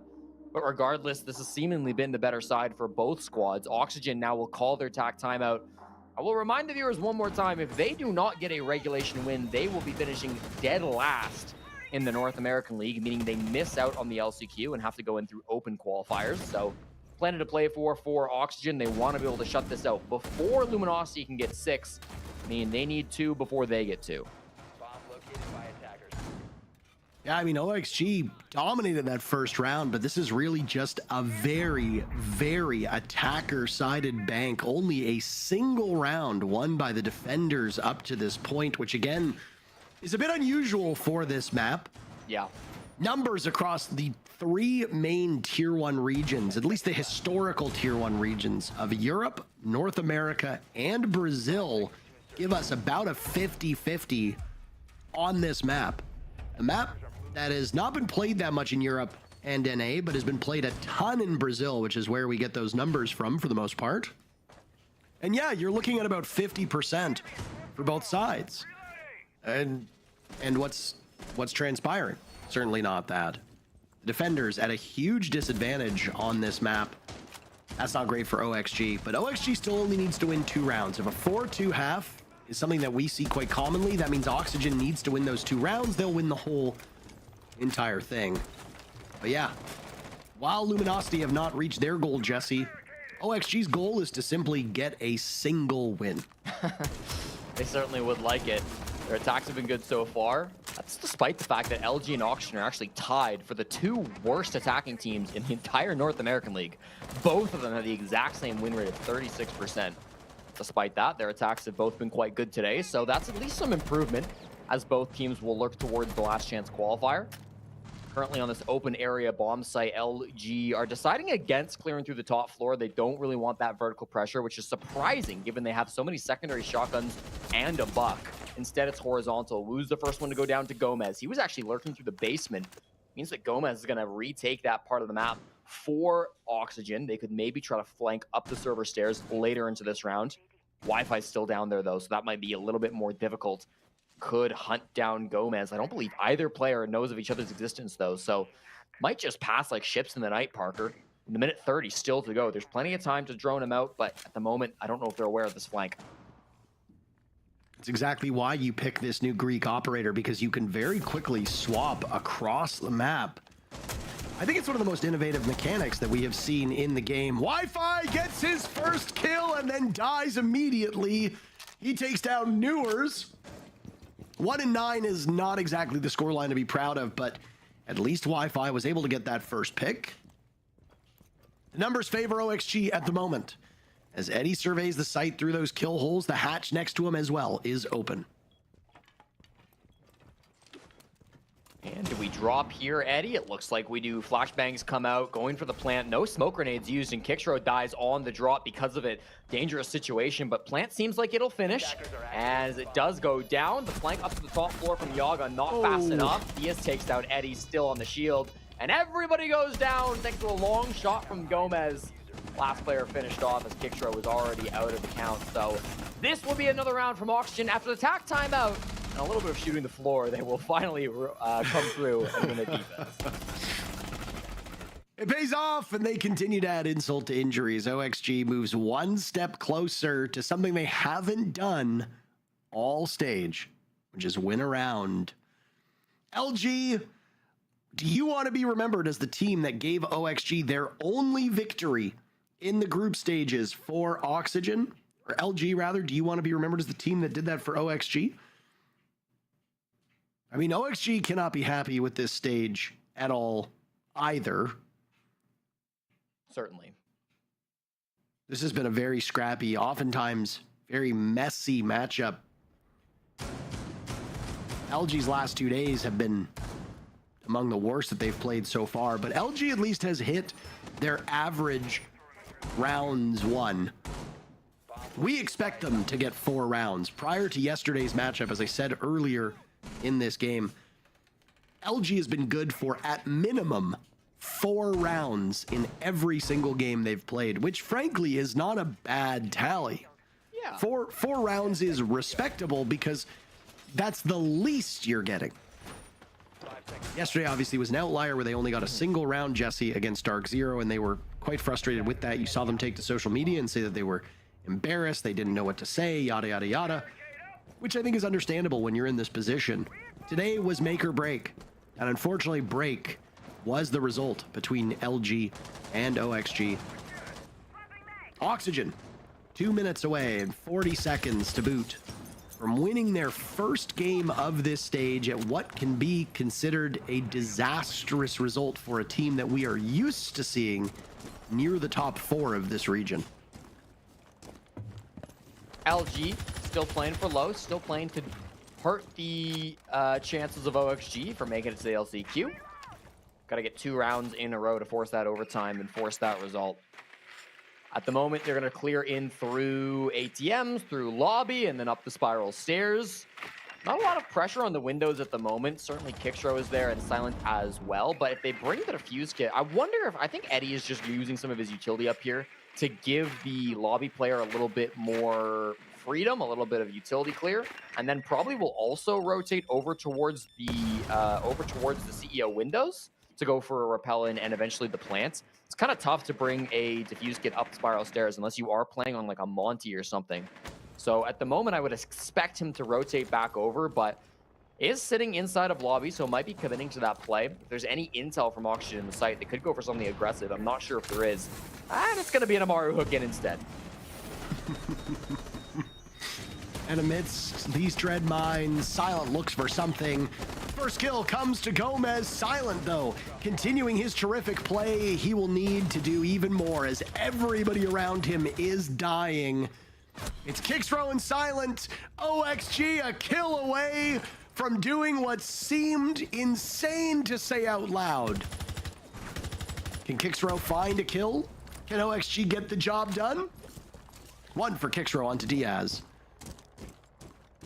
Yaga already typing in the chat as there's just 38 HP remaining for the last player alive in Luminosity. They started this matchup hoping to clinch a playoff spot. OXG started looking for a single pick. This is winnable by Kixro. He's got 30 seconds left, 16 HP on Gomez, 82 on Yaga. He had a good idea of this player on the mirror window. Kixro will down Gomez. It's all up to Yaga in a 1v1. The Yog Dog versus Kixro, dodging around those frost mats. Yaga rotating over and he wins it. OXG finally wins their first match of the stage. They have denied LG's ascent to the playoffs. And while it seemed crazy to think that they would be in a position where they had 0 wins, OXG will get the job done. It was still a really tough match. But oh bye, what a tough game for both of these teams. A little bit of momentum for sure from Oxygen, of course, ending off with a win. They should be happy about that, but they will be headed to the last chance qualifier. We have 1 more game to watch today, so don't go anywhere. We've got the analyst desk and then 1 more match to end out our final play day of the groups.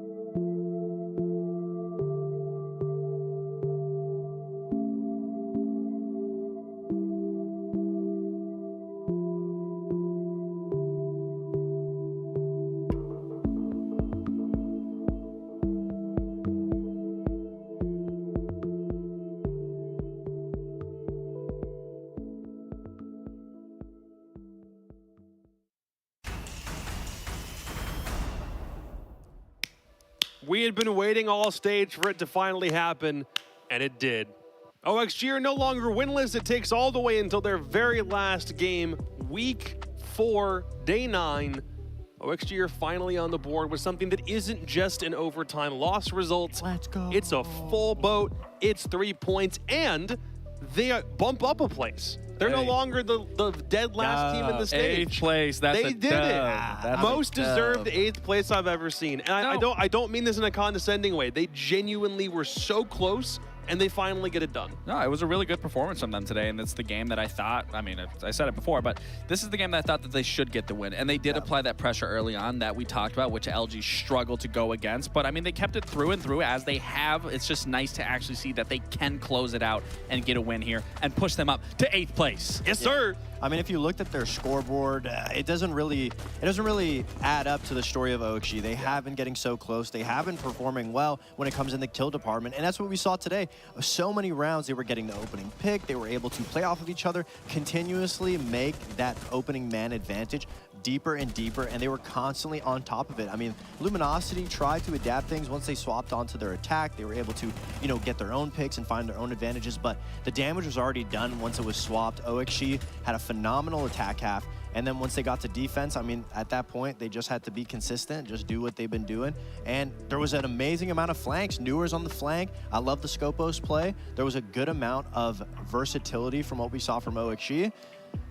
Was it the best? I mean, I'm glad that it came now because it's going to have to be the thing that carries them throughout opening qualifiers to LCQ. I mean, again, we said it was going to be a close game. Oxygen keeps it close. I mean, this was a 7-4 that was actually now in their favor. So it goes to show, once again, that we've already reiterated, they are very competitive. It's just a matter of getting past that finish line, which they clearly did here today. So it is important to keep that in mind, that they did wake up from that nightmare. They didn't keep a lost streak going, so kudos to them.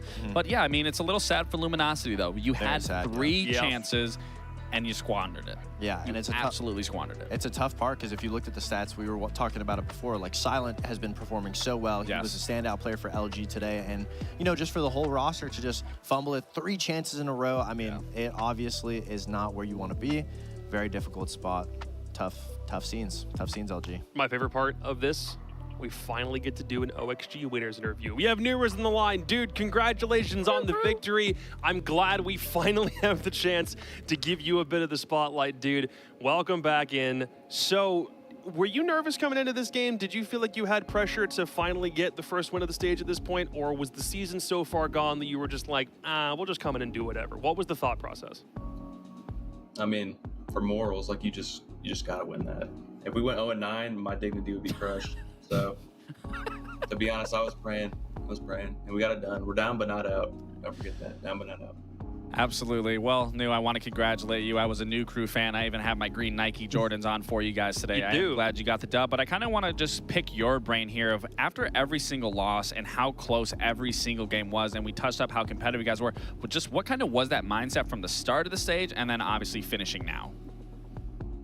I think we have the right idea for like every game, but we just have I guess a mental block of just not closing it out. That's really all it is. I feel like we had a very good start to every game, and we just you guys had it was literally within 1 round of just pushing an OT in a lot of those games.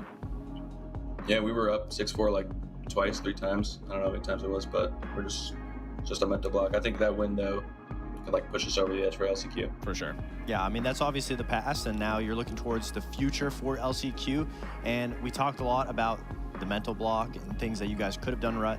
What are some things that you and the team are going to be looking forward to improve? Like, what are the next steps you guys are looking forward to? Is there a break until LCQ? What's the main things? Is it maps? You know, just walk us through that a little bit.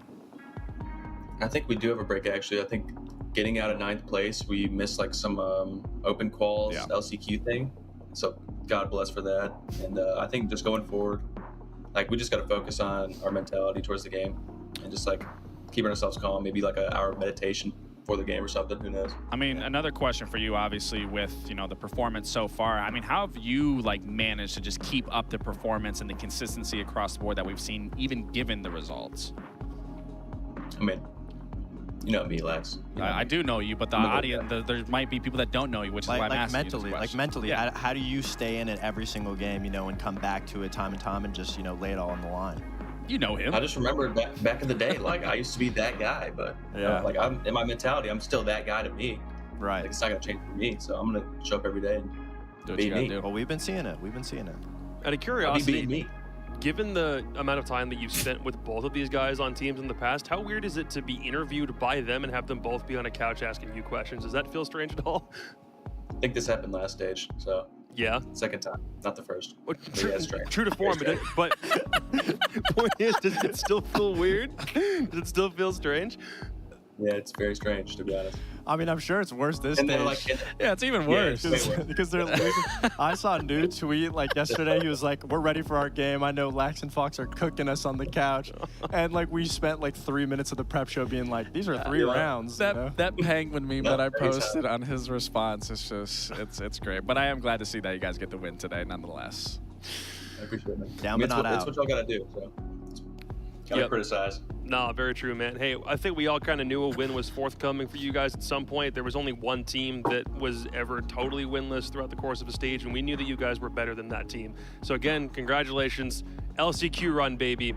But I know we were rooting on the desk earlier today. Both of these guys picked you to win. I think everybody in the back also at this point is also rooting for you. Deep run in the LCQs, brother. We'll get it. Maybe we're just a best of 3 team. You never know, but we'll see. It's true. There are some teams that perform really well during best of 1s, whereas in a best of 3, some teams crumble. It's very true. But we'll see. We'll all see. All right, dude. Congrats on the win. We'll see you in LCQs, man. Take care. Thanks, man. Finally happened. I love it. News response. It's so funny. News response is just so funny. It just reminds me back just being on the roster of just all the different moments that have been, have had happen on that team. I remember first time we did an interview with Nuru when he just joined the team. I think it was the stage where he just joined. You were in Vegas, we were in LA. And one of the first things that we asked him for some reason was like, "Oh, hey, what's it like living in a team house for the first time?" And his response was, "Yeah, Fox made my bed." And I'm like, there's no way. He doesn't seem like the same person now, which is great. But there are some things about New that just stay with him forever. It's like a sense He's of not humor. changed. Yeah, but that's he a actually good thing. He's funny. He had the bed sheets on for a little while, and then he washed them, and I don't think those bed sheets ever went back on the bed. He was just sleeping on raw mattress, and like, that's just the kind of guy. He was just gaming all day, locked in. That's the grind some players go through like these that days, now, man. They don't make their own bed. You've been off the team together for 2 years and you're still cooking him. I mean, it has nothing to do with cooking. I mean, he's just sleeping on the mattress. But I mean, like now he's back at home. I mean, we saw the bed in the background. I'm pretty sure, like it's made. He doesn't sleep there, so he doesn't have to make it. Where does he sleep? The couch. Why would he sleep on the couch? So he doesn't have to make the bed sheets. Logic is too sound. It's too sound. Congratulations to OXG. First dub on the board. Commiserations to Luminosity. That's just not the sort of performance that gets you into playoffs. However, both of them will have the opportunity to make a run through the last chance qualifier to get back to this point in 2 weeks' time for when there's one more North American team that's sent to Montreal. We aren't done. There's still one more game we got to get through. We've been looking forward to it for a while, except this time it has a different wrinkle than when the day started. C9BC and Sonics next.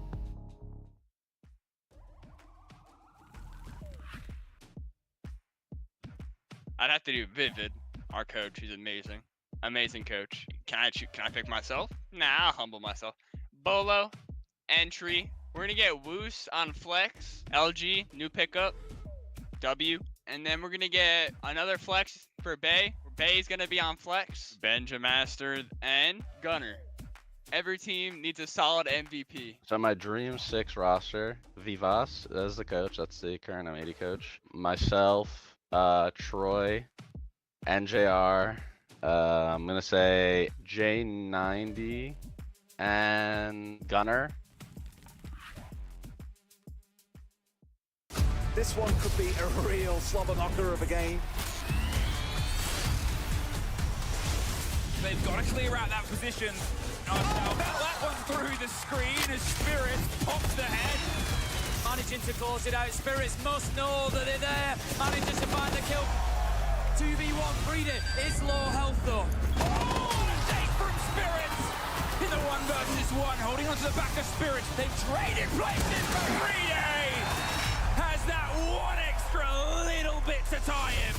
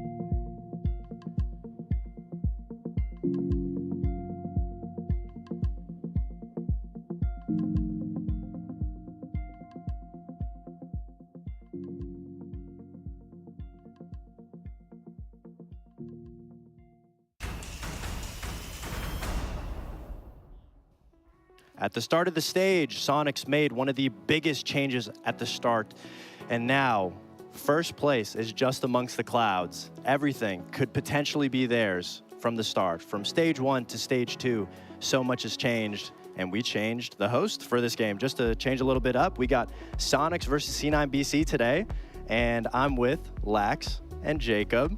And I'm pretty nervous in this situation, but I think I did pretty good. Yeah, that was actually solid. That was actually really good. Bad. That was I do want to take a shot every time you said at the start, though. I think it was like 3 or 4. I mean, even the reference honestly, to like it's all in the clouds of obviously Cloud9 Beast. I know. I thought of it on the fly. It's not bad. I thought of it on the fly. I give it a. I think I'll give it a. For his first time, I'll say 7 out of 10. Yeah, I was thinking like B- territory. For my first time, I appreciate that. Not bad. Like I was horrible. Like on the cuff, you had like 3 minutes to figure it out, basically. Like, I just thought of it in the moment, but both these two teams today, I mean, obviously they've been preparing, and we were so hyped about everything about the matches that were going to happen today. Yep. We talked about at the start of the stage, C9BC versus SQ. We wanted to see it.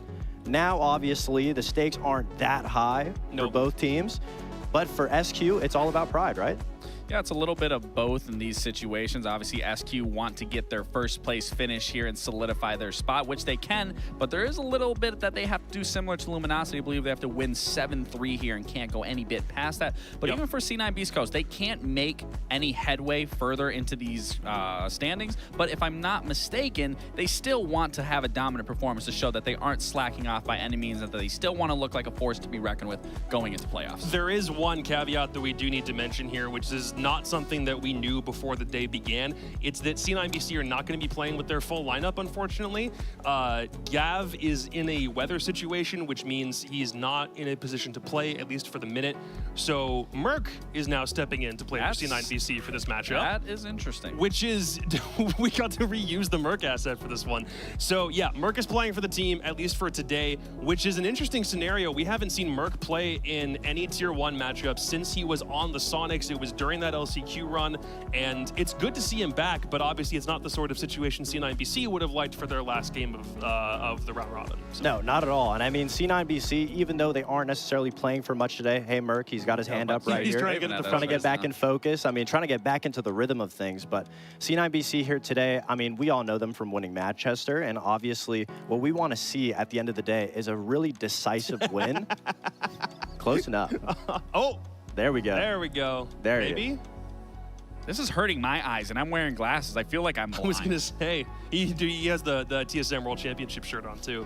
He's locked and loaded. He's ready to go. He is ready to go, and I mean, they need to be ready to go, because the issue with C9BC is they've been kind of solidified themselves in that middle ground. They've been beating up on the weaker teams, and they have been losing very close games to the top teams, but they find themselves in this situation where they have fallen off a little bit from that Manchester roster that we all expected to win. Yeah. And now, today, it's their last chance. They're stuck between 5th and 4th, I believe. There's not much change that could happen to their standings, but obviously, for going forward into playoffs, to feel like that team that won Manchester, obviously, they would need a huge win. Coming up on Sonics would do exactly that. Well, that's what's a little scary for me, because when you look at old Oxygen and they're back to their stage 1, they were beating up on all the weaker teams, and the second they started playing the upper echelon of teams, that's when they started losing their footing and losing their grasp and hold of where their placings were. Now you're finding that similar section of C9BC doing the exact same thing, beating up on the lower teams, but now you're versing the upper echelon, and this is where you are falling short, especially going into playoffs. We're now at that threshold for C9BC where they currently have the same amount of losses that they did back in stage 1. They had all of those losses in the round robin in their first 3 games, then managed to bring things back, which is an important thing to remember. If they were to lose one more game, then you can make the argument, hey, stage over stage, maybe they slipped a little bit, but ultimately the problem is if you can't beat the teams in the upper echelon, then who can you really beat when you go international? And that's all you're going to be versing though in playoffs. And then, yeah, to your point, then you're going to be internationally, you're going to be playing the best of the best. So if you can't do it here in your own region, and this is where you're struggling right now, that is a scary thing, because we've talked about all the other upper echelon teams have said, we're working out all of our problems. We're fixing it going into playoffs, where now we're seeing C9 BC start to taper off going into playoffs. Yeah, and we talk about upper echelon teams, and there's no better team currently right now besides Sonics. Obviously, they've been playing phenomenally. Good segue. Thank you. I appreciate Let's go, that. dude. They've been playing phenomenally well, and they are also playing with their full roster today. And we've talked about how every single player of that roster has been doing amazing for the team. Yeah, they've been doing a wonderful job, and we talked about it way back during the first day of how fast this roster was going to change, and it's changed fast. They quickly adapted. They quickly got onto pace and onto track where they were with the roster change of Troy, bringing on Surf, and then even Super coming back into the coaching staff. I mean, it truly is a highlight for this team to be finding the success that we're seeing them find so fast and so early on, because again, that was a huge question. That was a huge shakeup. Was what is it going to look like? But you got to feel good if you're SQ looking at that and seeing your placing from stage 1 to stage 2, only finding 1 loss so far and possibly then closing out a win here to solidify that spot even further, and then obviously 8th during stage 1. It's actually insane that the first time Merc comes back into pro play is against the team that he used to play for. The irony like, what is this actual timing? It's also great for Sonics to be in this position,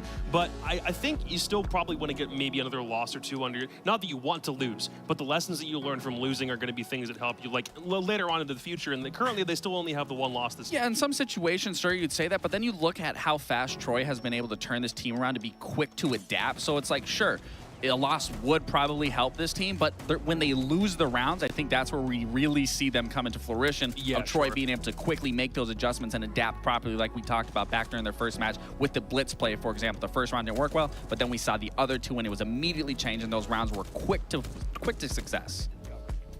What do you think, Fox? I mean, I think Sonics have been playing really well, and I think the biggest issue, I understand what you're saying, is they want to lose to be able to fix those issues beforehand and talk about what they can do better. Nobody and wants obviously, to lose, like, nobody to be fair. wants to, but obviously for, like, you know, bettering themselves in the future, I see what you're saying. And when you look at their stage 1 and stage 2 comparison, it's obviously super good, to say the least. Obviously, they didn't have the performance they wanted, but when you look at stage 1, obviously a lot more losses. It's not like a huge taper off. They only managed to pass that EPS rating as a team only 2 times, whereas then when you go to stage 2, you will see their EPS be reached over 4 times. And this goes to show how well their performance has been so far. You obviously saw they only have 1 loss compared to their last stage. I mean, this team is on the up and up, and it's really hard to pinpoint a certain area where this team is lacking by any means. It's just when we saw them lose to SSG, it was just a little bit of a fumble. They got a little too overzealous. They didn't give them the respect. But since then, I mean, there's really nothing I can nitpick at this team. They're almost looking perfect in every single way. When you can say that the worst a team is doing is solid, then that's fantastic. And that's exactly where they've been. It's either at worst, I mean, yeah, you know what? Pretty damn good. At the absolute best, it's complete contain and crush. And that's exactly what you want from a team. But to get it, again, this quickly is still a crazy achievement unto itself. An achievement none the self, and we actually had a chance to talk to Rexon before the Super Week to get an idea at what he thought about how well his team has been doing. So, okay, hello, my name is Richie. I go by Rexon, and I play for the Sonics. We've been playing very well for group stage, and even though it is the NAL, group stage does not matter as much as playoffs does. So we pretty much want to lock out first or second. We do that. We only need 1 more best of 3 to make the major, and that's what we're aiming for. And then once we get there, you know, the job's not finished. We got to place pretty high. I think Troy being on the team is very good. Work ethic and culture have definitely changed for the better. I also think Troy, now that he is on the team, I am playing the role I'm supposed to. Troy is very well at adapting on the fly and being very aggressive. And I also feel that since he's like that, I'm pretty good at making plays off my teammates. He puts me in spots where I flourish, so I think me being utilized correctly on top of him being a good IGL, I think it works out very well. With the other teams, C9, one of my best friends, Gunner, on the enemy team, they won Manchester. He got MVP. He played very well. We're supposed to be the underdogs. I do think they're a good team. I think they play the meta very well, but I'm extremely confident in my team, and I think we're better than them. We don't want to lose any games. Worst case scenario, get 1 or 2, because again, when you have that extra life and you only need to play one game to make the major, it's a lot of pressure off, a lot of weight off your shoulders. So the expectations, obviously, make the playoffs, and then in the playoffs, make the major. When we do get to that point, which we will, I'm very excited for, to make an event. There's absolutely no circumstance at this point where the Sonics can't make a massive run through playoffs. They're already guaranteed a phenomenal result at this point. I'm seeing them at the major, no question. You're already calling. Wherever they find themselves, yep, they've gone. They're going to the major. 100%. Yeah, I think the biggest thing that sets Sonics apart. Hey guys, I'm back to an analyst. I think the biggest thing that sets I'm back in the chair. What the hell? Sonics apart from the rest of the teams at the top currently is they are the most adaptive, and when there's an issue inside of a map, they fix it almost immediately. And we've seen it time and time again throughout their maps that they're just so problem solving, and that's something that making it into a best of 3 format gives them so many more opportunities to be able to fix things. And then also, it makes you feel very confident in them at a major, specifically playing against other styles of play, other regions. It's drastically changing every single event. So obviously, the team that can adapt the quickest is always going to be on the best foot forward. And to be fair, all these players have LAN experience and a historical LAN experience as well, with obviously Troy being on that roster. Surf even got his experience back in EWC on that Luminosity roster. So you can be confident that with this team going to the major, obviously I'm saying that a little premature, but they should theoretically do extremely well at the major. I would say you're already calling their shot for them before they even get there. It's hard not to not see this team possibly being at the major. I think consistency is the biggest thing to see from Sonic so far. We haven't really seen many hindrances where it's something to worry about. Like I said, I can't pinpoint out anything. Obviously, you don't want to see it now. So if they can close out the stage and then go into playoffs knowing that they put their best foot forward and everything was as solidified as they can, yes, we talked about them needing to make mistakes to hopefully learn from it. But if they don't have to make mistakes, like you said, it's the best situation possible. It's just one that seems so unfathomable to the average team. That's why it's so impressive to see Sonics potentially do that in today's last day. I do want to make note. It is interesting, and obviously that's unfortunate for Gab not to be able to take in this game. But for bringing on Merc, that just came off this Sonics roster, and I'm sure they did tweak a lot of things, but maybe there is something that Merc can quickly identify and be like, hey, I know what they're doing. I know what they're trying to go for. That could be a recipe for disaster here for Sonics. But again, I would assume that with everything and the changes that they made, that it probably won't be that significant, but it is something to keep in mind going into this game. I think we probably would have had a much broader discussion about Sonics and C9BC and who's meant to win in this case had it been C9BC playing with the full roster. I think at this point we're just assuming that this is Sonics' game to lose at this rate. But absolutely, I think even before it was Sonics' games to lose, just because they have been so much more consistent compared to C9BC. Obviously, bringing in Merc though as a substitute is no easy task to play against. Obviously, Merc is a very talented player, and if anybody is aware, currently he is LFT. So this is a situation for him to make his position known, and it's always difficult playing against a player who has something to play for. If you're saying C9BC, it doesn't change in the standings, and if you're saying SQ, yes, they're top 2, that's important, but Merc is playing for a potential job on another team. So obviously he's going to be putting everything into it as best as possible. So I think it might be a lot closer than we'd expect. Oh, absolutely. And I mean, again, to touch up on Merc, he's still playing Siege. He's still streaming Siege. He's still staying well within the realm of Siege. Did he turn off a co-stream today because he was like, yo, hold on, I got to play a game real quick? Probably. And again, I think it's good to Fox's point, he wants to make his name more known than it already is, and that he still can compete at the highest level, even if he was forced to take a little break here. This is the game to do it, and especially against the roster that dropped you, to show them that they were wrong, to show them that it was a bad mistake, to show the other teams, why didn't you grab me? This is what the future could have looked like had I been playing with you. Yep, it's very true. The final best of 1 of the stage has finally arrived. Either Sonics make it to top 2, or C9BC and their new best friend Merc decide to gatekeep them from that honor. Parker Mackay and Jesse Chick have the call on Cafe. Well, what a matchup this will be, Jesse, for the Sonics. Cloud9 Beast Coast are kind of locked into their position, right? There's no mobility for them whatsoever. They're guaranteed to finish 4th. That is it. Are you shaking your head because you're just like, you just maybe scooch down a bit for me? Okay, up a bit. Okay, great. We'll get the framing right on the next one.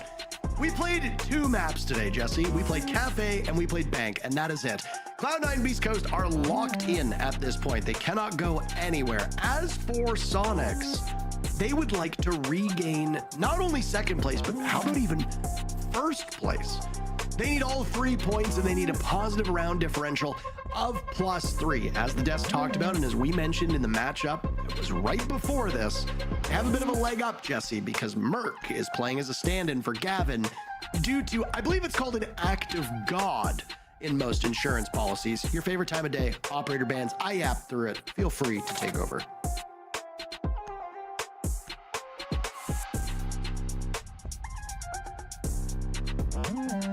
Yes, Parker, indeed, it is my favorite time of the day. Monty, Dokkaebi, and Zombie Mira all taken out. Wonderful. Took you a while. Yeah, you know what? Way she goes sometimes. Nothing too surprising. Obviously, some common operators. Cloud9 Beast Coast wanted to take out that Monty, of course. An operator that they do play quite a bit, but also when you're up against Troy Canadian, you definitely want to remove the Montaigne. It's a very scary operator. I kind of hope that we would see it just because both teams have such strong Monty players. Hot and Cold, very good on the operator as well, but not to be. Dokkaebi and Azami, the most popular operators for Sonics to be banning on Cafe. And then the only one that was really a question mark for me, the only one that I wasn't sure when I was trying to predict the operator bans, was Cloud9 Beast Coast's defensive ban. I thought maybe a Valkyrie. They went for Mira instead. So a bit of a curveball there. Mira not often banned on Cafe, but clearly they've seen how Sonics like to play this map, and so they've probably chosen to ban it for that reason.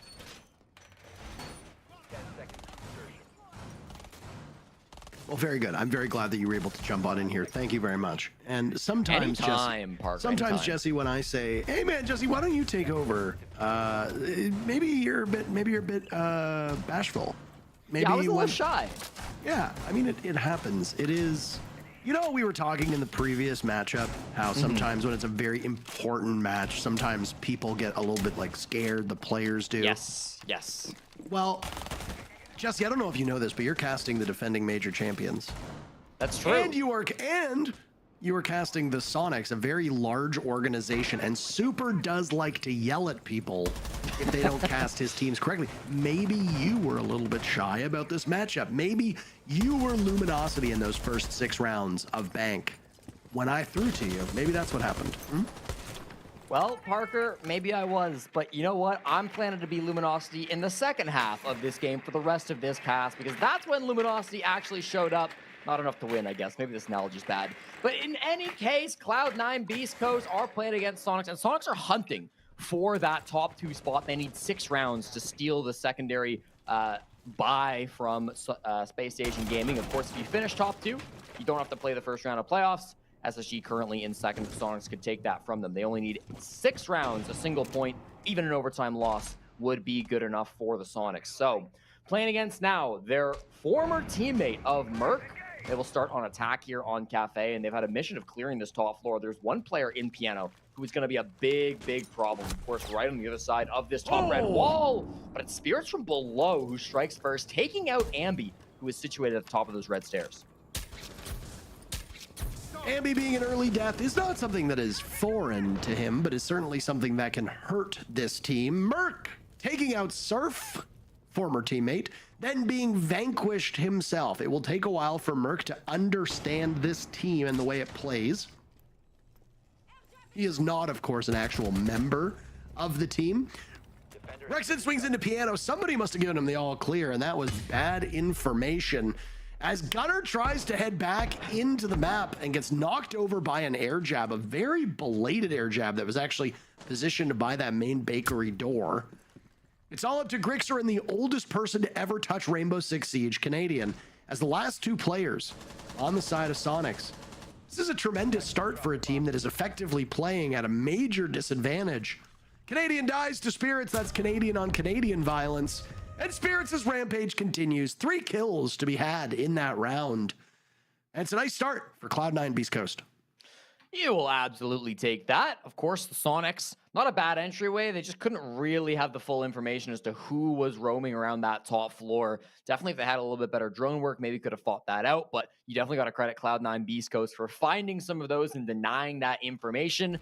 And they had no fear about playing aggressively. You know, they were happy to go for swings, happy to challenge SQ. Very different from the matchup that we just saw, where it felt like Cloud9 Beast Coast were constantly moving around that map, constantly going for swings, constantly trying to find themselves in positions that Sonics just did not expect. One question that I had when I heard that Merc would be subbing in for Cloud9 Beast Coast is he going to be able to bring any extra bit of intel? Because obviously he played on the Sonics throughout Stage 1, throughout the off-season. It wasn't that long ago that he got dropped off this team. So I do wonder if he's going to be able to bring any of that secret information, if he knows how they play. Sometimes even if the strats have changed, even if you don't know the exact playbook that Sonics like to go for, you'll know, if nothing else, their tendencies, what players like to do, what positions they like to hold. By playing with them for so long, might have been able to pick up some of that on the side of Merc. So we'll be interested to keep watching that. And of course, as the Death pointed out too, Merc is LFT, and so he's kind of showing off his resume at the moment, showing what he can do. I mean, Merc is a world champion after all. He's going to do well. You know what? I don't even think Hot and Cold did a single thing in that round. I was thinking to myself, I was like, who was really involved in that actual execute? Not Hot and Cold. That's for sure. What's he gonna do this? What's he gonna do? What's he gonna do this time, huh? What do you think he's gonna do? What do I think Hot and Cold? Well, he's currently in train, sitting inside a train that does not move. Most people will be shocked to learn that train not going anywhere, parked as if it were in a parking lot. So it's gonna be on the onus of Sonics to clear him out of that position. Obviously, the bomb site not too far away from him over there, so they want to be able to find that pressure. Instead, they will track the Valkyrie. The Valkyrie? They will track the Warden. My mistake. And Diffuser immediately drops. Valkyrie even did the round. I don't know where I saw that. Maybe you were going back and rewatching the VOD because that's freak behavior that you commit when you'll say, you know, I just went back in the break and I rewatched the round. I was talking to my favorite caster, Lynx, and Lynx told me that, you know, he's done that as well before. You know, it really hurts my feelings that you keep saying this, and I know that you know that as well. It just keeps driving the proverbial dagger deeper into my heart. Yeah, Lynx does a great job. That's not what I'm saying at all, and you know that. Jealousy's like an ugly color on you. Is it jealousy or is it envy? That's right.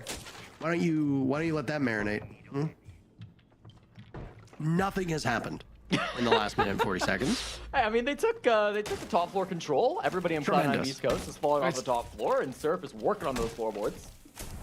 He is, what's that game called? Home Renovator Simulator or something like that. Gunner goes for the run out on a Grixer, and Cloud9 Beast Coast have really liked taking their chances, at least through these round and a half that we have seen. They went unpunished in the first round, largely because of this man right here, the French Canadian on your screen of Spirits. He could be a difference maker in this round. 3 kills in the first. He's a man on the run. Diffuser and Gunner have been punished so far. 30 seconds to go. Sonics now need to get the execute underway. Hot and Cold will lose full visibility in his position as there's a follow-up from Canadian as he drops. And control of the B-bomb site is there. Merc attempting to take it back. Unsuccessful. Spirit's the only kill as the rampage from Sonics rolls over C9BC. And we have a tie game. That was a really clean push, actually. Full taking control of the top floor. They took their time. They didn't get any picks, but they knew they didn't really need it. Eventually, they do find Diffuser and Gunner to start that round. I think, honestly, Cloud9 Beast Coast getting a little antsy. Gunner trying to go for a run out. Diffuser maybe playing a bit aggressive on the top floor as well. Both of them did end up getting punished, and then that opened the door from Sonics. They found out exactly where the weak point was. They realized, okay, with this floorboard open, with control of the red stairs, we can drop in through train and then work our way back inside of mining. The one player that was nearby to try to stop that on Cloud9 Beast Coast, who was playing inside a pillar, got shut down. So super clean push from the Sonics, and this shouldn't really be a surprise. Throughout the stage, Sonics have had an insane attacking win rate. They have a 60% offensive win rate here throughout the stage too. They've been very, very good on this half, and I think that really does go largely to the credit of Canadian. I mean, it's a whole team measure, of course. I think Rexon's played exceptionally so far this stage. I think Grixer, Ambi, Surf are all contributing too. But when a team is really having success on attack, a lot of the times that does come down to the IGL pulling a lot of the weight, maybe not statistically, but certainly in the information game and leading the team. Houghton, you're on the echo, sure. So credit to Canadian for making that play and helping Sonics achieve such a stat, because their attacks have been beautiful this stage. Yeah, I mean, I actually got a message after our last cast together just a couple days ago saying, like, you have to stop mentioning Canadian. I was like, number one, I don't go out of my way to mention any player in particular unless there is a need to discuss it. And whether we want to admit it or not, Canadian is probably the most important player in maybe even the history of the NAL. And in this stage in particular, the big storylines have been the top two teams. The top three teams, in fact, all have connections to Canadian. You've got Dark Zero, you've got Space Station, and you've got Sonics. It is inescapable. Well, how about this? This SQ team has been rejuvenated by the addition of this new IGL. And of course, you also have to discuss Super stepping in as a coach for the team. As a general manager, he can only do so much. But now that he's the bona fide coach of the squad, his ability to help the team is surely working out. He and Canadian have revitalized a Sonics roster that was always good on paper, but is now seeing quite a bit of success. And DZ is also succeeding with their changes too. This has been a very beneficial roster move as the team has settled in with Nafe.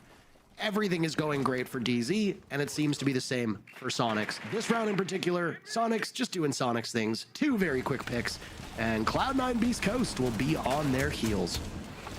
Yeah, LFT player of Merc struggling so far in the early rounds, 1 and 3, a massive man advantage now building for Sonics, 2 players. And Diffuser, he wants to flank, but he's been droned out. He's been jackal tracked, forced all the way back to coat check. Spirits was trying to flank White Stairs, but he also got found out and had to fall back. So the aggressive moves that Cloud9 Beast Coast are trying to make just are not coming to fruition. Hot and Cold, though, has an opportunity with intel on the brown stairs to swing for a pick. His teammates are watching that, and I guess they've told him to fall off, as that player at the top of brown stairs likely doesn't want to get active just yet. I think that's Surf. There's a shot from Diffuser. It's the first kill that'll come in from Cloud9 Beast Coast. Diffuser on Pillar will shred through 2 players of Sonics. And a third as well now down brown stairs. No quad to be had. Ambi himself is streaking. And they're going to the quad, baby. 20 seconds remain for Matthew Stevens. Man whose name is Hot and Cold. Players from Sonics, very cold. Coming out of the freezer. Look at this in such close proximity. He hears it, but Ambi shuts the door. What a terrific round from the youngster. And Sonics will prevail in the 3rd round. 18 years old from Chicago and some of the best mechanics in the entire world, showing it off there. I thought for sure that we were going to be talking about the one player who was able to flank and make something happen on the side of Beast Coast, but no, Ambi comes out on top and shuts it all down. Has not had the craziest stage. He's been good, don't get me wrong, but I think the focus for a lot of Sonics fans has been more on Rexon, has been more on Grixer, has been more on Surf. When it comes to the player getting the kills, Ambi has actually had the second least amount of frags coming in for the Sonics. So nice to see him stepping up. Obviously, primary entry on this team, using this as his time to shine. He has been excellent since joining the squad late last year, I guess early this year in the season. But really fantastic stuff coming through from Ambi in that round. He racks them up so nicely, and there are very few players in the entire world that could say that they have mechanically the same level of ability as that kid. No, yeah, absolutely correct. It looked like for a second there we were going to either a tech pause or a tactical timeout, but instead we just get the replays. We get the goods, baby.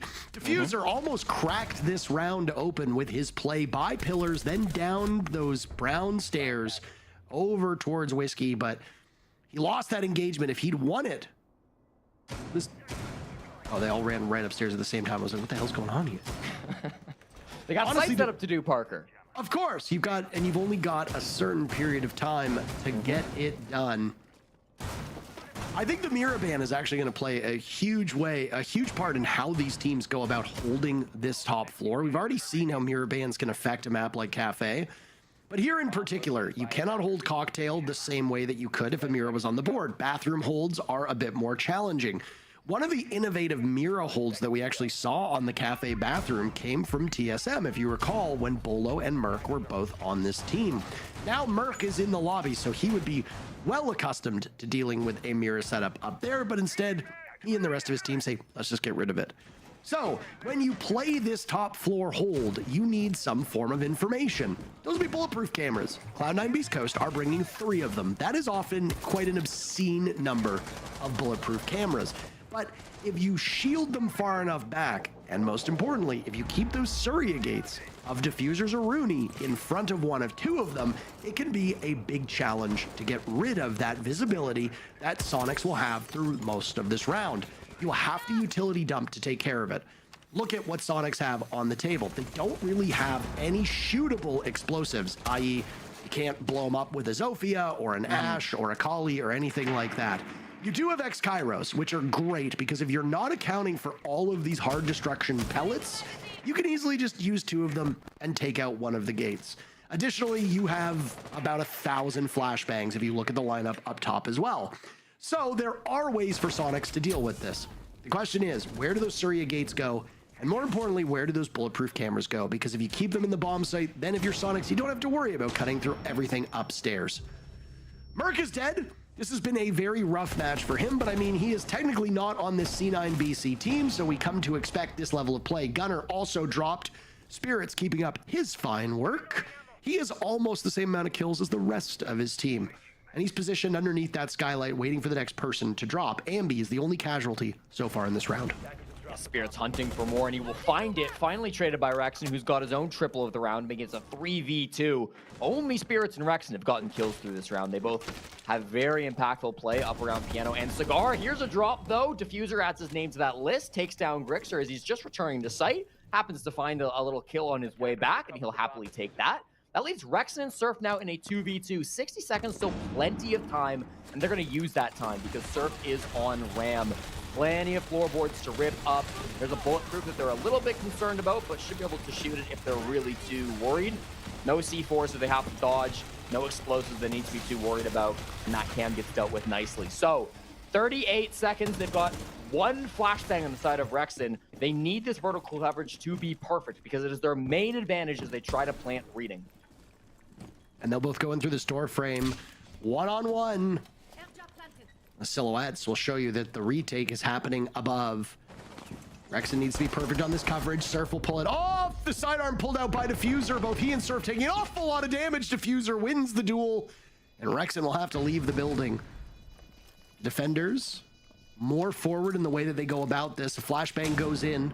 Cloud9 Beast Coast showed brilliant moments of coordination at the Manchester Major. It's why they are major champions. They'll need to show that same level of sophistication and coordination this time as well. And there it is. Houghton trusting Diffuser to get the job done, and through the kill hole looking to reading door. It's Cloud9 Beast Coast to get the counter disable and the final kill. 2-2 the scoreline. Many multi-kills in that game, but the most important one comes from the Element 2 champion in the server. I guess I could call him a major champion too, but that's not very descriptive because there's a lot of those in this server. Diffuser's 3K really coming in clutch as he rotated back up to the top floor. You know, that Ram didn't really do a lot for Sonics. Obviously, the power of the Ram is you can create a ton of vertical destruction, but they couldn't actually find any picks. The players of Cloud9 Beast Coast stayed elusive, and so they weren't able to find those kills. That meant it had to be a 2v2 execute. It's always awkward when you're in such a low man count on that site because you can either hold above or you can hold horizontally from the reading door. And if you don't hold horizontally, then C4s are likely to ruin that plant. Any player that's just pushing up can easily ruin it. So the top down is really more powerful for a post plant. They just couldn't hold on to it without the bodies alive. So little unfortunate for Sonics there. They needed to keep more players alive, but Spirits did his job in the early round, and then Diffuser in the late round. Both of those players, 6 kills each, have double the kills of their other 3 teammates. Just out of curiosity, point of clarification here. When you say holding horizontally, are you talking like cuddling or like what's going on? You think like... I mean that he is holding a horizontal angle through the bomb site marker. Like spooning. Yeah, kind of like spooning. Okay, I understand now. Good. Okay. Glad to clear that up. See, I was really worried that was just gonna soar over my head, but we got it. You know. Hey, I know sometimes big words they confuse old man, but that's why I'm here. Okay, we can work through it. This is bold for somebody who, without spell check, would just be adrift in life. Listen, I'm a math major. Okay, nobody taught me how to spell. Me number, me no word. Yeah, exactly. You're like a caveman. You think cavemans can number? Cavemans. This is proving my point here, aren't you? You think cavemans can number? We are a tier 1 broadcast. Folks, ladies, gentlemen, non-binary friends. Do you think cavemans can number? Put that in the book. That's locked in right now. That's Jesse J. Chick, never nominated for an esports award. All right. You're not getting there when you talk like that. Grixer with the leadoff kill. Goodbye, hot and cold. Cloud9 Beast Coast have actually surrendered a lot of these first picks, and yet it doesn't really matter because they've had the big secret weapons through the midway round, which is Diffuser and Spirits, the 2 players you talked about. The midpoint of these rounds are so good for both of these players. Obviously, there will be a lot more on their shoulders. Canadian gets his very first kill. I'm stunned as to how he was able to slap Merc. Ambi with a kill as well, and suddenly Cloud9 Beast Coast, with a little bit over a minute to go, are in a terrible spot. Not a single point of damage has been done to Sonics, and yet there are only 2 players remaining for C9 BC. Easier to melee when the opponent can't see, and Ying can accomplish that fact very easily. Canadian's so proficient on that operator, of course. What do Gunner and Diffuser do to pull this one back? I'm glad I'm not in their situation. Could go for a flank, perhaps. Diffuser's all the way down on the bottom floor, so he's got a ways to go, but up round could find the back of a player on a balcony, but he's just missing. There's a default cam still up as well. That's huge for Cloud9 Beast Coast. Unfortunately, Diffuser's on a drone, so he will immediately get shot down from above, leaving his teammate Gunner in a 1v5. Under the hatch, he could get one, if not for the fact that he can't see. Canadian up above is able to find his second of the round, and a flawless victory will be secured for the Sonics. You calling me an old man, and Canadian just pulls that off? I am older than Troy. Oh, I know. He might as well be one of the oldest specimens alive. He's still pulling it off. But it's the same with what we said with him on Dark Zero, right? And it's what we talk about with other IGLs. The same conversation has revolved around Nafe in all the DZ matchup. Oh, he was stuck for a second there. I was wondering what was happening. Was he trying to climb into the monitor or not? Nafe has struggled offensively in a lot of these matchups, but it doesn't matter when you have all of the threats that Dark Zero has. When NJR, Pambazoo, and Bolo are on, they can dominate almost every team in the world. Add Kobilax, who is still finding his footing and has shown signs of brilliance as well, and it is not imperative that Nave gets the same amount of kills. The same can be said for somebody like Canadian. It is impossible to argue how much better Canadian has made these individual players on Sonics. They are more disciplined, they are more restrained, and they are playing a very structured style of play. Again, not all that credit goes to Troy. A lot of it does go to Super, who is now the new coach of the team, as Goddess has retired, and as far as I'm aware, has left professional esports to go play World of Warcraft and RuneScape as a normal civilian, and boy oh boy, she's free. I envy her. We are all trapped in here. That's of course a joke.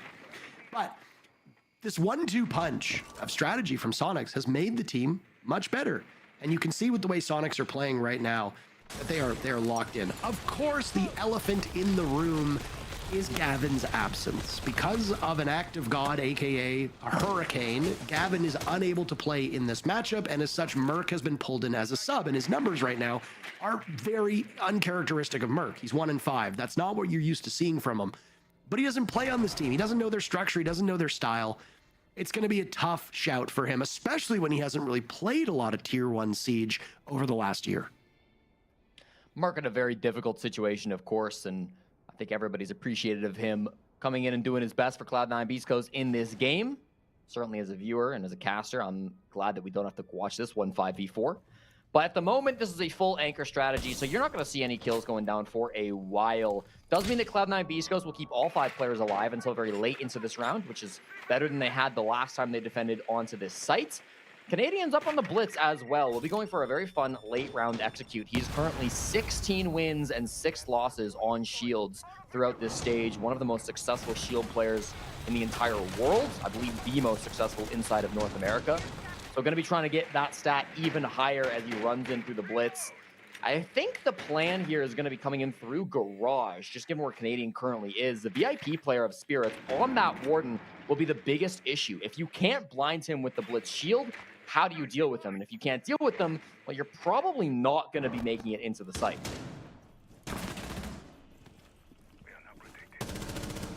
I was very curious if Rexen, or Surf rather, was going to be able to get that fine angle on the Valkyrie of Hot and Cold down below. Just so you're sure, by the way, there is actually a Valkyrie this time. Your eyes don't actually deceive you. I don't know what happened last time. I don't know where you were looking, but this is actually a Valkyrie on the board. Oh yeah, there he is. I see it. There you go. See, well, actually, she is. Unless you're talking about Hot and Cold, and then there he is. I was thinking of Hot and Cold, yeah. Oh, okay. Just so we don't want to misgender the operators, Jesse. Spirit's the very first pick. Grixer follows that one up with not one, but two. Well, his Gunner making a nice, mean cocktail behind that whiskey bar. Grixer, every kill so far for Sonics. He's putting together quite a string. He's got Ambi and Surf alongside him to do some serious damage.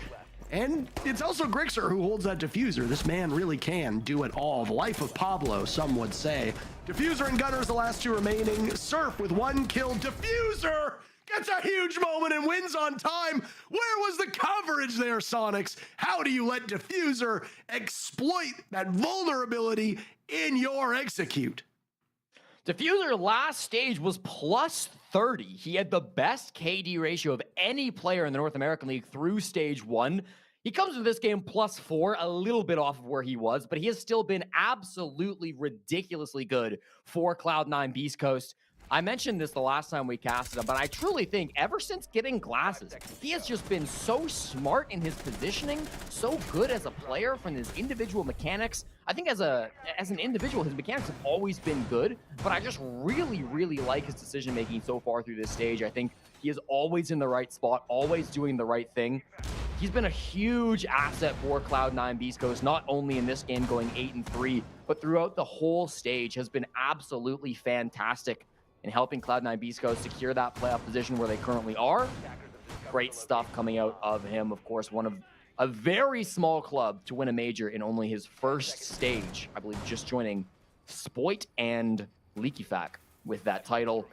So a very impressive player nonetheless. He is still at the start of his competitive career, but he's made quite a splash already. Didn't you make me play this stupid game at some point on the broadcast where you asked, you know, what are the 3 players that have won a major in their debut? And I got Diffuser and Spoit right, but I didn't know LeakyFac. Yeah, you did right. Yeah. I'm not gonna make you play it twice. Yeah, it's okay. It's a stupid little game. Canadian gets a skill. Watch him jump. Unless Rexen gets it. Unless they just let him leave. Hold on. Just be quiet. Just be quiet. Just watch. Just keep. Yeah, that'll get it. Do it again. Now it's too late. It's too late with that attitude. He's on the roof. How many times do you think he's gonna punch that window just to have the same result? Well, now it's prep. Now he can jump out of it. He's not gonna. Probably not now. There's nobody out there. Womp, womp, womp, womp. An aggressive lineup from SQ. Look at this. Doc, Vigil, a lot of operators that really don't get much value outside of just getting kills. A lot of them are up here on the top floor as well. Merc is hunting for them, and on attack, he certainly comes alive. Takes down Rexen as the opening pick. Ambi under fire as well, has stimmed himself up. Spirit takes down Surf, meanwhile, on the main floor. Hot and Cold finds Canadian. Dropping like flies are Sonics. Maybe all they needed, Parker, was to move on to the attack and get a great gun in the hands of Merc. Yeah, I mean, it's for somebody like Merc, I would have to imagine defending is easier when he doesn't know their setup. But I mean, you have a lot more freedom on attack, right? When you're defending, you're locked into the map. You have to play off of that information. You have to play off of that intel. And I mean, the attackers are always reactionary. You are responding to what the defenders set up. You are basically just sitting and waiting for them to show. In this case, on attack, if Merc gets droned in, he can react to where the defenders are based on that information. You know how formidable Merc can be. Gunner takes down Ambi. It's all up to Grixer. A flawless round for Cloud9 Beast Coast as Grixer finds himself on the ropes. Yes, manifested. And it's Diffuser to do it. Somebody, I think it was on the subreddit, said Diffuser just started wearing glasses and now the man is unstoppable. Maybe there's something to being able to see what's happening in front of you. I wouldn't possibly know. But the fact that Diffuser has better vision. To quote a great comedian Brian Regan, how is immediately upgrading your ability to see not top of your priority list? And I agree with that. Wear your glasses. You know what? Winning a major might have been a first priority. I would take winning a major over slightly being able to see it a little bit better. And you know what he did that with? What? Without, well, actually without. Yeah, without glasses. Without glasses. So clearly didn't need him that bad. Well, now it just means he's better now. Is the point? Is the point Now I'm he making. can win 2 majors. That's very correct. Very good. Yes, 1 + 1 equals 2. And 2 + 2 equals 4 eyes. So, I mean, he's basically unbeatable at this point. 3 + 3 equals 6 rounds. That's still the goal for Sonics. They need to get there before Cloud9 Beast Coast reach 7. If they do not, Space Station Gaming will get a bye through the first round of playoffs and will only have to play 1 BO3. They'll only have to win 1 BO3 in order to make it to the Montreal Major. Sonics would love to be in that situation themselves, but currently this game against Cloud9 Beast Coast is not going exactly to plan. It's not going badly. They got a 3-3 split, but losing your first defense on any map, let alone Cafe, is not what you're really looking for. So we'll see what they can do. I love this little Echo play. We saw this yesterday, actually, being brought out by one of the competitive teams, one of them casted by Lynx and Stokes, but no aggressive move. Oh, Rexon, what a shot! Finds the head of Merc. 1 tap, it's all he needs. There goes the aggression at S, indeed. I mean, oh, and Merc will give him a compliment. I have to imagine that the competitive itch for Merc is definitely still there. I know that I think he's semi-retired. I'm trying to remember exactly what his last post said. I think he's looking for a team for either Stage 1 next year or the SI Quals. I mean, Gavin is a tough player to replace, and he's got big shoes to fill, especially with how integral he was to win that major and how good he's been so far this stage.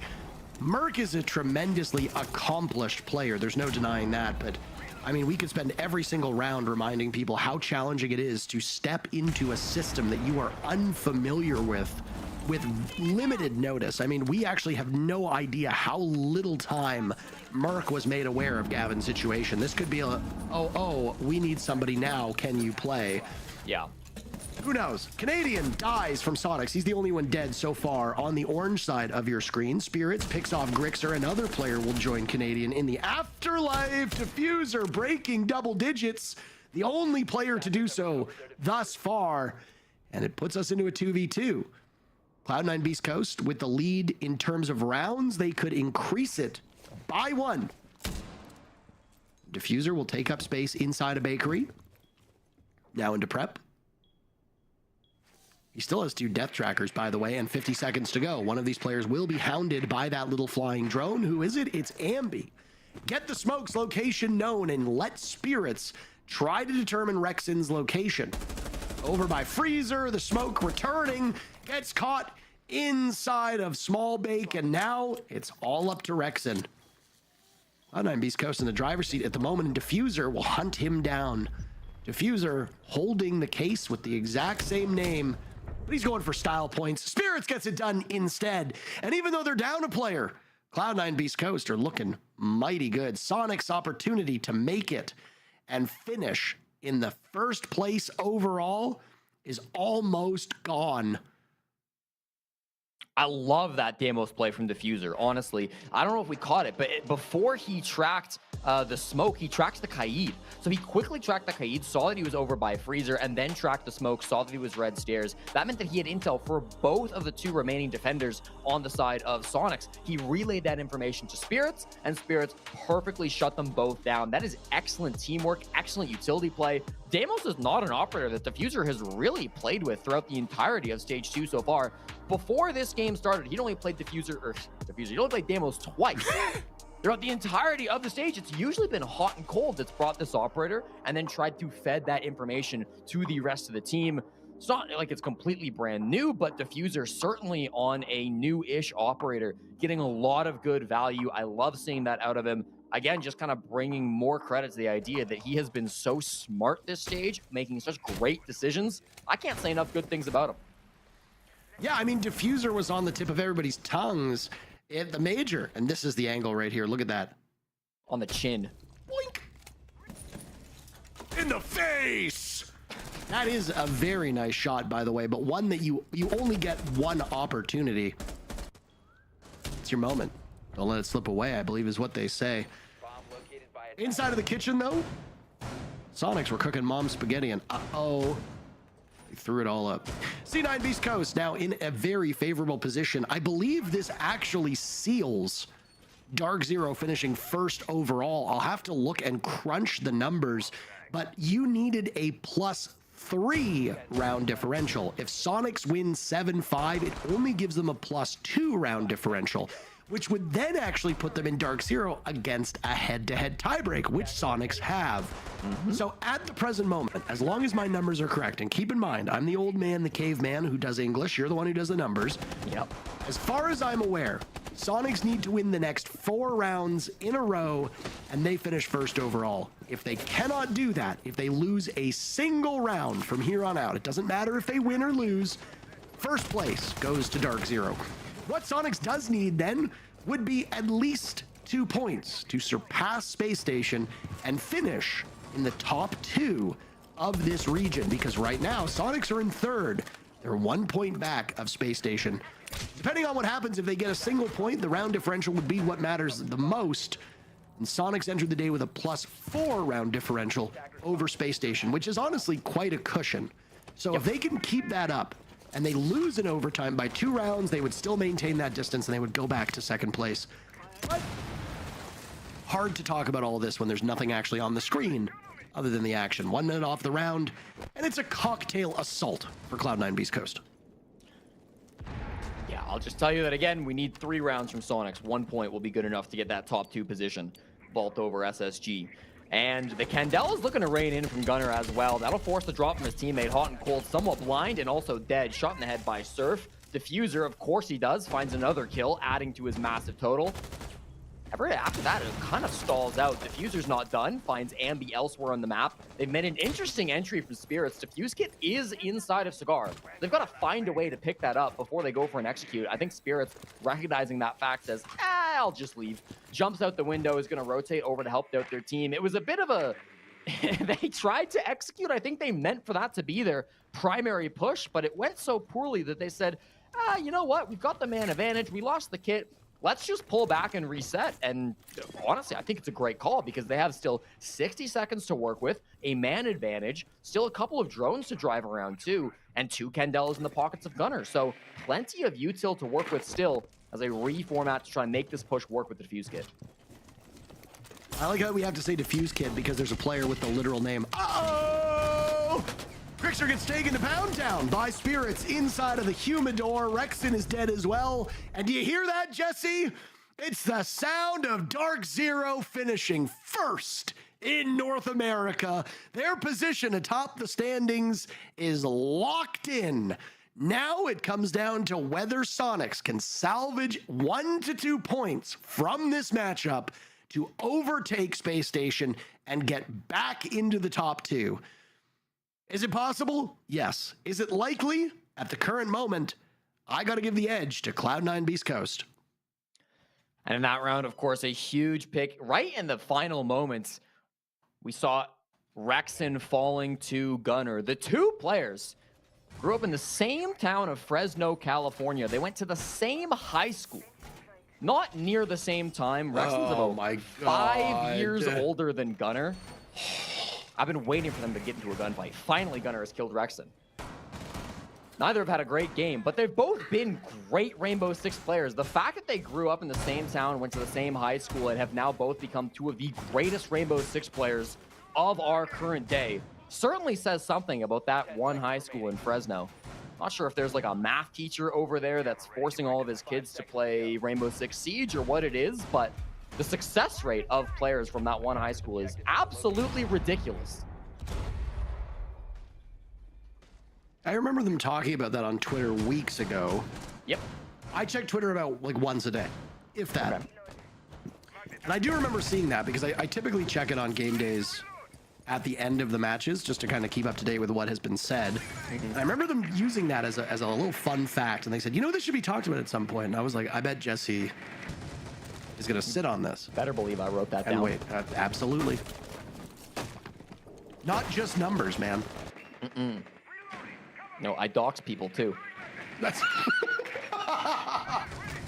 I believe that gets you banned on Elon Musk's Twitter these days, okay? It's kill locations, kill coordinates, or whatever silly things that man says. Grixer picks off Diffuser. Those are 14 kills gone. As Spirits is looking for the chuck out on the smokes. He'll try to isolate his engagements, and the Malusi will be the first target. He outduels Grixer. That's a hard fight to take. Canadian goes down as well. And it might not just be that Sonics will lose first overall. They might be shut out of the top 2 entirely. Space Station looking upon this matchup with glee. Fultz, the only existing member of that roster that teamed with Canadian, and I'm sure that there isn't any bad blood there anymore, but boy, oh boy, is Space Station a Cloud9 Beast Coast fan at the moment. Ambi and Rexen is the last 2 to stand against C9 BC. Bombsight fully in control of Cloud9 Beast Coast. Ambi scrambling to get back to position. Amidst the smoke, he'll have to choose. Finds hot and cold. A very impressive spray over the table. He's trusting in Rexen to hold the top floor. Ambi's lined up for Spirits. But Spirits is in a very advantageous spot. 3 kills for him this round. And now it's Rexen to police those kill holes. He has to drop. Gunner holding the diffuser. Drop in from Rexen will happen. He has no idea as to where it will go. And it's Merc. Good night.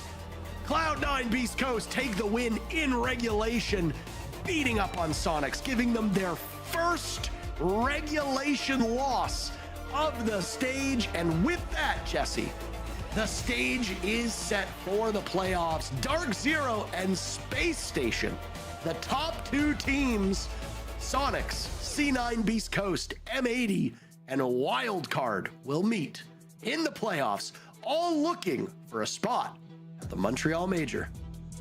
And I'm sure we've got the bracket for the desk. I'm sure they'll break down exactly what those matchups will be. I can't wait to figure it out because, of course, the playoffs are the most important time, the most exciting time throughout the entirety of the NAL. So congratulations to teams that made it in. Also want to quickly shout out Spirits for a fantastic final round there on the Blitz.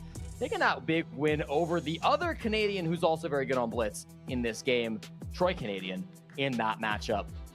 Well done to the teams in the server today, obviously Cloud9 Beast Coast. Walking away with the victory, feeling very good. Wrap it up, okay? I was tired of clapping there, Jesse, all right? All right, well, nobody told you to clap, didn't they? It's very fatiguing. The desk will want to close out our group stages as we now turn our sights to the playoffs. Take it away, boys.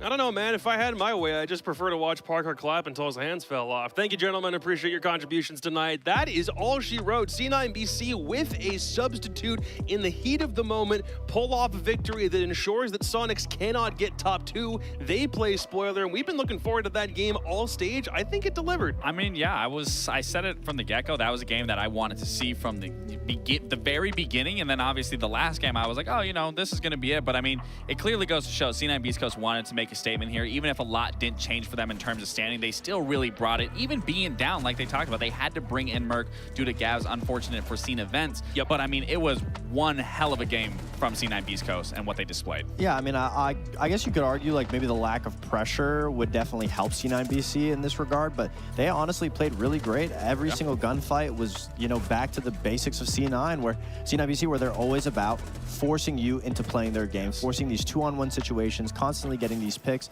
And honestly, if I'm being quite frank, I'm not too thrilled with what we saw from SQ. We talked about them being very consistent. This was the last game that they would play in the stage. We wanted to see them go out with a bang. This is not the last little caveat that you'd want to have on your resume of the stage going into playoffs. Obviously, it's the perfect time for it to happen, but that is just not the way that I expected it to go down. I just didn't think SQ would lose that badly. I mean, yeah, I agree, and I believe because of that loss, they aren't sitting pretty in first or second now. They are not. Yeah, so they don't have that cushion.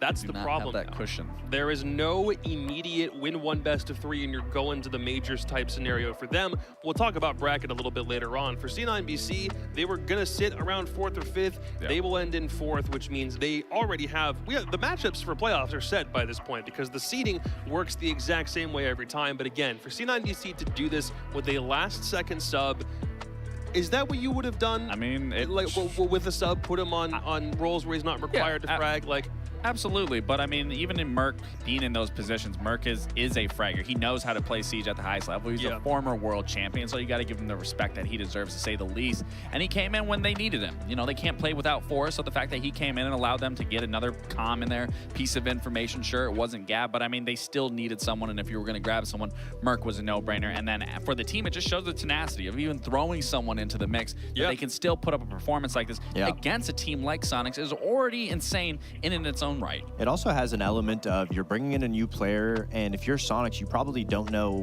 what C9BC is going to want to do. You don't know how they're going to want to play. They're not going to feel familiar, even though you swap that player. Yes, the strats may be the same, but the identity of the team could be so different in the server, especially with Merc and how pivotal he was. I mean, he was a fragger, but he also is a very intelligent player and has been the IGL of his team. So when you give him the strats, just basic, he's able to understand what he needs to do and what his teammates are going to be doing, and he maximizes that ability. So. And there could be elements that he brought to the team within the game that we didn't get to just see physically that ultimately could have changed the face of some of these rounds just due to the fact that Merc's now brain is implemented into their setup.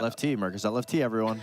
Just let you guys know. Let's grab some answers right from C9BC themselves. I'm just curious about the integration. Let's talk to Matthew Hott and Cole Stevens. Dude, congratulations on the win. That's a phenomenal way to end the best of one round robin for you guys. Let's just talk about the elephant in the room. Getting Merc involved with the team super last second, but it worked out really, really good. What were his contributions and what was it like playing with the guy?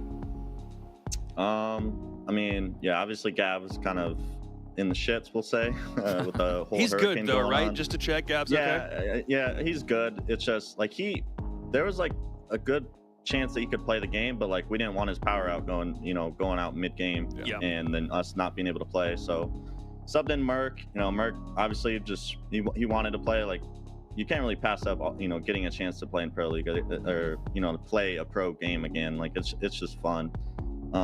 He said yeah, like immediately, and then I mean, honestly, I don't even know what was going on. Like I was just getting carried by Diffuser and Spirits the whole game. True.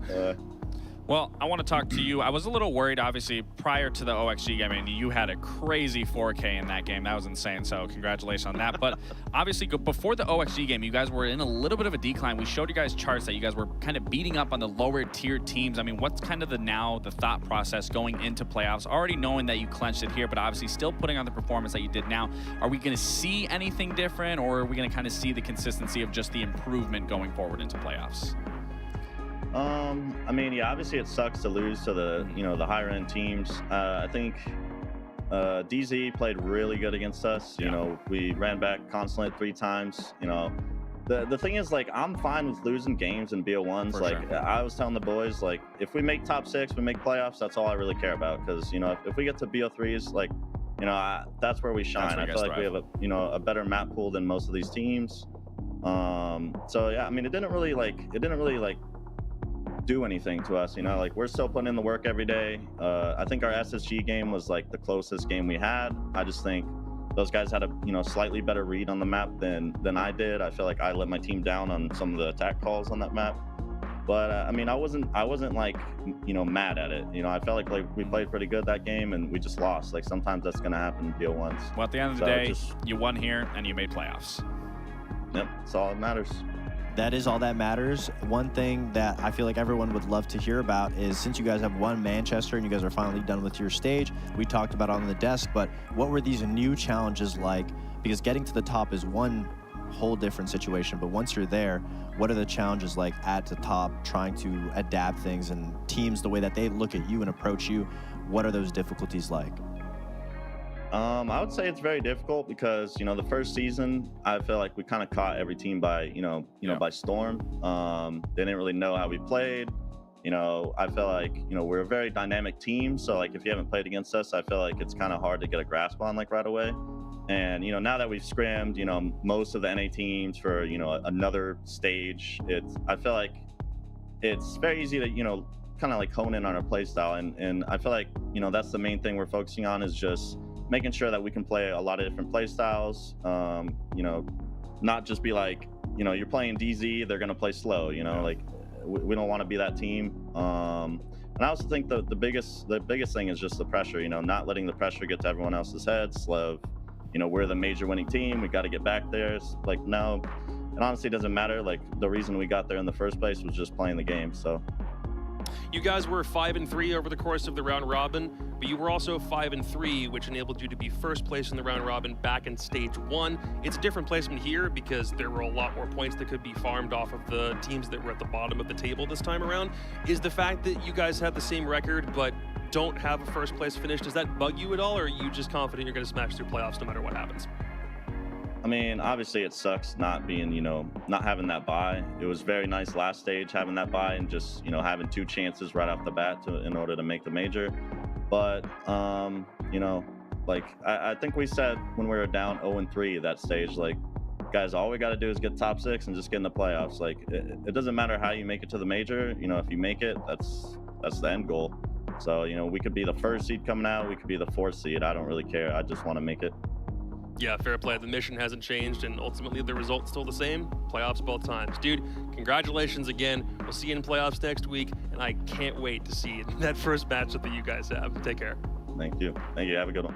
That is all she wrote for the best of ones for stage 2. One final standings check, just so you know where we ended up. Funny enough, it basically didn't move because Luminosity could not take advantage of their game today to move up into 6th. C9, BC, and M80 were in 4th and 5th no matter what happened, but Space Station with their win over Los get to 2nd place and they stay there. Oh, I bet SSG's feeling real nice at the fact that they got to leapfrog over and just have that nice little comfortable 2 chances to make the major. And then also, I'm sure OXG's feeling pretty good that they're not all the way at the bottom. They don't have to go through the open quals all the way through, so yeah. I'm sure that's a little bit of comfort, too. Even for wildcard, I mean, that was on Oxygen's hands alone that gave them that ability to clinch playoffs here. But, I mean, Dark Zero is the biggest factor here. Again, going back to everyone questioning what that ideology would look like, how fast is this going to change, and the whole system of DZ has changed. And because of that system changing, allowing players to be unleashed and unlocked and bring a new, vibrant sort of playstyle to this roster, they are sitting at the top, nice and pretty. Nice. So with that, let's unveil the qualification bracket for Montreal. Your Stage 2 North American League playoffs are thus. The 2 teams getting a bye are Space Station and Dark Zero. Quarterfinals are Sonics against Wildcard, the number 3 seed against the number 6 seed, and C9BC and M80, number 4 and number 5, square off in quarterfinal number 2. Both of those games are going to slap. Both brackets are difficult. That top one, definitely. I mean, not to just pick favorites, but obviously, Sonics. If you were to do like a flash prediction right now, what do you think? Flash prediction, I think Sonics beats Wildcard. Yeah. C9BC beats M80. Yeah. DZ beats C9BC. You think Sonic Space Station's a hard one? Yeah, I think DZ wins out in the bottom one. I think Sonics. I think it's a toss-up. I don't know. I think it really is a toss-up because I would say Sonics before today, but after today, I'd have to really dive deep. I'm still gonna go Sonics. Sonics DZ out the top, and then out the bottom, it really depends on who matches up. But I'd say the best looking team out of all of them is probably SSG. Okay, so overall, DZ's going to the major kind of no matter what on their side of the bracket, I think so. I'm feeling very confident with DZ. And if Space Station can keep their consistency across the board, not letting some games slip or give some teams the advantage of being able to make their foot get back in that door and come back and bite them. So as long as we see that consistency, I'm right up there with Fox and how this could possibly shape out, to say the least. I think the only team we're really set on is DZ. I mean, they've definitely impressed throughout the stage. And I think going into this, 7-game win streak will do that to you. They've been the most consistent. I mean, what can you say? Not very much. Wow. I think Sonics, are probably feeling a little bit blessed on their side of the bracket to still have a really good stage, and then to play the one team that made playoffs by only winning 3 games. That's going to put Wildcard in the underdog situation for sure, but will also make it interesting because it's a best of 3, and surely one of the maps that Wildcard were good on this stage, they're going to be able to play in that series. So yeah, I mean that's the nice thing about best of 3 is you're bound to get one of your best maps with also playing against probably one of your worst maps and then having that equilibrium of being that decider. But again, some teams do crack under pressure when you get to a best of 3, and other teams thrive in a best of 3 environment. Yeah, and we were talking about it before on the Sonics game. Like, they got that loss, and isn't that what you guys wanted? The loss so they could learn from it. They didn't lose that much throughout the stage. They lost once, and then today they lost the second time. So you want that? The problem is when you lose to a sub, I think the question kind of becomes, is the reason we lost because they weren't the team that we actually prepared for and there was a change-up last second? And then, how much of that is something you can really learn from at that point? I think that might be a bit of a problem when they go back and try to figure out what happened in this game. So I think they'll realize C9 Beast Coast just played a really solid game. They played a really That good and game. Diffuser just woke up and decided to drop Spirits 14. too. I mean, Spirits on the shield. I mean, even that last round, like he was making that work. I hate having to use the iron sight on the pistol because it's so fat on 4-3. So the fact that Spirits makes that looks like he has like a sight on it. I would love to see our power rankings at the start. Like, I don't know. Bring those back up again? Yeah, that would be Don't so do it now. cool. Save it for next week. We don't have to do it right now. Yeah, gentlemen, any final thoughts? We're done with the best of ones finally. I can't believe we're done. I can't believe we're already in playoffs. It feels like this whole stage just absolutely breezed by. Yep. So, I mean, I'm just glad the games were competitive, to be completely honest. Even with the teams that we saw at the bottom, like Oxygen, like every game was pretty much just as competitive as it could be. It was very hard to call, regardless of what the standings look like. Yeah, it definitely feels like the stage went by really quick. Today, I feel like was the longest day that we've had for sure. But besides that, I thought all of the games were very competitive, very entertaining to watch, and there wasn't really one standout favorite amongst everybody. Now, obviously, at the end, you obviously can look at it and be like, wow, DZ just really put a name for themselves on top of everybody. Yeah. But throughout the whole process, it really was going down all the way down to the wire. And even today, we saw Wildcard jump over LG. And I'm really happy with the top 6 that we got because, frankly, not to be too rude, but LG, it didn't meet the par of And it sucks because we were that talking, top yeah, 6. it sucks because we were talking how much they improved throughout the stage, and then towards the end is when they started to taper off. It's not to say that we won't possibly see them, but we need to see that performance that we were seeing in the beginning of the stage and giving them so much praise. Not every narrative that we set up on the desk is going to actually taper out the way that we think it's going to. That's just kind of par for the course sometimes. I don't write the script. All that being said, ladies and gentlemen, thank you very much for joining us on the North American League. Thank you, gentlemen, for joining me on the desk. It's been a wonderful couple of weeks. It's been dope to have the chance to sync up and do something new. So thank you guys for being here. I'm outie. My shift on the North American League has concluded. I'll be on a couple of other regional broadcasts, but at least for right now, this is where I say goodbye. For all of us here, thank you very, very much for joining us on the North American League. For Davide Foxe Bucci, Gabriel Laxing Miralez, and everybody in the back, I'm Caliber Jacob saying so long from Philadelphia.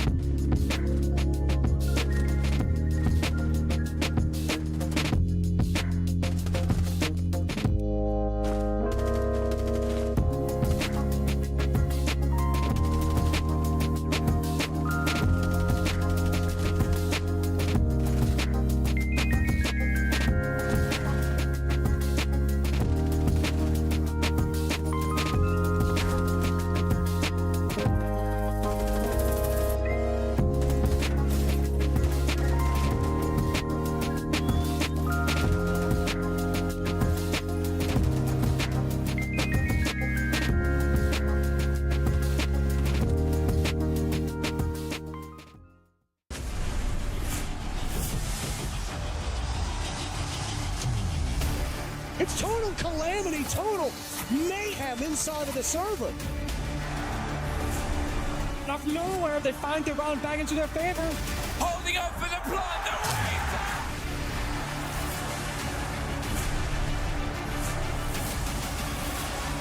And I think he might just find it!